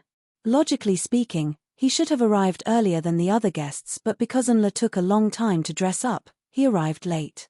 Enla lifted the hem of her dress and gracefully walked up the stone steps under everyone's gaze. She threw a provocative look at Yang Fan before she swayed her body and walked forward. Wu Chongshuan did not have any prejudice against Yang Fan. All along, his vigilance and hostility towards Yang Fan was due to the fact that his most beloved woman seemed to treat Yang Fan specially. But ever since Yang Fan humiliated Enla in the East Market, Enla would gnash her teeth and curse at the mention of Yang Fan. Because of this, Wu Chongshuan had a better impression of Yang Fan. He smiled and nodded at Yang Fan before catching up to his wife. Wu Chongkao saw them and quickly greeted, "Big brother, sister-in-law." Wu Chongshuan grunted, "You go and take care of the guests. This brother will accompany sister-in-law to see father." Wu Chongkao acknowledged and went to meet Yang Fan. If an official like Yang Fan was placed in a local area, he would be on equal footing with a prefecture's governor. But in the capital, where there were as many high-ranking officials as dogs, he was nothing. Now that the hall was filled with nobles, Yang Fan did not stand out at all. There were not many military officials invited today, and there were even fewer who knew and were friends with Yang Fan. Yang Fan was happy to be at ease and hid alone in a secluded corner. Sitting on a stone table with his legs crossed, he coldly looked at the high-ranking officials who were greeting each other. "Hey!" A young girl's voice suddenly rang in his ear. Yang Fan turned his head and saw Li Kaiying, who was dressed in a light yellow dress, smiling as she flashed out from behind a pillar. She made a face at him and said, "General Yang, why are you so free?" Seeing this little old friend, Yang Fan could not help laughing and said, "You little debt collector, you also came to the banquet today." Li Kaiying wrinkled her pretty nose at him. She couldn't help but laugh, revealing 2 shallow dimples on her cheeks. Unconvinced, she said, "You're so annoying. Who wants to collect debts from you? If you have the ability, why didn't you agree to it back then? If you didn't agree, would I still bother you?" Yang Fan ridiculed, "That's right. I agreed to help a certain lady not because that lady hugged my thigh, knelt on the ground and cried, and even pulled a bunch of sisters to kneel with her, but because I was in a hurry to ask for help. It really has nothing to do with that lady." Li Kaiying defended herself, "I didn't hug your thigh, I was tugging on your lapel." As soon as she said this, She realized that her previous words about not bothering him were a little unreasonable. She could not help but blushed and rolled her eyes at young Fan coquettishly. She hugged her light yellow dress and sat down next to him. She tilted her head and thought for a while before she said seriously, "All right, I am grateful. This matter. I really have to thank you." Young Fan burst into laughter. His impression of this little girl improved a lot. He asked in a pleasant voice, "Where are those sisters of yours? Why aren't they with them?" Li Kaiying pouted and said, "They are all surrounding older sister Guo to look at her new dress. Look at her smug expression. She even said how much effort she spent, how much money she spent, and how many ways she came up with to buy this dress. She could not bear to even touch it even if she wanted to. Me. I don't care about it anymore." Although Li Kaiying said this, the expression in her eyes was still extremely envious. A woman's resistance towards beautiful clothes was really limited. Young Fan looked at her expression and could not help but feel a little funny. He then recalled Li Guo'er's manner of showing off in the rear residence. He unconsciously frowned. Although Li Kaiying was young, she was very perceptive. She quickly caught the flash of disgust in Young Fan's eyes. She could not help but ask, "General Yang, do you dislike older sister Guo'er?" Young Fan said lightly, "I don't dislike her. I just don't like her character." Li Kaiying nodded seriously and said, "Yes, I don't like her either." "Oh." Young Fan turned his head and glanced at her. He asked with a smile, "Did your third brother tell you this again?" Li Kaiying said indignantly, "I'm not a child. Do I need someone else to tell me everything? I just don't think she's a good person." Young Fan turned his head and casually swept his eyes over the increasing number of guests. He said unhurriedly, "You'd better hide these kinds of words in your heart. Don't casually tell others. If it's only the conflict between you and your cousin's sister, it's fine. I'm just afraid that it might be used by someone with ulterior motives and cause discord between the Crown Prince and your esteemed father." "Yes." Li Kaiying smiled sweetly. She nodded vigorously and said, "I'm not stupid. Of course I won't blabber and tell whoever I catch. Don't worry. Do you think I'm someone who can't keep things in my heart? I'm only telling you because it's you." Young Fan laughed and teased her, "You can say it because it's me. If that's the case, then the two of us are bosom friends who don't hide anything from each other." Li Kaiying was too young. She was only 2 years older than Young Fan's daughter. Young Fan only thought of her as a cute junior to tease. He didn't think about the matters between men and women at all. Similarly, the young Li Kaiying had not yet awakened to love. She didn't have any romantic feelings for Young Fan. She only liked to talk to Young Fan and had a little admiration for Young Fan. Li Kaiying made a face at Young Fan naughtily and said with a giggle, "Of course, don't. I know your little secret." Young Fan's curiosity was piqued.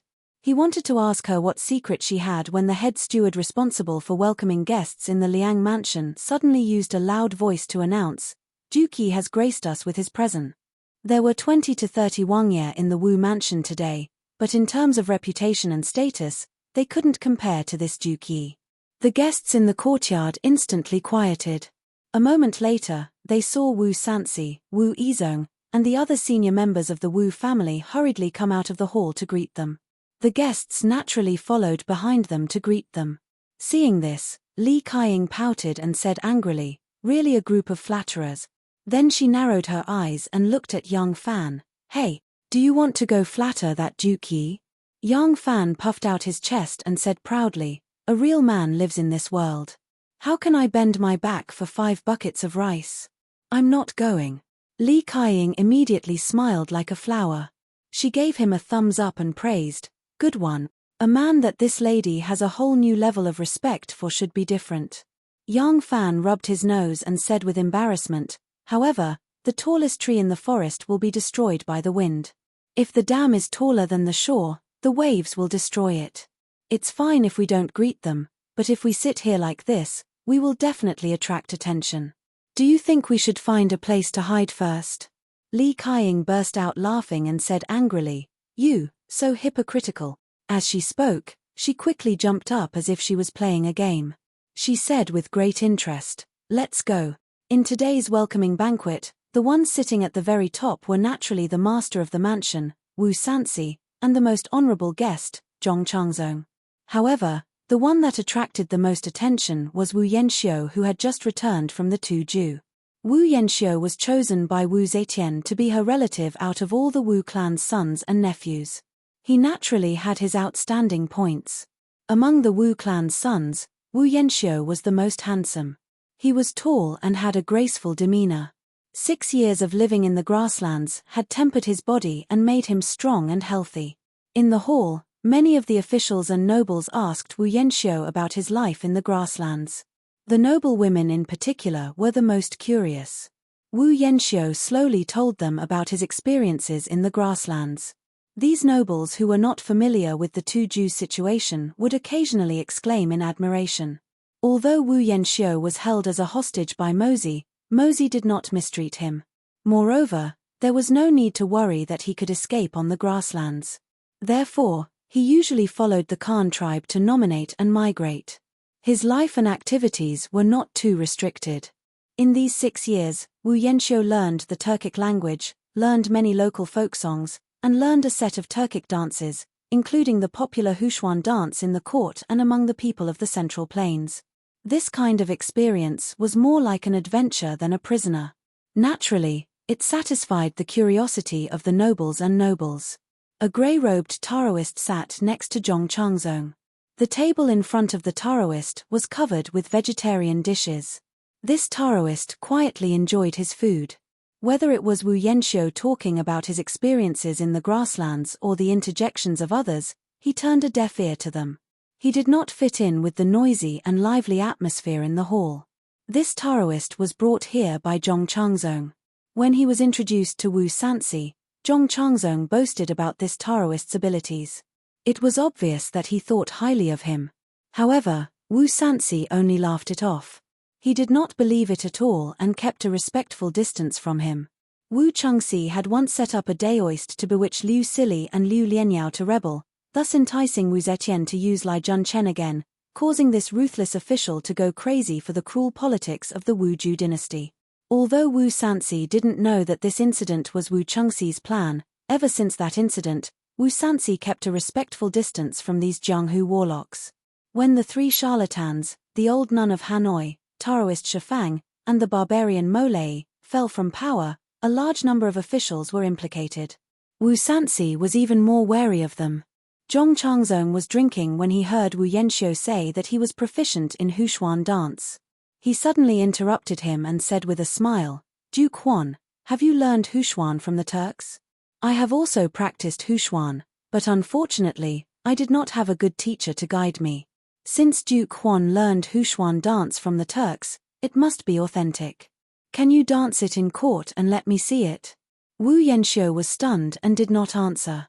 In this era, it was common for high officials and nobles to dance when they were in a good mood. When the fat old man Di Renjia was drunk, he would also hold his long beard and shake his buttocks in front of his colleagues and juniors. He did not mind his prime minister status at all. In the past, the retired Emperor Li Yuan even played the pipa in the palace hall. Emperor Li Shimin also came down and sang and danced in front of the officials. This was the current trend. Therefore, when Zhong Changzong invited Wu Yanxiu to dance, it had nothing to do with their status. He did not treat her as a dancer or deliberately humiliate her. But how did Wu Yanxiu learn Hushuan dance? It was a skill that he learned during his 6 years as a prisoner when he was detained for 6 years and was close to the Turks. Now that Zhong Changzong asked him to entertain the public with Hushuan dance, he could not help but be suspected of exposing someone else's scars. When Wu Yanxiu was detained by the Turks, the second Zhong was not favored by Wu Zetian yet. Wu Yanxiu had just returned to the court, so he naturally did not know how important Zhong Changzong's status was.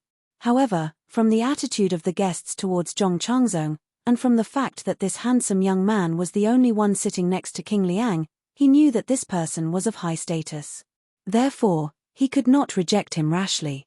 Just as he was hesitating, an extremely pleasant voice suddenly said, "Anla also loves the Hushuan dance. Since cousin is good at dancing the Hushuan dance, why don't you dance for everyone in court?" Enle also wants to take the opportunity to observe and comprehend the most authentic Huchuan dance. Chapter 1078. Wu Yanxiu's eyes flashed and saw that it was Princess Enle whom he had just met, and his eyes flashed. Just now when Wu Chongshuan brought his wife to pay his respects to this cousin who had just returned from the Turks, when Wu Yanxiu saw Enle's peerless countenance, he was shocked and his heart was shaken and he could not control himself. Luckily he remembered that Enle was a princess and also his uncle Wu Sance's eldest daughter-in-law, so he did not dare to have any thoughts of being rude. But Wu Yanxiu did not dare to think, but Enle dared to do it. When Enle saw Wu Yanxiu's handsome face and strong physique, she could not help but feel amorous. Ever since the last time she slept with Du Wentian and was caught in bed by her husband, although Wu Chongshuan loved her so much that he did not dare to criticize her for such an intolerable matter and secretly endured it, he became more and more guarded against her coming into contact with outsiders. Enle herself did not know what chastity was, and to achieve her goal, she could easily untie a man's skirt and did not even care if the old or the young were beautiful or ugly. To satisfy her desire to conquer, she was willing to offer her body to those men who were not willing to treat her nicely, but she was interested in them. Other than that, she liked to taste different men and enjoy the thrill of clandestine love affairs. For such a slut, even if Wu Chongshuan was an indomitable man with an indomitable spirit and was in perfect harmony with her, he could not stop her from flirting and indulging herself. Moreover, Wu Chongshuan had always been subservient in front of her, and this made Enle sick of him. During this period of time, because of Wu Chongshuan's guard, Enle did not steal for a long time and had endured for a long time. When she saw this cousin's handsome and strong physique, she could not help but feel a trace of lust. Therefore, when they were chatting, she would throw flirtatious glances at him behind her husband's back. When Wu Yanxiu saw this, he could not help but feel a little restless. He had already sensed that this sister-in-law's skirt was very loose and she was not a good woman who was as clean as ice and as clean as jade. Facing such a beauty, he could not help but have some wild thoughts and hoped that there would be an opportunity to get intimate with her. Now that Enle also said that he wanted to watch the dance, Wu Yanxiu's soul was about to vanish from her body. Immediately she wanted to agree. The reason why he didn't want to agree to Zhong Changzong's request just now was because he felt that he was exposing his own scars for other people's amusement. Now that there was a beauty he admired who was pretending to be a little girl and asking him to teach her how to dance, Wu Yanxiu could also use this as an excuse to avoid embarrassment, so he happily agreed. Wu Yanxiu nodded to Enle with a smile, and said in a clear voice, "Princess flatters me. Since that is the case, Yanxiu will dance for you. If there is anything inappropriate, please forgive me." There were a lot of guests today. Other than Wu Sanci and Zhong Changzong, everyone else was seated separately without any order. In order to make it easier for them to greet the guests, the Wu princes were all seated in the middle of the tables, so that they could greet the guests closer. Naturally, the guests would not have to be arranged according to seniority. Wu Sanci was holding a banquet today, and he had already greeted Yang Fan. Since King Liang had done so, he had no choice but to come. However, he didn't want to appear too close to the Wu clan. Because of this convenience, he deliberately chose a seat near the back. Behind him was a massive pillar, so he leaned against it and drank in a leisurely manner. He could also see the entire hall from top to bottom, which made him quite relaxed and carefree. "Hey, do you know how to dance the Hu Xian?" A familiar child's voice suddenly rang out in his ears. Yang Fan didn't even turn around. He could tell from the voice that it was Li Shenyang from the Prince of Xiong's estate. Yang Fan listened to the stirring beating of the jiedrum and looked at the singing and dancing Wu Yanxiu. He replied, "I don't know how." Li Kaiying was delighted. "Ha!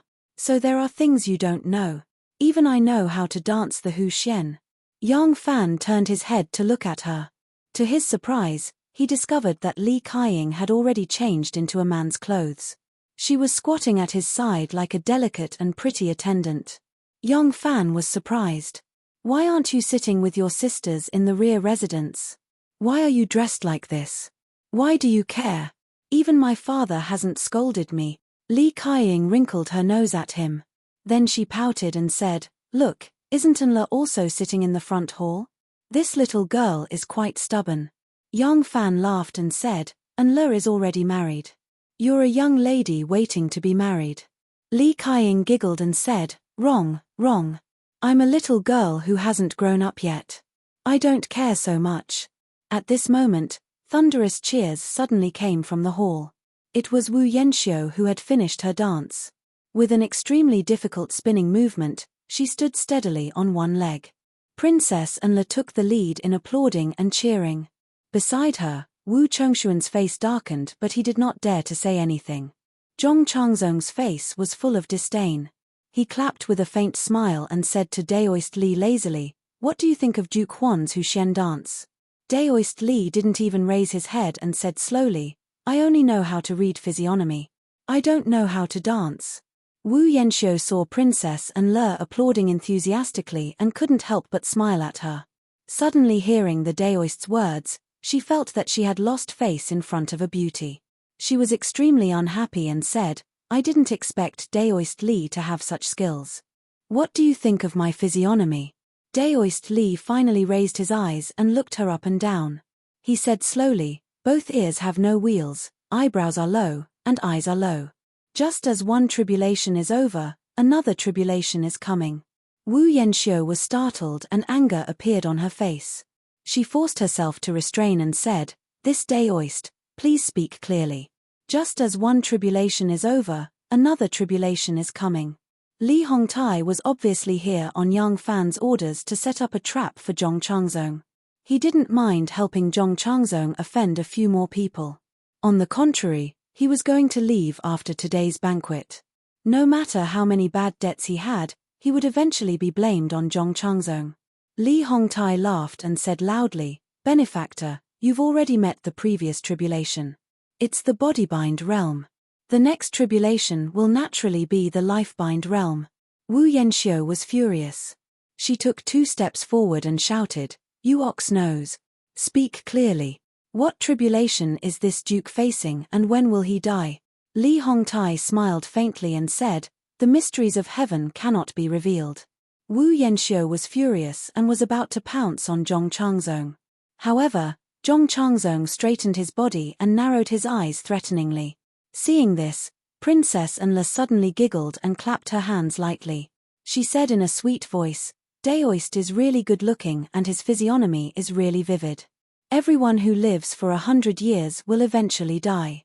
Cousin, even if you live for another 70 or 80 years, you will still die in the end. When that time comes, will you praise me for being accurate?" Once Anla said this, there was a burst of laughter in the hall. Anla smiled sweetly at Li Hongtai and said in a sweet voice, "May I ask Daoist, what do you think of my physiognomy?" This Anla was teasing him sincerely. Not only was her voice sweet, it was also full of charm. In many men's hearts, her voice was like a feather tickling their hearts. It was extremely itchy. Looking at her charming look, it was even more dazzling. Wu Chongshuan saw that she was flirting again and was so angry that his face turned black. Wu Sanxi saw that his daughter-in-law was revealing her flirtatious side and his face also darkened. Li Hongtai's eyes met with Princess Anle's and his heart skipped a beat. He quickly lowered his gaze and thought to himself, "This woman is really powerful. Could she be the reincarnation of a 9-tailed fox spirit? Why is she so charming?" Li Hongtai's eyelids were lowered and his face remained emotionless. In the eyes of others, they felt that this Daoist really had some cultivation. At least his Dao heart was firm enough.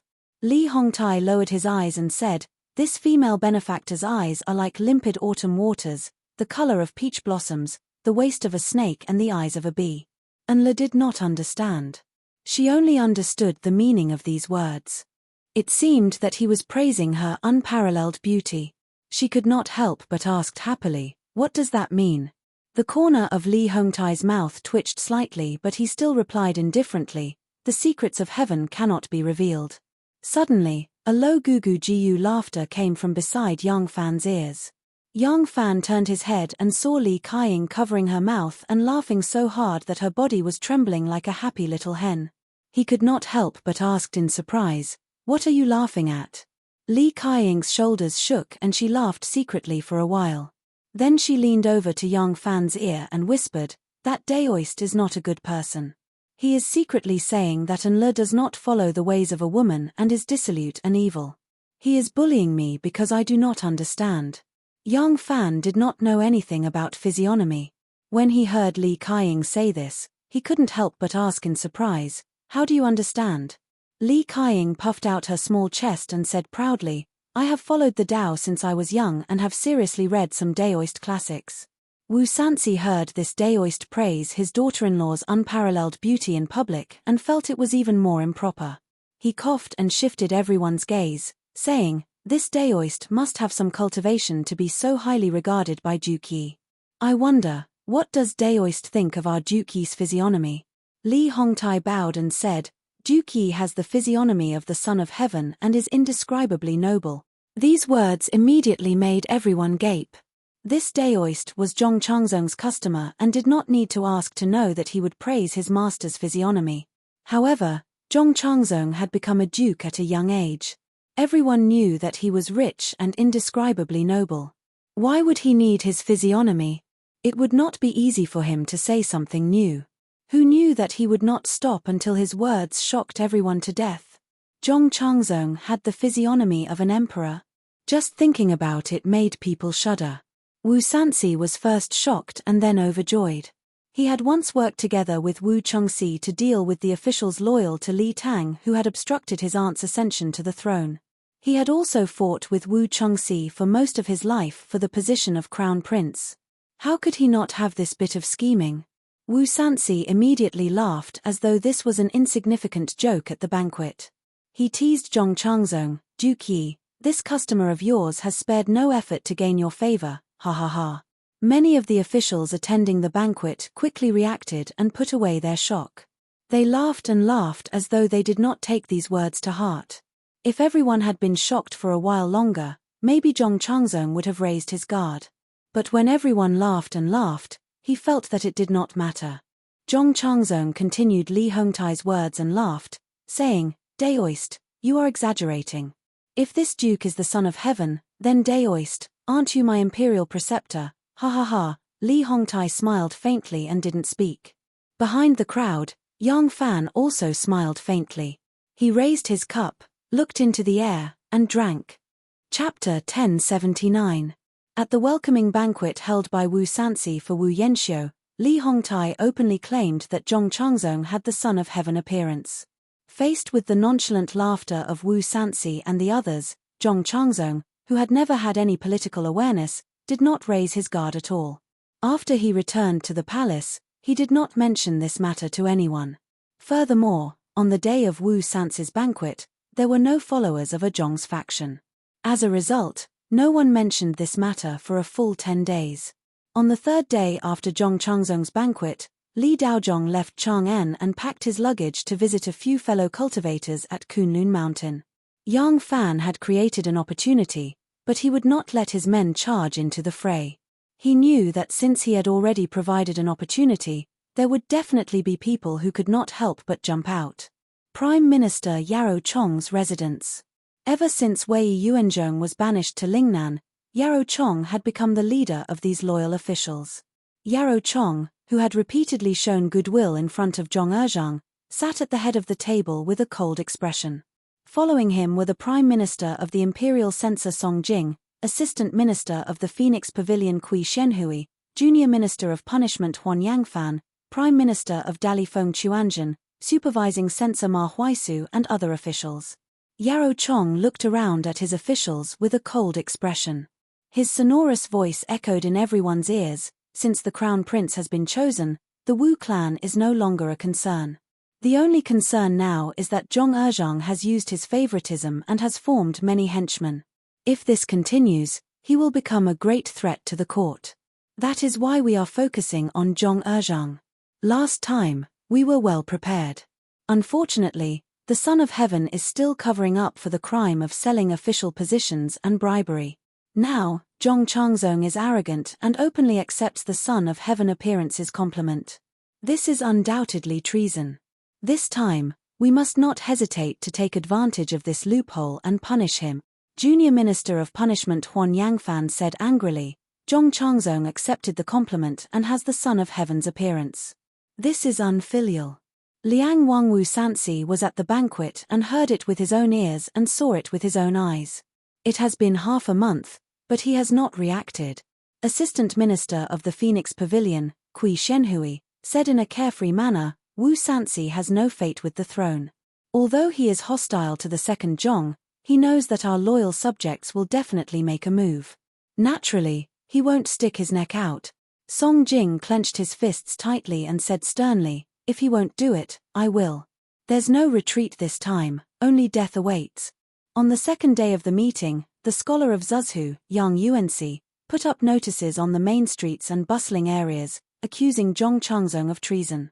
He was captured by the great general of the Jin Wu Guards, Wu Yizong, who was patrolling the streets with his troops. After interrogation, he found out that Zhong Changzong was related to the royal family. As it turned out, Yang Yuanxi was the grandson of the Prince of Dongping, Li Shu. The Prince of Dongping, Li Shu, was the grandson of Emperor Taizong of Tang, Li Shimin, and the eldest son of Prince Ji, Li Shen. Li Shen had 7 sons, of which Li Shu and Li Xiu were the most outstanding. Before Wu Zetian ascended to the throne, she massacred Li Tang's imperial family. Li Shu's branch was also slaughtered by Wu Zetian. Because Yang Yuanxi was not a direct descendant of the Prince of Dongping's branch of the Li family, and because he was a descendant of the Hongnongyang family, he was from the same family as Wu Zetian's mother. As soon as he found out Yang Yuanxi's identity, Wu Yizong immediately used the special status of the informant and the informant to transfer the criminal and the seized notices to the Imperial Censorate. Upon receiving this case, the Imperial Censorate immediately conducted an investigation as quickly as possible. After obtaining Yang Yuanxi's confession, it immediately formed a memorial, which was stamped by Deputy Minister of Censorate Song Jing and submitted to the Shangshu province. The Shangshu province stamped it and then submitted it to the Manxia province. The Manxia province stamped it and then sent it to the Political Affairs platform. Prime Minister Yarou Chong happened to be on duty in the palace that day. As soon as he saw the memorial, he signed it and sent it to Shanghai Wana. From the moment Yang Yuanxi put up notices on the streets of Chang'an, announcing Zhong Changzong's treason to when Shanghai Wana appeared before Wu Zetian with this memorial, it passed through the Jin Wu Guards, the Imperial Censorate, the Manxia province, and the Political Affairs platform. However, the entire process took only half a day. The government offices involved included the Jin Wu Guards, which were controlled by the Wu clan, the Imperial Censorate, which was loyal to the Crown Prince, the Shangshu province, which was subordinate to the Prince of Xiong, the Manxia province, which was controlled by Princess Taiping, and Shanghai Wana, which was subordinate to the prestigious clan Shenzong. All these factions had not gone through any rehearsal or communication beforehand, yet they had reached an astonishing tacit understanding. It seemed like all the factions were waiting for someone to make a move.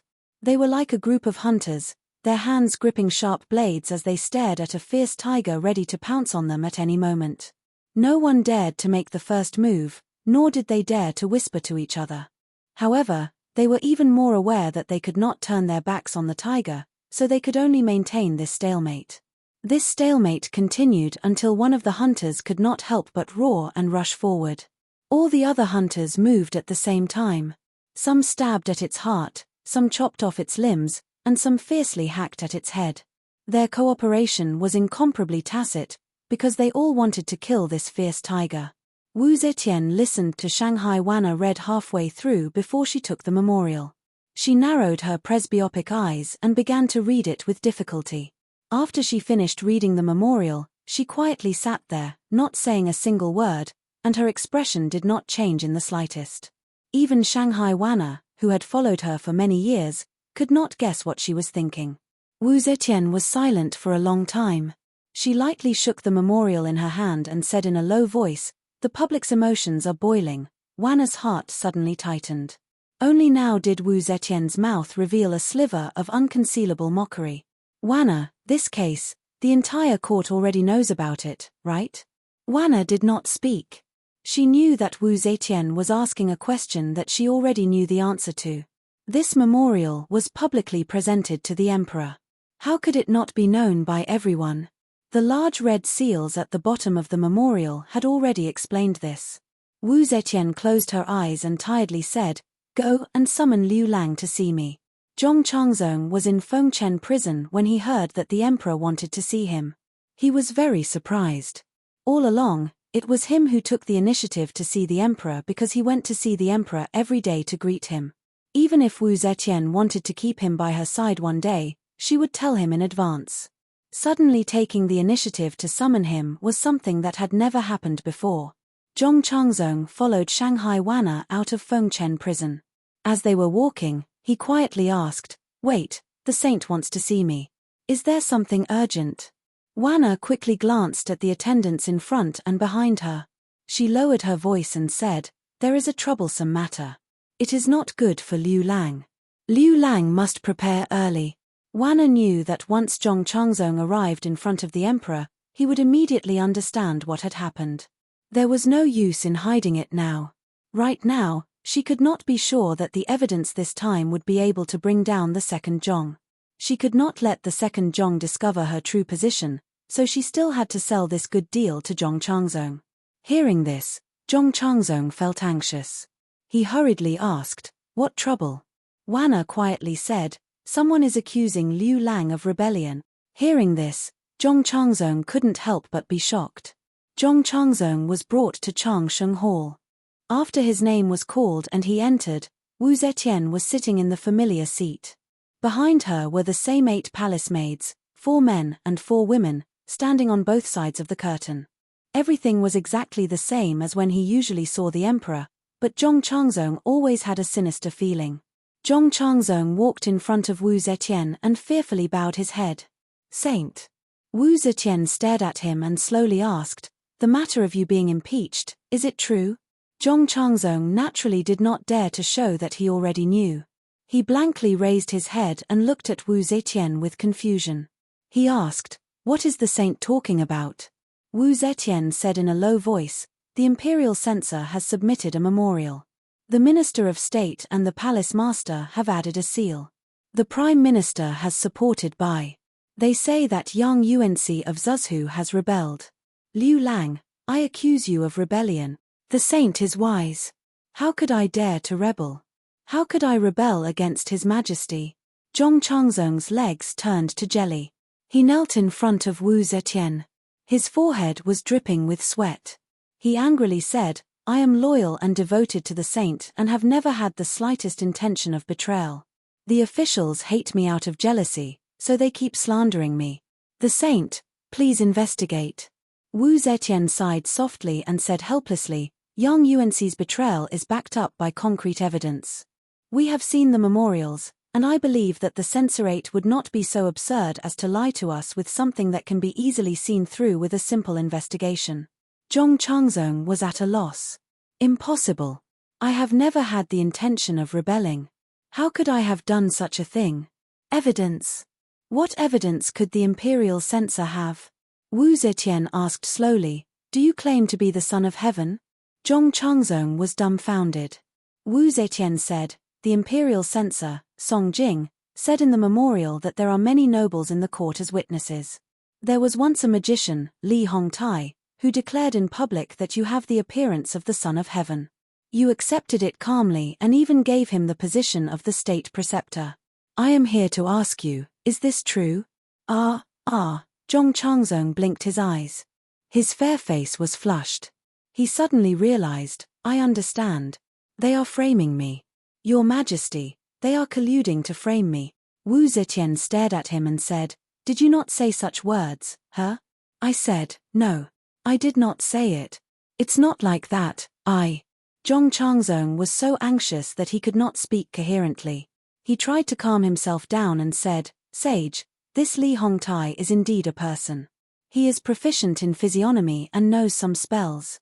My mother worships the Tao and treats him as an honored guest.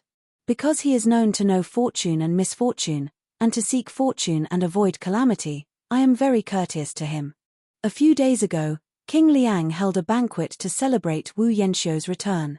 I was invited and brought this Li Hongtai along.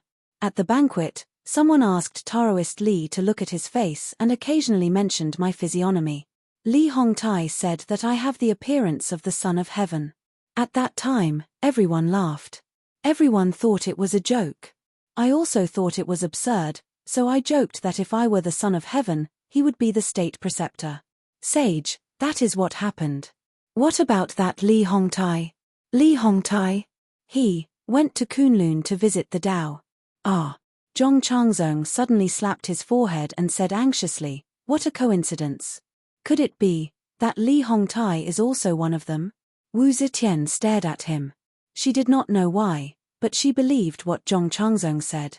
Not only did she believe what Zhong Changzong said, but she also believed that Zhong Changzong had been framed. Wu Zetian could not help but feel a bit of pity. She softened her voice and said gently, "Sixth brother, you have been in the court for so long. Do you still not understand what should be done, what should not be done, what should be said, and what should not be said?" Zhong Changzong was still at a loss. Sage, this is just a joke. That Li Hongtai was just flattering me. Everyone who heard it laughed and knew that it was a joke. This is considered a crime of rebellion. Wu Zetian closed her eyes. When she opened them again, there was a hint of laughter in her eyes. Yes, according to the law, you have already committed the crime of rebellion. Chapter 1080. Sage, Zhong Changzong's eyes were full of tears. He was really scared. No matter how ignorant he was, he knew what would happen if he was convicted of treason. Over the past 20 years, too many people's families had been destroyed because of treason. Wu Zetian couldn't bear to see him continue to be afraid. She said, "Now it seems that Li Hongtai was deliberately colluded with someone to lure you into the trap. However, now that this matter is known to everyone, I can't just let it go. The law is ruthless, so I can only hand him over to trial." Hearing this, Zhong Changzong turned pale with fright. He hurriedly kowtowed and said, "Sage, the officials can't wait for me to die. If you hand me over to the Ministry of Justice, I will have no chance of survival." Wu Zetian slowly said, "We will order the Assistant Minister of the Heavenly Official Wei Chengqing, the Punishment Official Kui Shenqing, and the Deputy Prime Minister of the Imperial Censor Song Jing to try this case together.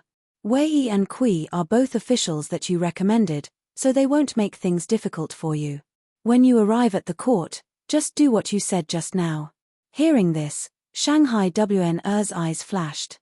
Sage. Zhong Changzong still refused to get up. He begged, "I'd rather let the sage interrogate me personally." Wu Zetian turned her head and sighed, "Don't make trouble. You go. I will send people to keep an eye on the progress of the case." Zhong Changzong had no choice but to kowtow and leave. Wu Zetian gently waved her hand again. Wan understood, bowed, and quietly left. Quietly, Wu Zetian's reaction spread out of the palace. After hearing the news, Yang Fan was stunned for a long time. He shook his head and said with a bitter smile, "In the past, when fighting for and defending her throne, even if her own son was in her way, she would mercilessly eradicate him. As for the crime of treason, she would rather kill the wrong person than let it go. So, I thought this crime was enough to put the two Zhongs to death. I was wrong. The current Wu Jiao is no longer the Wu Jiao of the past." Yang Fan knew Wu Zetian's attitude, so did Princess Taiping. When Princess Taiping learned of her mother's attitude towards Zhong Changzong's rebellion, her expression suddenly became extremely strange. She didn't say anything and just sat there for a long time. Her eyes gradually welled up with tears. First Mr. Mo, who was sitting at the side, noticed the strange expression on Princess Taiping's face. But even someone as experienced as him couldn't guess Princess Taiping's current state of mind. Why was it that after hearing this news, she was at a loss at first, and then her eyes glistened with tears? While first Mr. Mo was secretly speculating, Princess Taiping's gaze gradually turned into anger and hatred. Beneath her tears, it was as if a ball of fire was brewing. When Princess Taiping heard this news, her heart was filled with sorrow, but also endless anger. She couldn't understand why her mother doted on Zhong Changzong, who was even younger than her own grandson. Yes, it was hard to hide this plan from Wu Zetian's eyes, especially when Zhong Changzong had always been by Wu Zetian's side. With his cultivation, it was hard to hide it from Wu Zetian. Wu Zetian had long known his character and ability. She knew that he couldn't rebel, but did she know nothing about her son-in-law? When the three brothers of the Xue family participated in the anti-Wuo case, she clearly knew that Xue Shao was wronged. Why didn't she spare his life? Her daughter, holding her young child, kowtowed to the imperial palace and fainted in front of the palace, but she didn't move at all. Now she was so reasonable and generous to Zhong Changzong. Princess Taiping was so angry that she gritted her teeth. Originally, she was determined to deal with the two Zhongs to avoid any variables in the process of Li Tang regaining power. But now Wu Zetian's unconditional trust and protection of Zhong Changzong aroused her jealousy and hatred. Her mother was so protective of an outsider, but cruel to her own flesh and blood. I won't stand it anymore. Princess Taiping supported herself on the table and stood up. Her fingers exerted strength, and her knuckles turned white. This time, if I can't let the two Zhongs be beheaded, then I will use any means at all costs. I will do what the emperor is unwilling to do. Mo Yuhan was moved and said hesitantly, I'm afraid that the crown prince. Princess Taiping suddenly looked at him and used her sharp eyes to stop what Mr. Mo was going to say next. She said word by word, whether he is the crown prince or the emperor, no one can stop me. This is the justice I should seek. Wei Chengqing was the assistant minister of the heavenly official. He had a high position and was also the first person appointed by the emperor. So naturally, he was the chief judge, and the disciplinary official Qi Shenqing and the deputy prime minister of the imperial censor Songjing were the co-judges. Wei Chengqing and Qi Shenqing were promoted because of the two Zhongs' connections. They were the disciples of the two Zhongs, so how could they make things difficult for Zhong Changzong? As soon as Zhong Changzong entered the court, Wei Chengqing ordered people to look at the seats with a pleasant expression.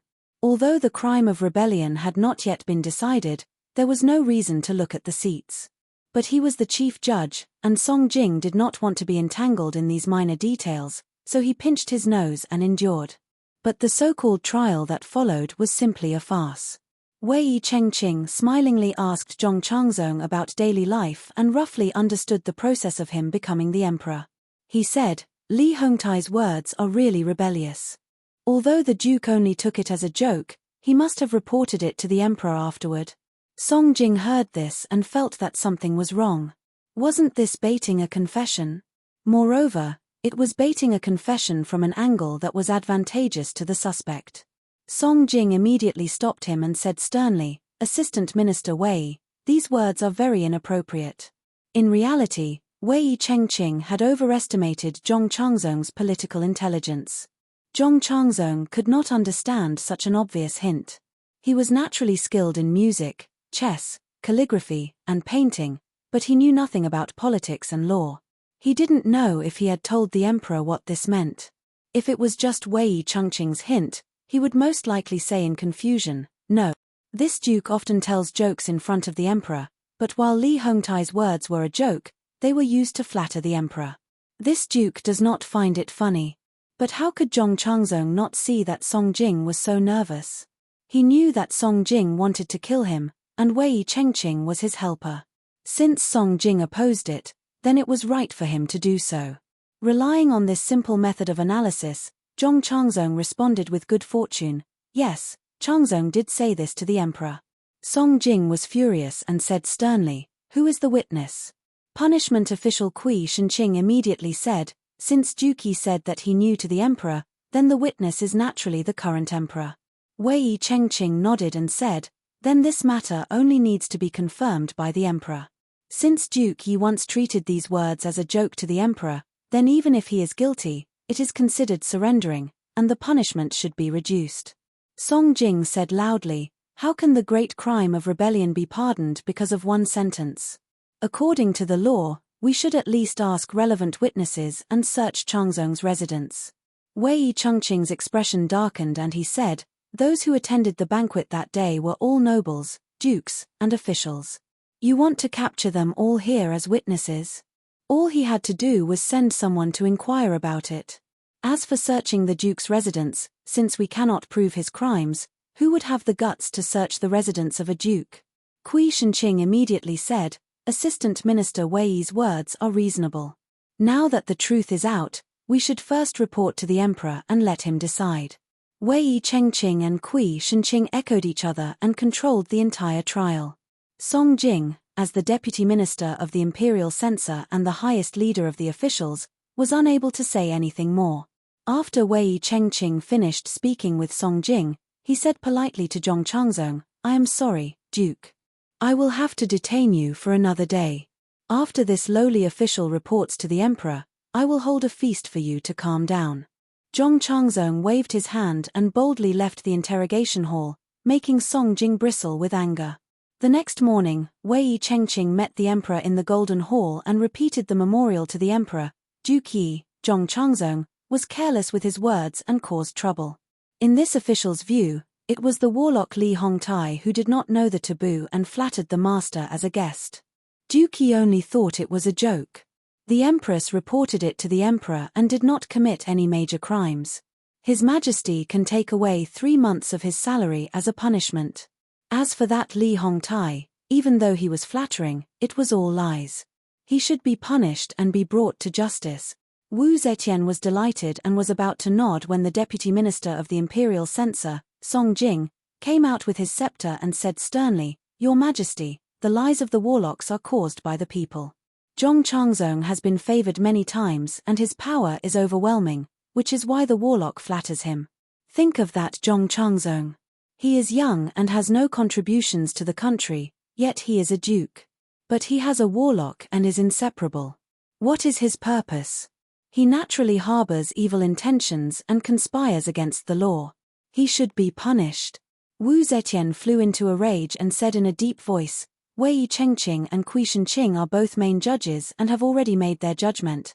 As soon as she finished speaking, the assistant minister of Luantai, Kui Shenhui, came out and said in a loud voice, "Your Majesty, Wei Chengqing and Kui Shenqing were promoted because of Duke Yi's recommendation. Everyone in the world knows about this. Their judgments cannot be guaranteed to be fair. According to the law, these 2 officials should withdraw from the trial of Zhong Changzong's crimes. Therefore, this subject respectfully requests that Your Majesty retry this case." Wu Zetian suppressed her anger and said, "You are in charge of the Luantai and do not understand the law. Step down." Kui Shenhui stood tall and did not retreat.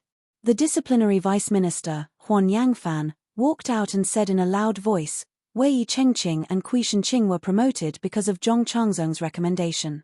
If Zhong Changzong is guilty, the 2 of them will also be implicated. If they share weal and woe, it will be difficult to guarantee their fairness. This subject also requests that Your Majesty retry this case."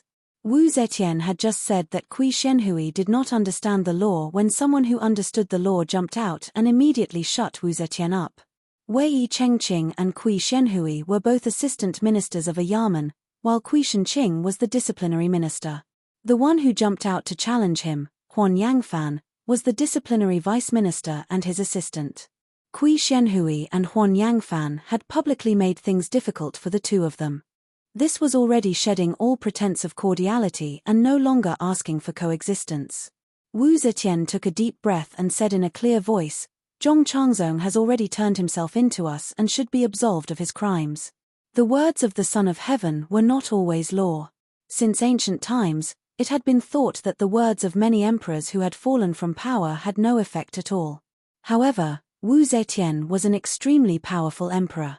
Before she had become emperor, each of her words was like an imperial edict.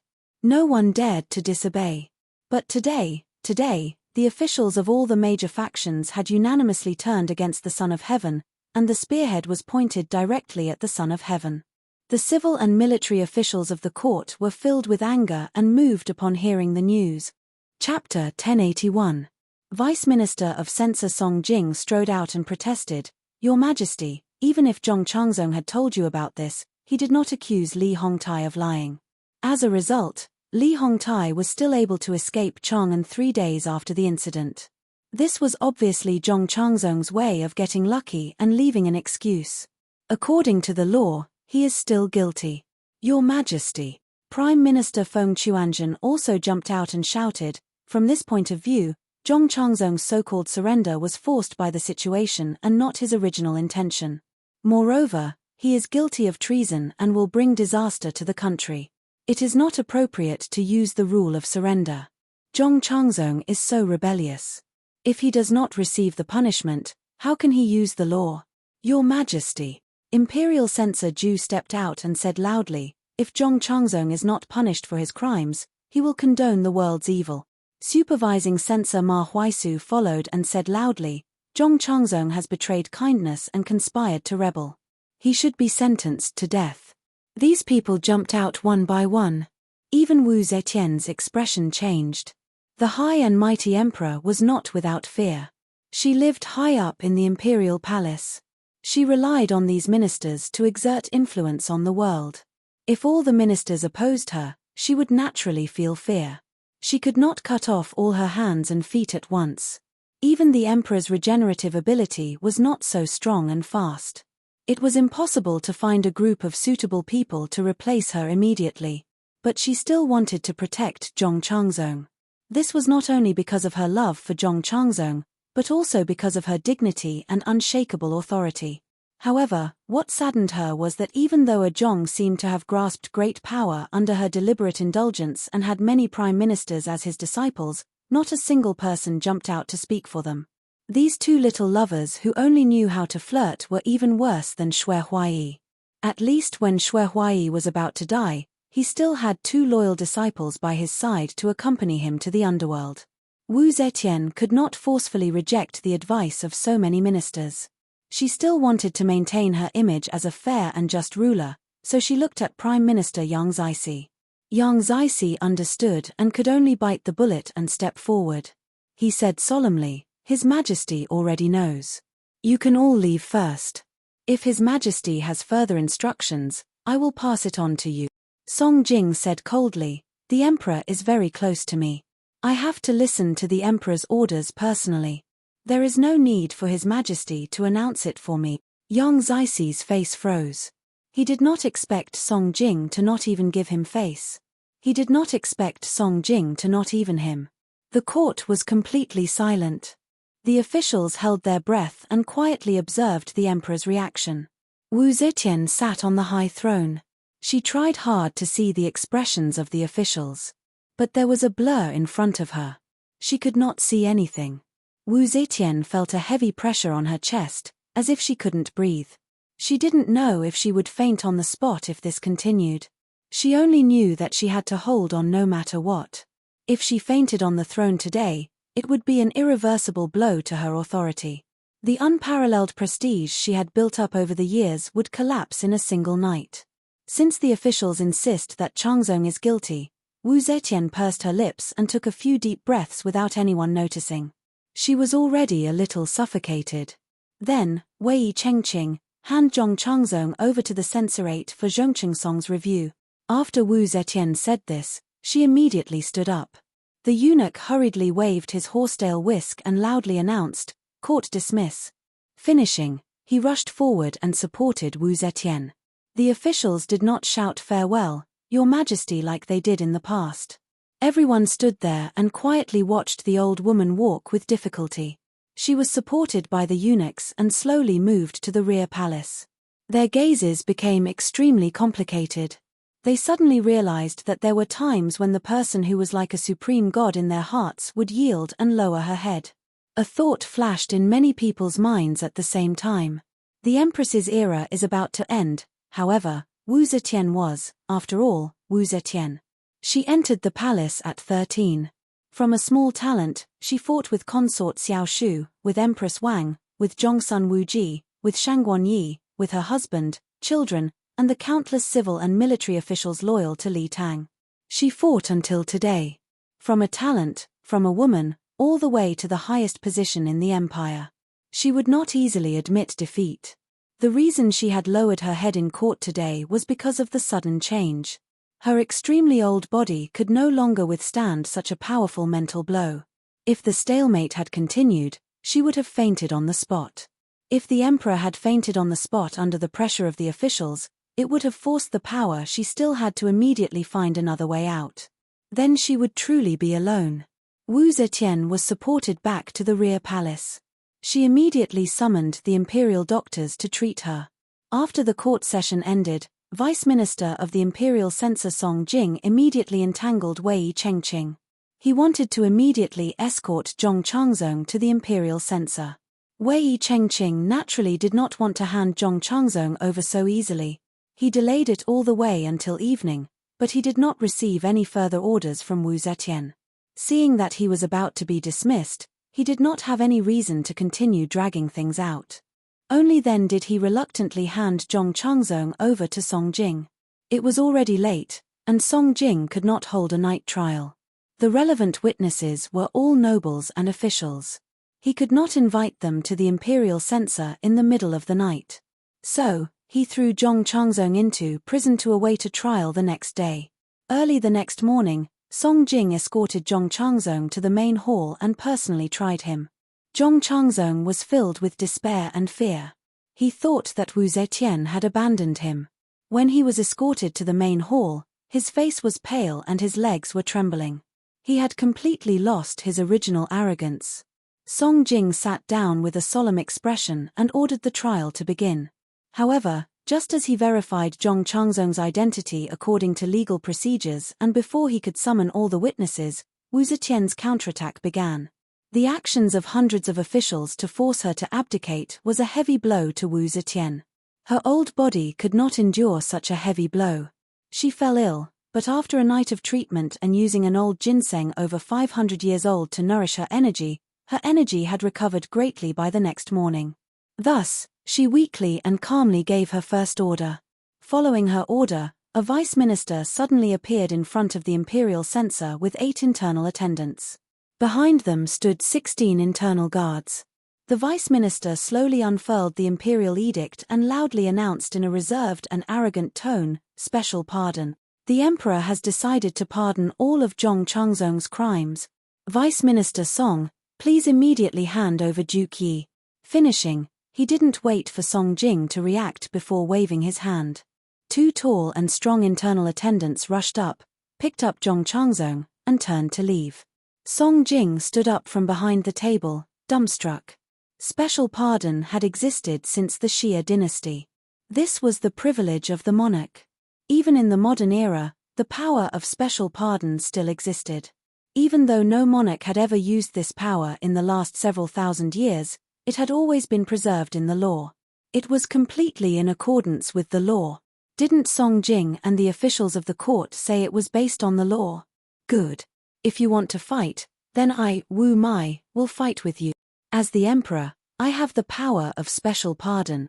I cannot stop you from convicting Zhong Changzong, but I have the power to pardon all of his crimes, even if they are crimes that require death. There was no need for Song Jing to continue the trial because even if he put all of Zhong Changzong's heinous crimes on him, Wu Zetian could still use the emperor's ultimate weapon to pardon all of his crimes. Wu Zetian's counterattack began. It was still filled with the unique fighting style of the Wu clan, domineering, swift and fierce. And this was only the first punch of Wu Zetian's counterattack. I should have immediately used the punishment. I should have taken him to the main hall and immediately beaten him to death. At most, it would have been an improper punishment. As long as I can get rid of this evil, I will not fear the future. It was not until the Zhongguan left with Zhong Changzong that Song Jing finally reacted. He pounded the desk and cried out loudly. Although Zhong Changzong had only been in prison for 1 night, he was already disheveled. After returning to Fengchen prison, he tearfully complained to Zhong Yizhi and was urged by Zhong Yizhi to take a bath and change clothes. Then, Zhong Yizhi took him to give thanks to the emperor. When they arrived at Changshan courtyard, the two didn't dare to enter like before. Instead, they first ordered the internal attendants to report. In the bedroom, Wu Zetian was awake for a while in the morning. Then, she began to have a headache and nausea. Her chest felt stuffy. She had just summoned the imperial doctor to administer medicine and acupuncture before falling into a deep sleep. In her sleep, the corner of Wu Zetian's mouth would occasionally twitch. Wn and Fu Qingqing, the 2 most important female officials of the internal court, stood to her left and right. Looking at Wu Zetian's condition, they were secretly worried. Even though Wn didn't agree with all of Wu Zetian's actions, the 2 of them had lived together for such a long time.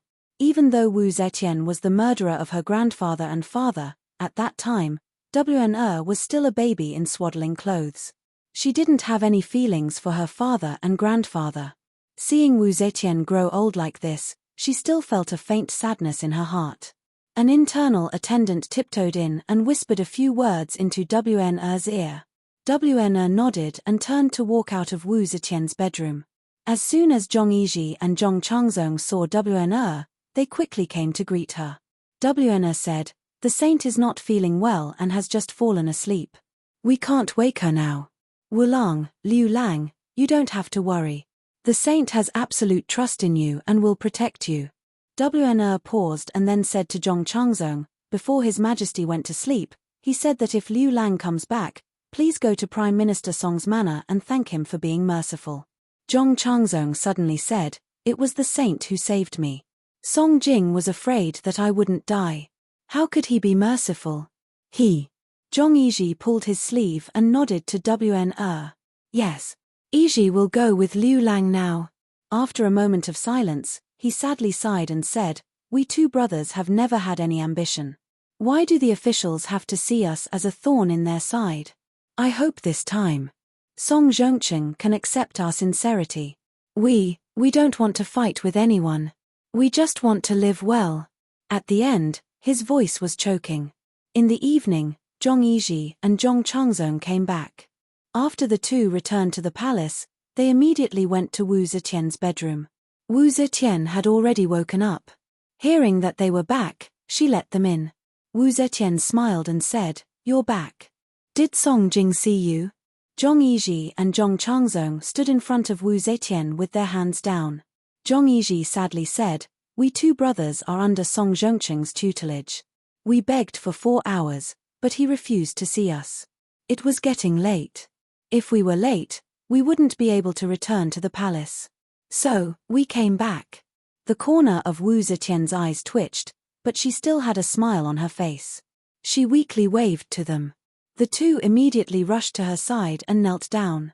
With tears in their eyes, they held her old and cold hands. "As long as I am still alive, I can always protect you," Wu Zetian gently said. Then she gently sighed and said, "But I don't know how long I can live, and you are still too young." She gently stroked Zhong Changzong's young and firm cheeks. She softly said, "Don't worry. I will arrange everything. Everything will be arranged." Her cloudy eyes surged with confidence and unyielding light. She knew that she was old, and she knew that she was about to die. But she still believed that as long as she had one breath left, everything in the world would continue to be in her hand. Chapter 1082. In August of the 4th year of Chang'an, Wu Zetian was bedridden. At the beginning of September, there was a sudden change in the weather. It snowed heavily in Chang'an. The strange weather caused a lot of rumors. As early as late August, the Turkic general who had previously submitted to Wu Ju, Chili Wenchong, suddenly rebelled. The news reached Chang'an in mid-September. After Wu Zetian listened to the military reports from her sickbed, she immediately issued a decree, appointing Prime Minister Yarou Chong as the Lingwu Dao's ambassador to pacify the rebellion. Although Yarou Chong was a civil official, he had practiced martial arts since childhood and knew about military affairs. Back when the Khitans had rebelled, Yarou Chong had submitted many petitions to the Empress. His analysis of the military situation was very thorough, and he was always right on the mark. Wu Zetian had thought of him as a genius, which was why she had promoted him to the position of assistant minister of the Xia Empire, and now he was the prime minister. Therefore, it was reasonable for Wu Zetian to send him to lead the army. At this time, no one realized that this was the second wave of counterattack launched by Wu Zetian against the officials. The bedridden Wu Zetian did not give up her desire for power. After careful consideration, she was about to start a series of personnel appointments. She wanted to adjust the power structure of the imperial court according to her vision. Yarou Chong was about to lead the army, so there was a vacancy in the prime minister's position. According to tradition, Wu Zetian had to ask the prime minister who had retired or left their posts due to other accidents. In fact, the political affairs hall was overcrowded with prime ministers. There had never been so many prime ministers in the past. But how many prime ministers could be as smart and capable as Senta Zhongqian, Ren Zhigu, Pei Xingban, Di Renjie, and Wei Yuanzhong? The current prime minister was either a flatterer like Yang Zixi, who sat in his position without doing anything, or a treacherous person like Su Weiwei, who was hesitant and ambiguous. On the other hand, Wu Zetian was old and weak. She did not have enough energy to deal with so many affairs of the country. She now relied on the prime ministers more than ever, so she needed someone who could really do things. Yarou Chong recommended Assistant Minister Chiu Guanzhong Genji to Wu Zetian. Wu Zetian recalled that Elder Di had also recommended him, so she gladly agreed. Of course, Wu Zetian knew that since Yarou Chong recommended Zhong Genji, then Zhong Genji must have the same aspirations as Yarou Chong. However, she also knew that she needed such a person to govern the country.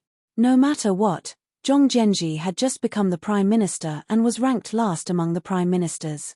He should not be as extreme as Yarou Chong. After a period of time, when the foundation of this invitation was gradually established, like Yarou Chong, when he was too big to be removed, she could just replace him. In the 20 years that she had been in power as the Empress Dowager and the Emperor, she had changed more than 70 prime ministers. Since ancient times, there had never been an emperor who changed their prime ministers as frequently as she did. She had long been familiar with this move. What's more, Zhong Genji was the same age as her and was already 80 years old. She did not have many days left to live. Zhong Genji was so old, what kind of storm could he stir up? Therefore, Wu Zetian relaxed her vigilance against him. After Yarou Chong led the army into battle, Zhong Genji was appointed as the administrator of Luantai of the Phoenix Pavilion. He entered the political affairs hall and became the current prime minister. The day Zhong Genji paid his respects to the prime minister was the 22nd day of the 10th month in the 4th year of Chang'an. On the 23rd day, Wu Zetian appointed Wei Sili, the assistant minister of the Phoenix Pavilion, as the administrator of Wei province. On the 30th day, Wu Zetian appointed Fang Rong, the assistant minister of Huaizhou, as the administrator of Wei province. On the 5th day of the 11th month, Wu Zetian appointed Wei Chengqing, the assistant minister of heavenly official, as the assistant minister of the Phoenix Pavilion. The series of appointments was like an airtight combination of punches, mercilessly punched out. Wei Sili and Wei Chengqing were brothers.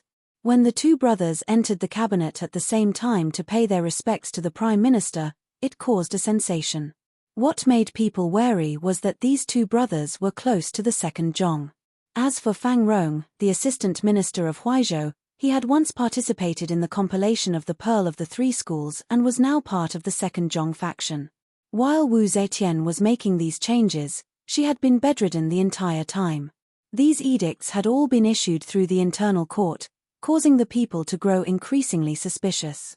Many people said that these edicts had not been issued by the Empress, that the Empress was already seriously ill and unconscious, and that this was the second Zhong's fake edicts to expand his own power. In truth, although Wu Zetian was bedridden and had even stopped attending court, she was not so weak that she could not see things. At the very least, she had summoned the prime ministers in front of her. She had spoken clearly and thought clearly in front of them. However, the Crown Prince's faction, the Prince of Xiong's faction, the Prince of Liang's faction, and the other factions naturally would not stand out to refute these rumors. These rumors were beneficial to them, and they were happy to see them. Many of these rumors had actually been fabricated and spread by their own people. When Wu Zetian promoted 3 of the second Zhong's henchmen into the political faction, she set out to remove the second thorn in her side. Ever since Wei Yuanzhong had been demoted, Yarou Chong had become the highest representative of the anti-Zhong faction in the political affairs hall, the first thorn in Wu Zetian's eyes. Now that Yarou Chong had been dispatched to Lingwu to quell the rebellion, the second important leader of the anti-Zhong faction, Song Jing, had become a thorn that she urgently needed to remove. Wu Zetian issued an edict ordering Song Jing to go to Yangju, Yuju, Longyu, and Bashu. Of these 4 places, one was in the east, one was in the north, one was in the west, and one was in the south. If Jiaoji was added, then Song Jing would have to go around the borders of the Wuzhou Empire. Even if Song Jing wanted to go through these 4 places, it would take him at least a year or 2. Song Jing knew that Wu Zetian wanted to transfer him out of the capital. He was the deputy minister of the imperial censor. Once he left, the empress could replace the important position of the imperial censor with the second Zhong's faction. At that time, the second Zhong's position would be even harder to shake. Therefore, Song Jing brazenly resisted the edict and refused to leave. Song Jing ran into the palace and stood in front of Wu Zetian. He righteously and sternly refused, as the deputy minister of the imperial censor, I have the responsibility of supervising the hundreds of officials, and the imperial court is the center of the hundreds of officials. Therefore, the deputy minister cannot leave the imperial court unless it is an important matter of the country. If it is not an important matter of the country, I cannot leave. Song Jing's act made Wu Zetian very angry. However, Wu Zetian did not want to make her purpose too obvious, so she could only swallow her anger. However, with her series of actions in this short period of time, as long as one was not blind, who could not see what she wanted to do? Facing the Empress's counterattack, the officials were in fear and trepidation. What they were most worried about was that Wu Zetian's illness had not improved. Every day, only Second Zhong could serve the emperor. The time that the officials could see the emperor was getting less and less. They were worried that Second Zhong would take the risk and forge an imperial edict when the empress was in danger. If such a scene really happened, even if they could still control the situation, they would not be able to stand on their feet in the law. In the history books, they would definitely be marked as rebels and traitors. This was something they could not tolerate. Prime Minister Kui Shenwei could not hold back and went to the harem to see the empress. He suggested to her, the Crown Prince and the Prince of Xiong are your Majesty's biological sons. They are benevolent, filial, and good enough to serve your Majesty's soup and medicine. Your Majesty should order the two princes to serve by your side. It is better not to let people of different surnames freely enter and exit the palace. Wu Zetian smiled faintly and said, Prime Minister Kui's good intentions, I am grateful for your hospitality. However, Wu Zetian did not accept Kui Xuanwei's suggestion. The officials became even more anxious. They were already completely opposed to Second Zhong, but now the sword that should belong to the emperor was in Second Zhong's hands. No one could predict what would happen next. The sword was already hanging over their heads. They only had one choice: rise up and resist. Chapter 1083. 80 years old was considered a very old age in modern times. During the Tang dynasty, it was considered a very old age. It was almost unimaginable that such an old man could still have such exuberant energy, meticulous thinking, and be able to handle heavy and complicated government affairs. But it didn't mean it didn't exist. Zhong Jianji, who was a late bloomer, was such an anomaly. He had been a county lieutenant until he was over 60 years old. If it was someone else, they would have retired and returned to their hometown. But Zhong Jianji, who had just survived, seemed to be glowing with vitality. He became the prime minister at the age of 80 and would soon enter a new year. By then, he would be 81 years old. In the study, Zhong Jianji, who had just paid his respects to the prime minister, pressed a piece of snow-white paper and hung a brush on it.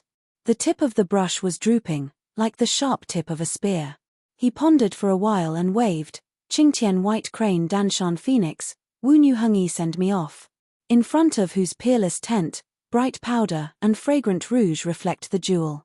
Graceful jade hall with green curtains, uneven embroidery hanging bead foil.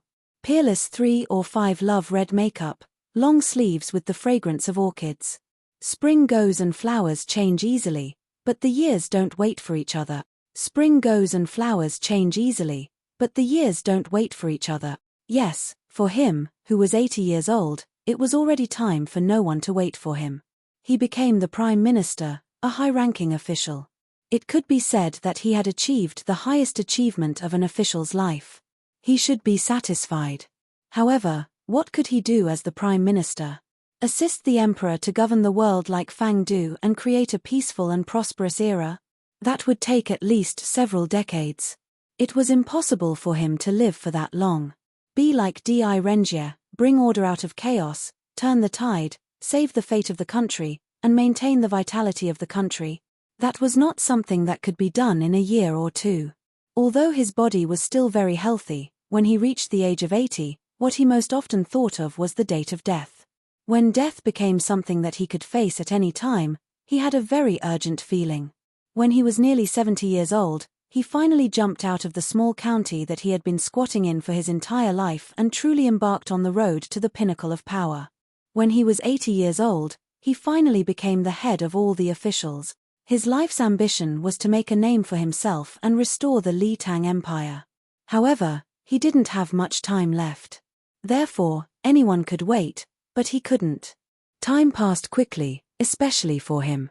He had just taken the position of Prime Minister and had not even warmed his seat yet. However, he did not have the time to do a good job as a Prime Minister step by step. He had to seize every minute.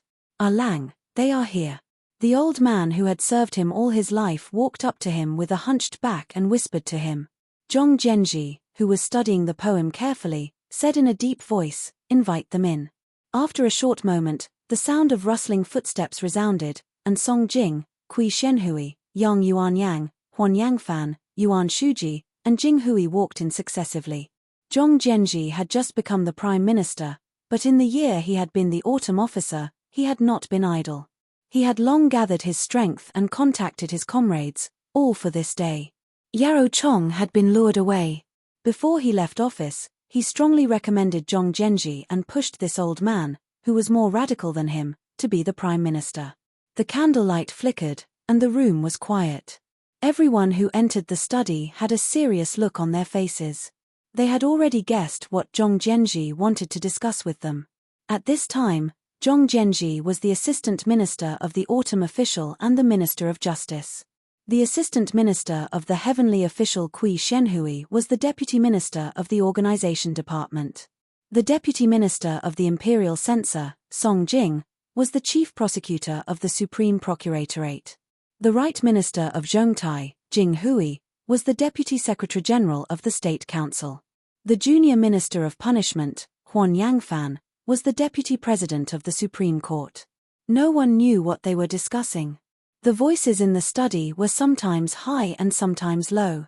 Sometimes they were passionate, and sometimes they were low and depressed. When the old steward delivered the supper at midnight, he found that the faces of these important officials were all strangely flushed, and their eyes were bright with excitement.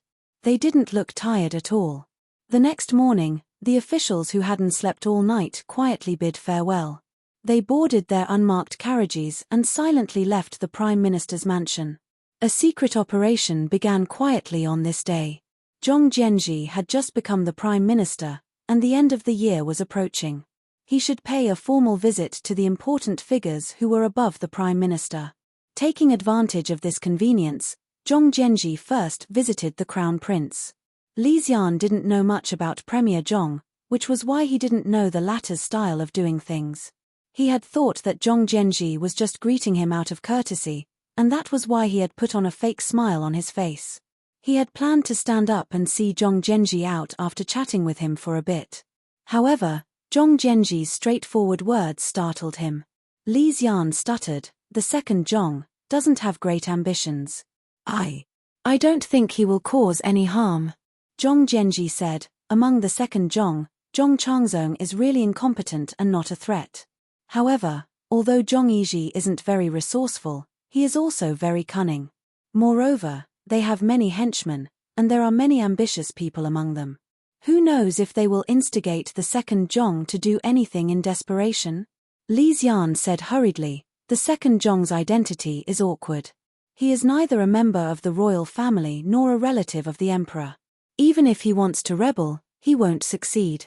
Zhong Zhenji didn't expect Li Xian to be so timid. However, Li Xian was the crown prince, a symbol of righteousness. Zhong Zhenji had to get his approval to ensure that his actions would be justified. Only with his approval could all his actions have a legal and reasonable basis. Since he had to win over this person, Zhong Zhenji could only continue to persuade him. "Crown Prince, the Empress is critically ill, and the palace is strictly guarded. Only the second Zhong can come and go freely. Once they have wild ambitions and forge an imperial edict, after the emperor passes away, they will have the emperor's posthumous edict and the help of their best friends. The country will fall into their hands. Even if they don't have the support of powerful military figures, we will still be on the defensive. At that time, even if we kill the treacherous officials, it will be hard to avoid being labeled as a traitor in the annals of history. Thus, we must kill them first to prevent future troubles." Li Xian's face was ashen. He repeatedly shook his head and said, "No, no. The Empress is still here. Presumably, the Empress has made appropriate arrangements for everything. This Guaran is the Emperor's subject and the Empress's son. How can I act without authorization and rebel against my superiors? Zhong Zhenji raised his white brows and said, Crown Prince, this is not rebelling against your superiors. It is to bring order out of chaos, to use military force to purge the Emperor's vassals. Li Xian shook his head like a rattle drum. You can't. It won't work. This absolutely cannot work. Zhong Zhenji had said all sorts of good words, but Li Xian still refused. Zhong Zhenji frowned and could only change his words. Since the Crown Prince does not agree, this old subject naturally cannot act without authorization. However, one cannot have the intention to harm others, but one cannot lack the heart to guard against others. This old subject wishes to unite many loyal officials, just in case. If the second Zhong does not act, I will not act either. This is only for self-protection. Will the Crown Prince allow this? When Li Xian heard this, he felt that these words were still acceptable. If the second Zhong really planned to rebel and start a mutiny, he would have to protect himself no matter what. It was necessary for the loyal officials to take some precautions. He was about to agree, but he swallowed the words back down. He was afraid that once he agreed, it would be difficult for him to escape. Once the Empress found out and investigated, it would be a great crime. As a result, Li Xian deceived himself and said, This Guaran is the heir apparent. The Emperor is still here. This Guaran should not participate in political affairs. Master Zhong is the current Prime Minister, assisting the Emperor, in charge of all the officials, guarding the feudal vassals, and taking care of the tens of thousands of commoners. What you should and shouldn't do is up to Master Zhong. There is no need to ask this Guaran. Li Xian's son and daughter had both been killed by the second Zhong. As their father, this was a blood feud. However, when he heard that Zhong Zhenji was going to act against the second Zhong, he was still so afraid. Zhong Zhenji couldn't help but bitterly smile. However, he had at least received a word from the second Zhong. Whatever he did next, he would be able to use the second Zhong's name. Zhong Zhenji could not say anything else, lest the second Zhong panic and make it clear that he did not support Zhong Zhenji's actions. If that happened, it would be difficult to rally the officials loyal to the Crown Prince. Thus, Zhong Zhenji clasped his hands and took his leave. This old subject understands. This old subject will take his leave. The second person Zhong Zhenji visited was the Prince of Xiong. Under the pressure of his powerful mother, the Prince of Xiong's personality was not very resolute. However, compared to his seventh brother, Li Xian, Li Dan was clearly a little more hot-blooded. Perhaps it was because his outstanding sons had a greater influence on him. Hearing Zhong Zhenji's words, Li Dan remained silent for a long time. Zhong Zhenji thought to himself, the Prince of Xiong won't be as cowardly as the Crown Prince, right? Li Dan lowered his eyelids. After thinking for a long time, he suddenly opened his eyes and sternly asked, the Crown Prince has already given his consent. Zhong Zhenji was afraid of scaring him away, so he vaguely replied, the Crown Prince has promised this old subject that he can act as he sees fit. Li Dan bluntly asked, what does Master Zhong want this prince to do? Zhong Zhenji replied, Your Highness was once the Emperor and also the Crown Prince. Your reputation is grand. We still need Your Highness's full support. If the second Zhong is scheming and urgently needs to respond, the Crown Prince must oversee the central command. At that time, only Your Highness's status and reputation will allow you to oversee the 9 cities. As for now, we still need Your Highness. Zhong Zhenji's train of thought was very clear, and he explained everything clearly. After hearing him out, Li Dan resolutely said, Fine, this prince will give Master Zhong all his consent. Saying this, he stood up and solemnly clasped his hands to Zhong Zhenji. Zhong Zhenji hurriedly rose to avoid the greeting and asked, What is Your Highness doing? Li Dan solemnly said, On behalf of the ancestors of the Li clan, this prince thanks Master Zhong. If this matter succeeds, Master Zhong will be the great benefactor of my Li clan. Zhong Zhenji took his leave from the Prince of Xiong's residence and then went to pay a visit to the Prince of Liang, Wu Sanxi.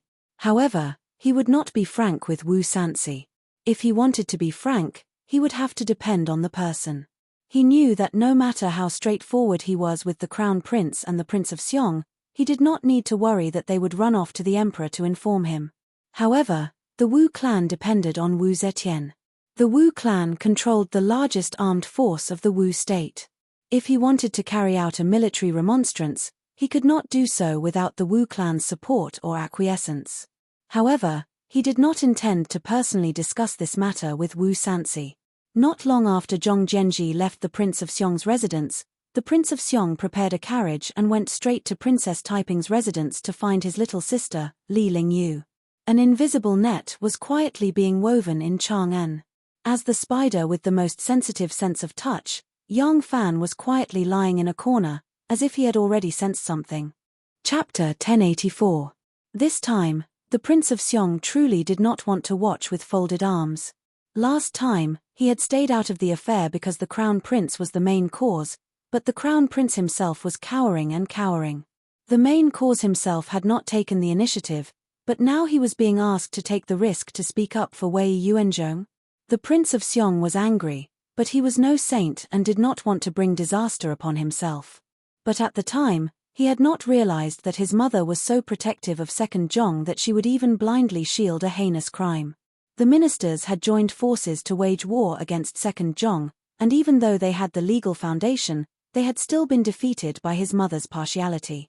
The Prince of Xiong felt afraid. As an important member of the Li clan, his interests were intertwined with the Crown Prince's.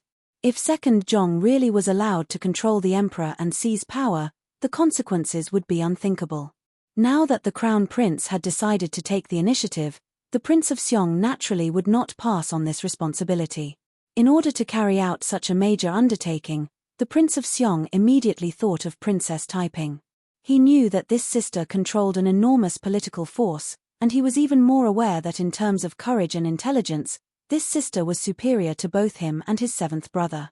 Besides this sister was also the daughter-in-law of the Wu clan, and the Wu clan currently controlled the majority of the armed forces in the capital. If he wanted to carry out a military remonstrance, he could not bypass the Wu clan.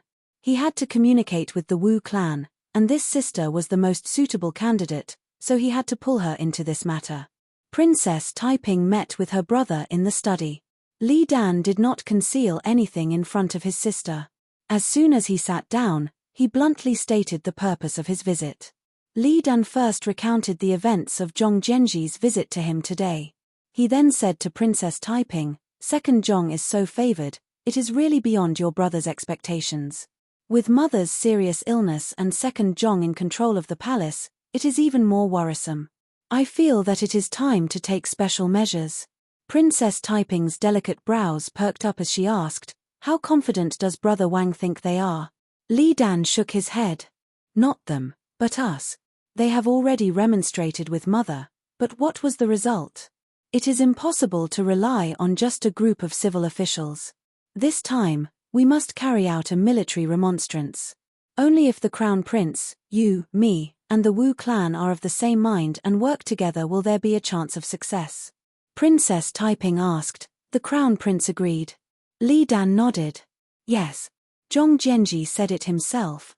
Princess Taiping heaved a sigh of relief and murmured, "In other words, this time, we are fighting against the emperor with all our power." Li Dan laughed bitterly. When Song Jing accused the second Zhong of being a prime minister, he had already used all the power of the court, but didn't he still suffer a crushing defeat? This time, we need the full cooperation of the Li and Wu clans, but most importantly, since it is a military remonstrance, we need to use force. Force is the foundation. Princess Taiping slowly stood up and paced in the room. Her skirt swayed gently with her movements like the rhythm of water. Li Dan knew that for such an important matter, her sister needed to consider it carefully. The main point of her consideration was not whether or not she would participate, but how likely it was to succeed. Princess Taiping paced back and forth for a long time before she suddenly stopped and resolutely said to Li Dan, "Right now, Mother is seriously ill and has not appeared in court for a long time. Imperial edicts have been passed down from the rear palace and the second Zhong's henchmen have been repeatedly promoted. Only by carrying out a military remonstrance, killing the second Zhong, and purging the emperor's side, Could they turn the situation around? Ling Yu is willing to follow you two brothers and carry out this important matter together, Li Dan said cheerfully. I knew that you would agree. Princess Taiping's eyes flashed. How much force do you have now? Li Dan shook his head. Right now, it is still too early to talk about force. We must first determine how many allies we have and who is willing to participate. Only then can we divide the work and discuss the specific plan. Right now, I only know that no matter how many people participate, our only option is to carry out a military remonstrance. And there is only one way to carry out a military remonstrance. If we try to use any other means to reach the palace and kill the second Zhong, Mother will have enough time to mobilize the troops and quell the riot. Princess Taiping said in a low voice, the Black Tortoise Gate? Li Dan nodded forcefully. Yes. It is the Black Tortoise Gate. Right now, there are 1,000 cavalrymen guarding the Black Tortoise Gate, and their commander is Yang Fan. This person is of utmost importance. Do you have the confidence to make him stand on our side? Taiping was silent, and Li Dan was in no hurry to press him. Although as Taiping's brother, no one would be stupid enough to publicize the love affair between Taiping and Yang Fan in front of him, he had more or less heard about it. However, he did not think that this relationship could guarantee that Yang Fan would stand on their side. They thought that they were carrying out a military remonstrance against the emperor, but to the emperor, this was no different from plotting a rebellion. Once they failed, the result would be the death of their family. When faced with the great crime of rebellion, there had been cases of wives suing their husbands and sons suing their fathers. This had happened before in history. Things like love and affection could not guarantee anything. Yang Fan had a family, a career, and a fourth-rank official. He was a rational and mature adult. He would definitely not choose to stand on the other's side on such an important matter because of love and affection. So if Taiping rashly believed in Yang Fan, he would instead have to remind his sister to be careful. Taiping was silent for a long time before he slowly said, I will first probe his mouth on this matter before deciding whether or not to tell him everything. Li Dan breathed a sigh of relief and showed an admiring look. She said, this is a serious matter, and we should be extra careful. Yang Fan is the key, and the other key is the Wu family. The Wu family controls the elites of the Northern Office. If the Wu family does not agree to the military remonstrance, the possibility of success of this plan is very small. Princess Taiping nodded and said, after several years of recuperation, we have indeed accumulated a force in the imperial court. But the biggest problem is that we have never had the opportunity to control the military power. During the military remonstrance, it may not take many people to rush into the palace and kill Zhong. But to control the palace and the imperial city, we must have the military power in our hands. And without the consent of the Wu family, who now controls the military power, we have no chance. Li Dan said, so, we must persuade the Wu family to cooperate with us. Princess Taiping nodded and said, leave it to me. The brother and sister discussed it again. Because now was the time to connect all forces, and the allies had not been determined, they could not determine the specific military remonstrance plan. So they could not discuss too many specific things. It was a very common thing for Li Dan to visit her sister. But because the two were now planning an earth-shattering event, they naturally felt a little guilty. Li Dan did not dare to stay for a long time. Seeing that it was almost time, she hurriedly said goodbye. Taiping sent her brother away and returned to the study to sit down. After thinking for a long time, she looked up at the dust on the ceiling and said slowly, Emperor Gaozu wanted to establish Jiancheng, but Emperor Taizong launched a mutiny in Xuanwu Gate and took back everything he was about to lose. Do you think if we launch another mutiny in Xuanwu Gate, can we succeed like Emperor Taizong? There was no one else in the study except for her, but her tone did not sound like she was asking herself. So, who was she talking to? Behind Princess Taiping was a screen with flowers in bloom and riches on it. Beautiful and delicate peonies were painted on the screen. Following Princess Taiping's question, a person quietly walked out from behind the screen. He was tall and slender, and his clothes were as light as snow. His handsomeness revealed an exuberant heroic spirit. It was Yang Fan. Yang Fan did not come today to inform Princess Taiping. Although he had already faintly sensed some signs because he had many tentacles, He only knew that Zhong Zhenji and some other people were secretly contacting each other through his people. As for the specific content of their discussion, he naturally did not know. In this kind of situation, he would not reveal the information that could not even be counted as groundless rumors to Taiping. Even if he already knew all the inside information, he would not hastily come to Taiping and tell him everything. He would definitely think of a more appropriate method first. Otherwise, with Taiping's intelligence, he would definitely immediately realize that he controlled a huge force.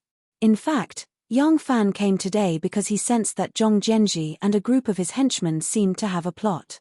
He was not sure whether Princess Taiping was also one of the participants in this secret, so he came today to inquire about the information from Princess Taiping. As a result, Li Dan suddenly came to visit and he heard everything. Princess Taiping could have placed him somewhere else, but she did not think that there was any secret that could be hidden from Yang Fan. She did not want her lover to think that she treated him as an outsider, so she let him hide behind the screen. As a result, he heard all the plan to carry out the military remonstrance. From this point of view, women and men were indeed innately very different. Men were always relatively more rational. If it was Yang Fan, even if it wasn't a secret like the succession hall, which was absolutely unacceptable under the standpoint of peace, as long as it was a secret, he wouldn't rashly let her know.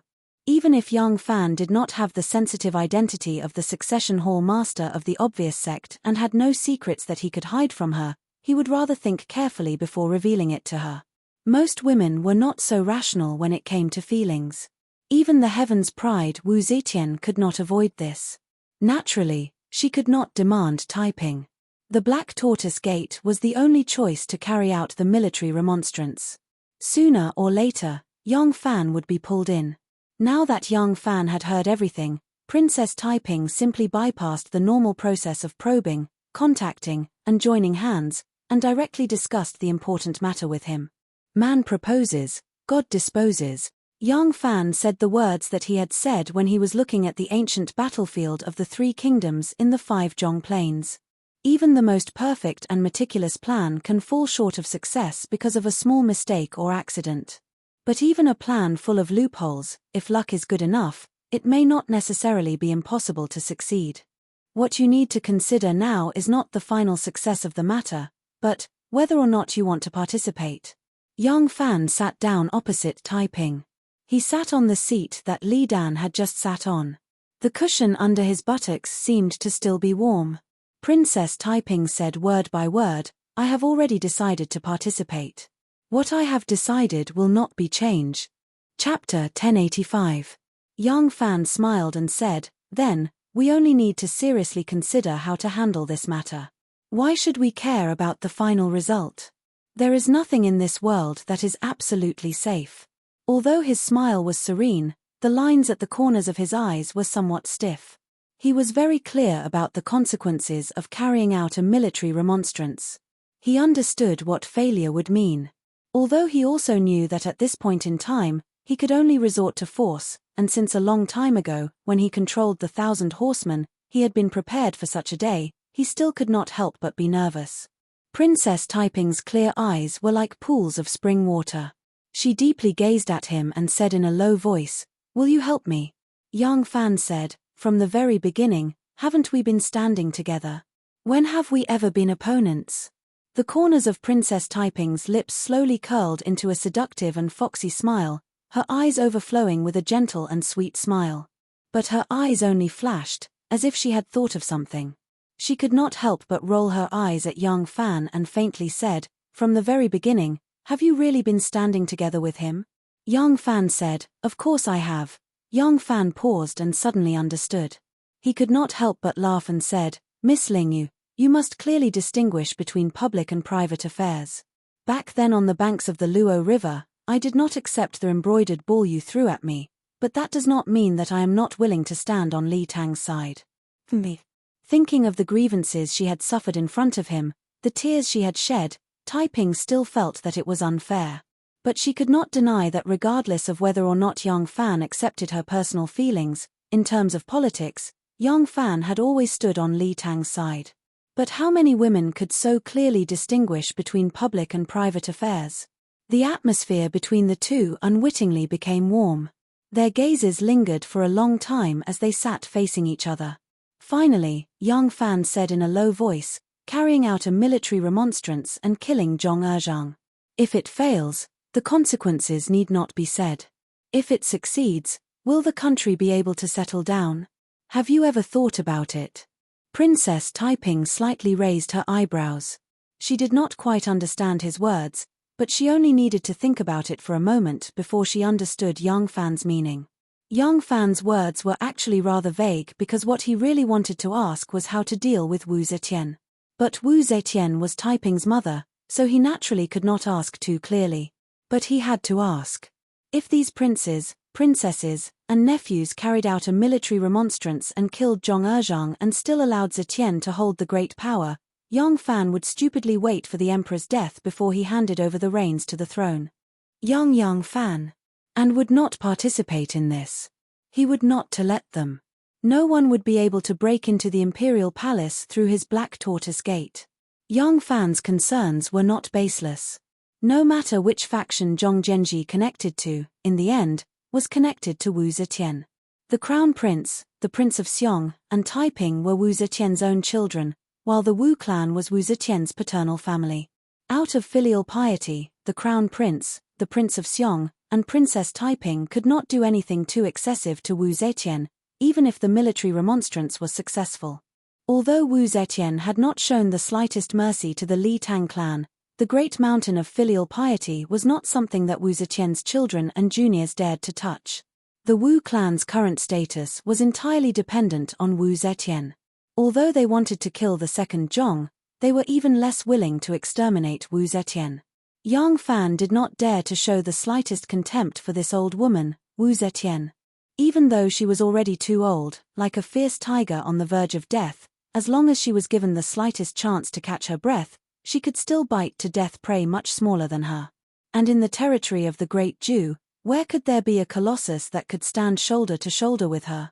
If Yang Fan did not understand the true intentions of these princes, princesses, and nephews, and recklessly followed them, even if their bones were broken and their tendons were still connected, the first to suffer would definitely be these shrimp soldiers and crab generals waving flags and shouting war cries. And when the time came, not even Princess Taiping would be able to protect him. Princess Taiping understood Yang Fan's meaning. She also knew that this point could not be ambiguous. If she could not dispel this concern of Yang Fan, even if there was an affair between the two, Yang Fan would not put his entire family to accompany her to the military remonstrance. She pondered for a moment and slowly said, "Killing the second Zhong and purging the side of the emperor is in line with the righteousness, but this is the only way. The Son of Heaven is my mother, I cannot do anything unfavorable to her." Yang Fan's eyes turned cold, but Princess Taiping followed up with another sentence. After killing the second Zhong, you can quote the story of the Xuanwu school in the time of Taizong. Do you think this is appropriate? Hearing this, Yang Fan's eyes suddenly brightened again. He was very satisfied with this answer. Princess Taiping's answer was actually quite vague. It was an indirect hint, not a direct statement. After all, what she talked about was how to deal with her mother, and as a daughter, it was not appropriate for her to say it too directly. But when she talked about the story of the Xuanwu school, she was also vague and refused to say it clearly, because she was the direct descendant of Li Shimin, and Li Shimin did not do it properly. He could use the supreme monarch's power to change the history books, so that people thousands of years later could not distinguish right from wrong, but he could not hide it from these people who had only lived for a few decades. Princess Taiping was a taboo, so she had to be vague.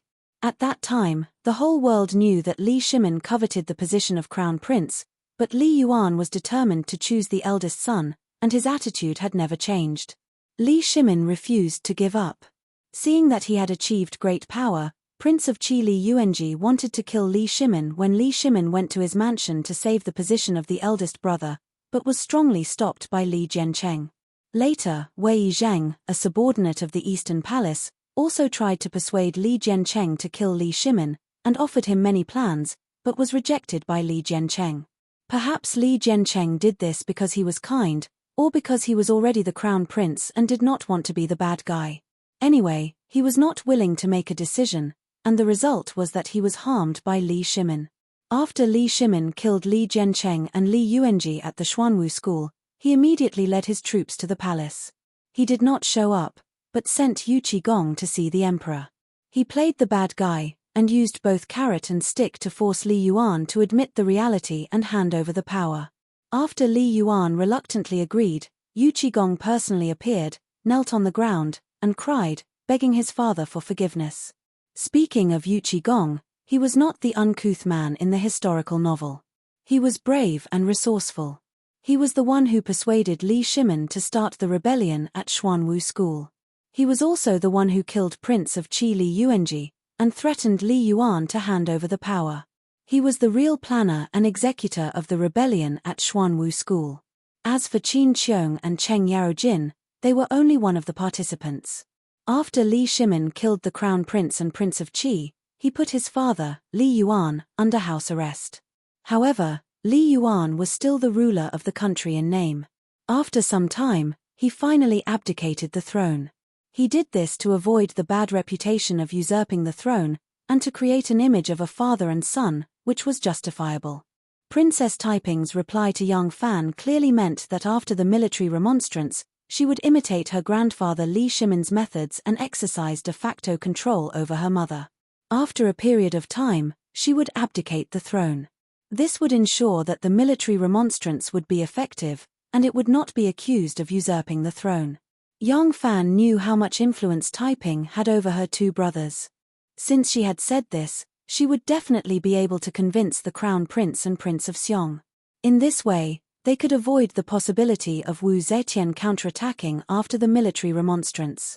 However, there was still one person that they could not avoid, King Liang. Military authority was still in the hands of the Wu clan. If they wanted to use the military remonstrance, they would need the cooperation of the Wu clan. Would the Wu clan agree to this? Taiping said, "I will act as a lobbyist for King Liang. The Wu clan is also deeply afraid of the second Zhong. I believe that he will agree to use the military remonstrance." Yang Fan said, "But King Liang will only agree to execute the second Zhong. He will not agree to do anything detrimental to the Son of Heaven." Taiping said, "The Son of Heaven is the mother of the Crown Prince, the Prince of Xiong, and me. As children, we could never do anything disgraceful to her. As for having mother hand over the reins of power, it seems that if not for the variable known as the second Zhong, mother's relinquishment of power would only be a matter of a year and a half. Wu Sanxi is well aware of this. If we bring it forward a few days, what will he be able to hold out for? The imperial throne is already out of his reach. Does he not want to mend his relationship with our Li clan?" Yang Fan thought for a moment, then nodded. Do your best on this matter. Only with the Wu clan's agreement can we tamper with the army. We must rope in this ally. To achieve this goal, we won't hesitate to promise them a few benefit." Taiping was deeply convinced. She nodded and said, "Should we rope in some people from the second Zhong side?" Yang Fan thought for a moment, then shook her head. "That won't do. The second Zhong's foundation is still shallow. They only have two kinds of people by their side. One is people of high status and authority, and these people are at a loss when they attach themselves to the second Zhong. The other kind is people that the second Zhong has promoted. These people have only risen to power for a short time, and some of them have not yet grasped any important power. Some of them have been placed in important positions by the second Zhong, but they have only been there for a month or two. They cannot control the important departments and are of no threat to us, nor are they of any help." Princess Taiping thought it over and had to admit that Yang Fan's words were very reasonable. Now that she was about to carry out a military remonstrance, she couldn't help but think of her grandfather's mutiny at the Black Tortoise Gate and evaluate the gains and losses from that successful mutiny. Back when Li Shimin had coveted the imperial throne, Crown Prince Li Jiancheng had not been willing to use extreme measures to deal with him, but he had taken precautions. On one hand, he had suppressed the development of the Prince of Qin's residence and weakened Li Shimin's power. At the same time, like Li Shimin, he had tried to infiltrate and rope them in. However, Li Jiancheng had tried to rope in Li Shimin's trusted generals, while Li Shimin had tried to rope in those lower-ranked subordinates of Li Jiancheng who wielded crucial power, such as General Chang He, who guarded the Black Tortoise Gate. As a result, Li Jiancheng had come up empty-handed, while Li Shimin had succeeded time and time again. Why was there such a huge difference between the two? It wasn't that Li Jiancheng was too arrogant and incompetent, but that their goals were different. Li Jiancheng was already the crown prince, and if he could successfully rope in the generals at Li Shimin's side, he could achieve his goal without shedding a single drop of blood. But Li Shimin was not the crown prince, and Li Yuan had no intention of replacing the crown prince. He had no chance of using proper methods to ascend to the throne, unless he carried out a mutiny. What a mutiny required the most were the generals guarding the vital areas of the imperial palace. The two had different statuses and goals for roping in, so the methods they used were naturally different. Right now, the second Zhong's faction was mainly in the palace. If the crown prince, the Prince of Xiong, Princess Taiping, and King Liang joined forces, they could control the majority of the military and political forces, and then launch a mutiny. There really was no need to take the risk of roping in the people at the second Zhong's side. If news of this were to leak out, the consequences would be far worse. Princess Taiping's thoughts became clear once she understood the key to colluding with the Li family and the Wu family.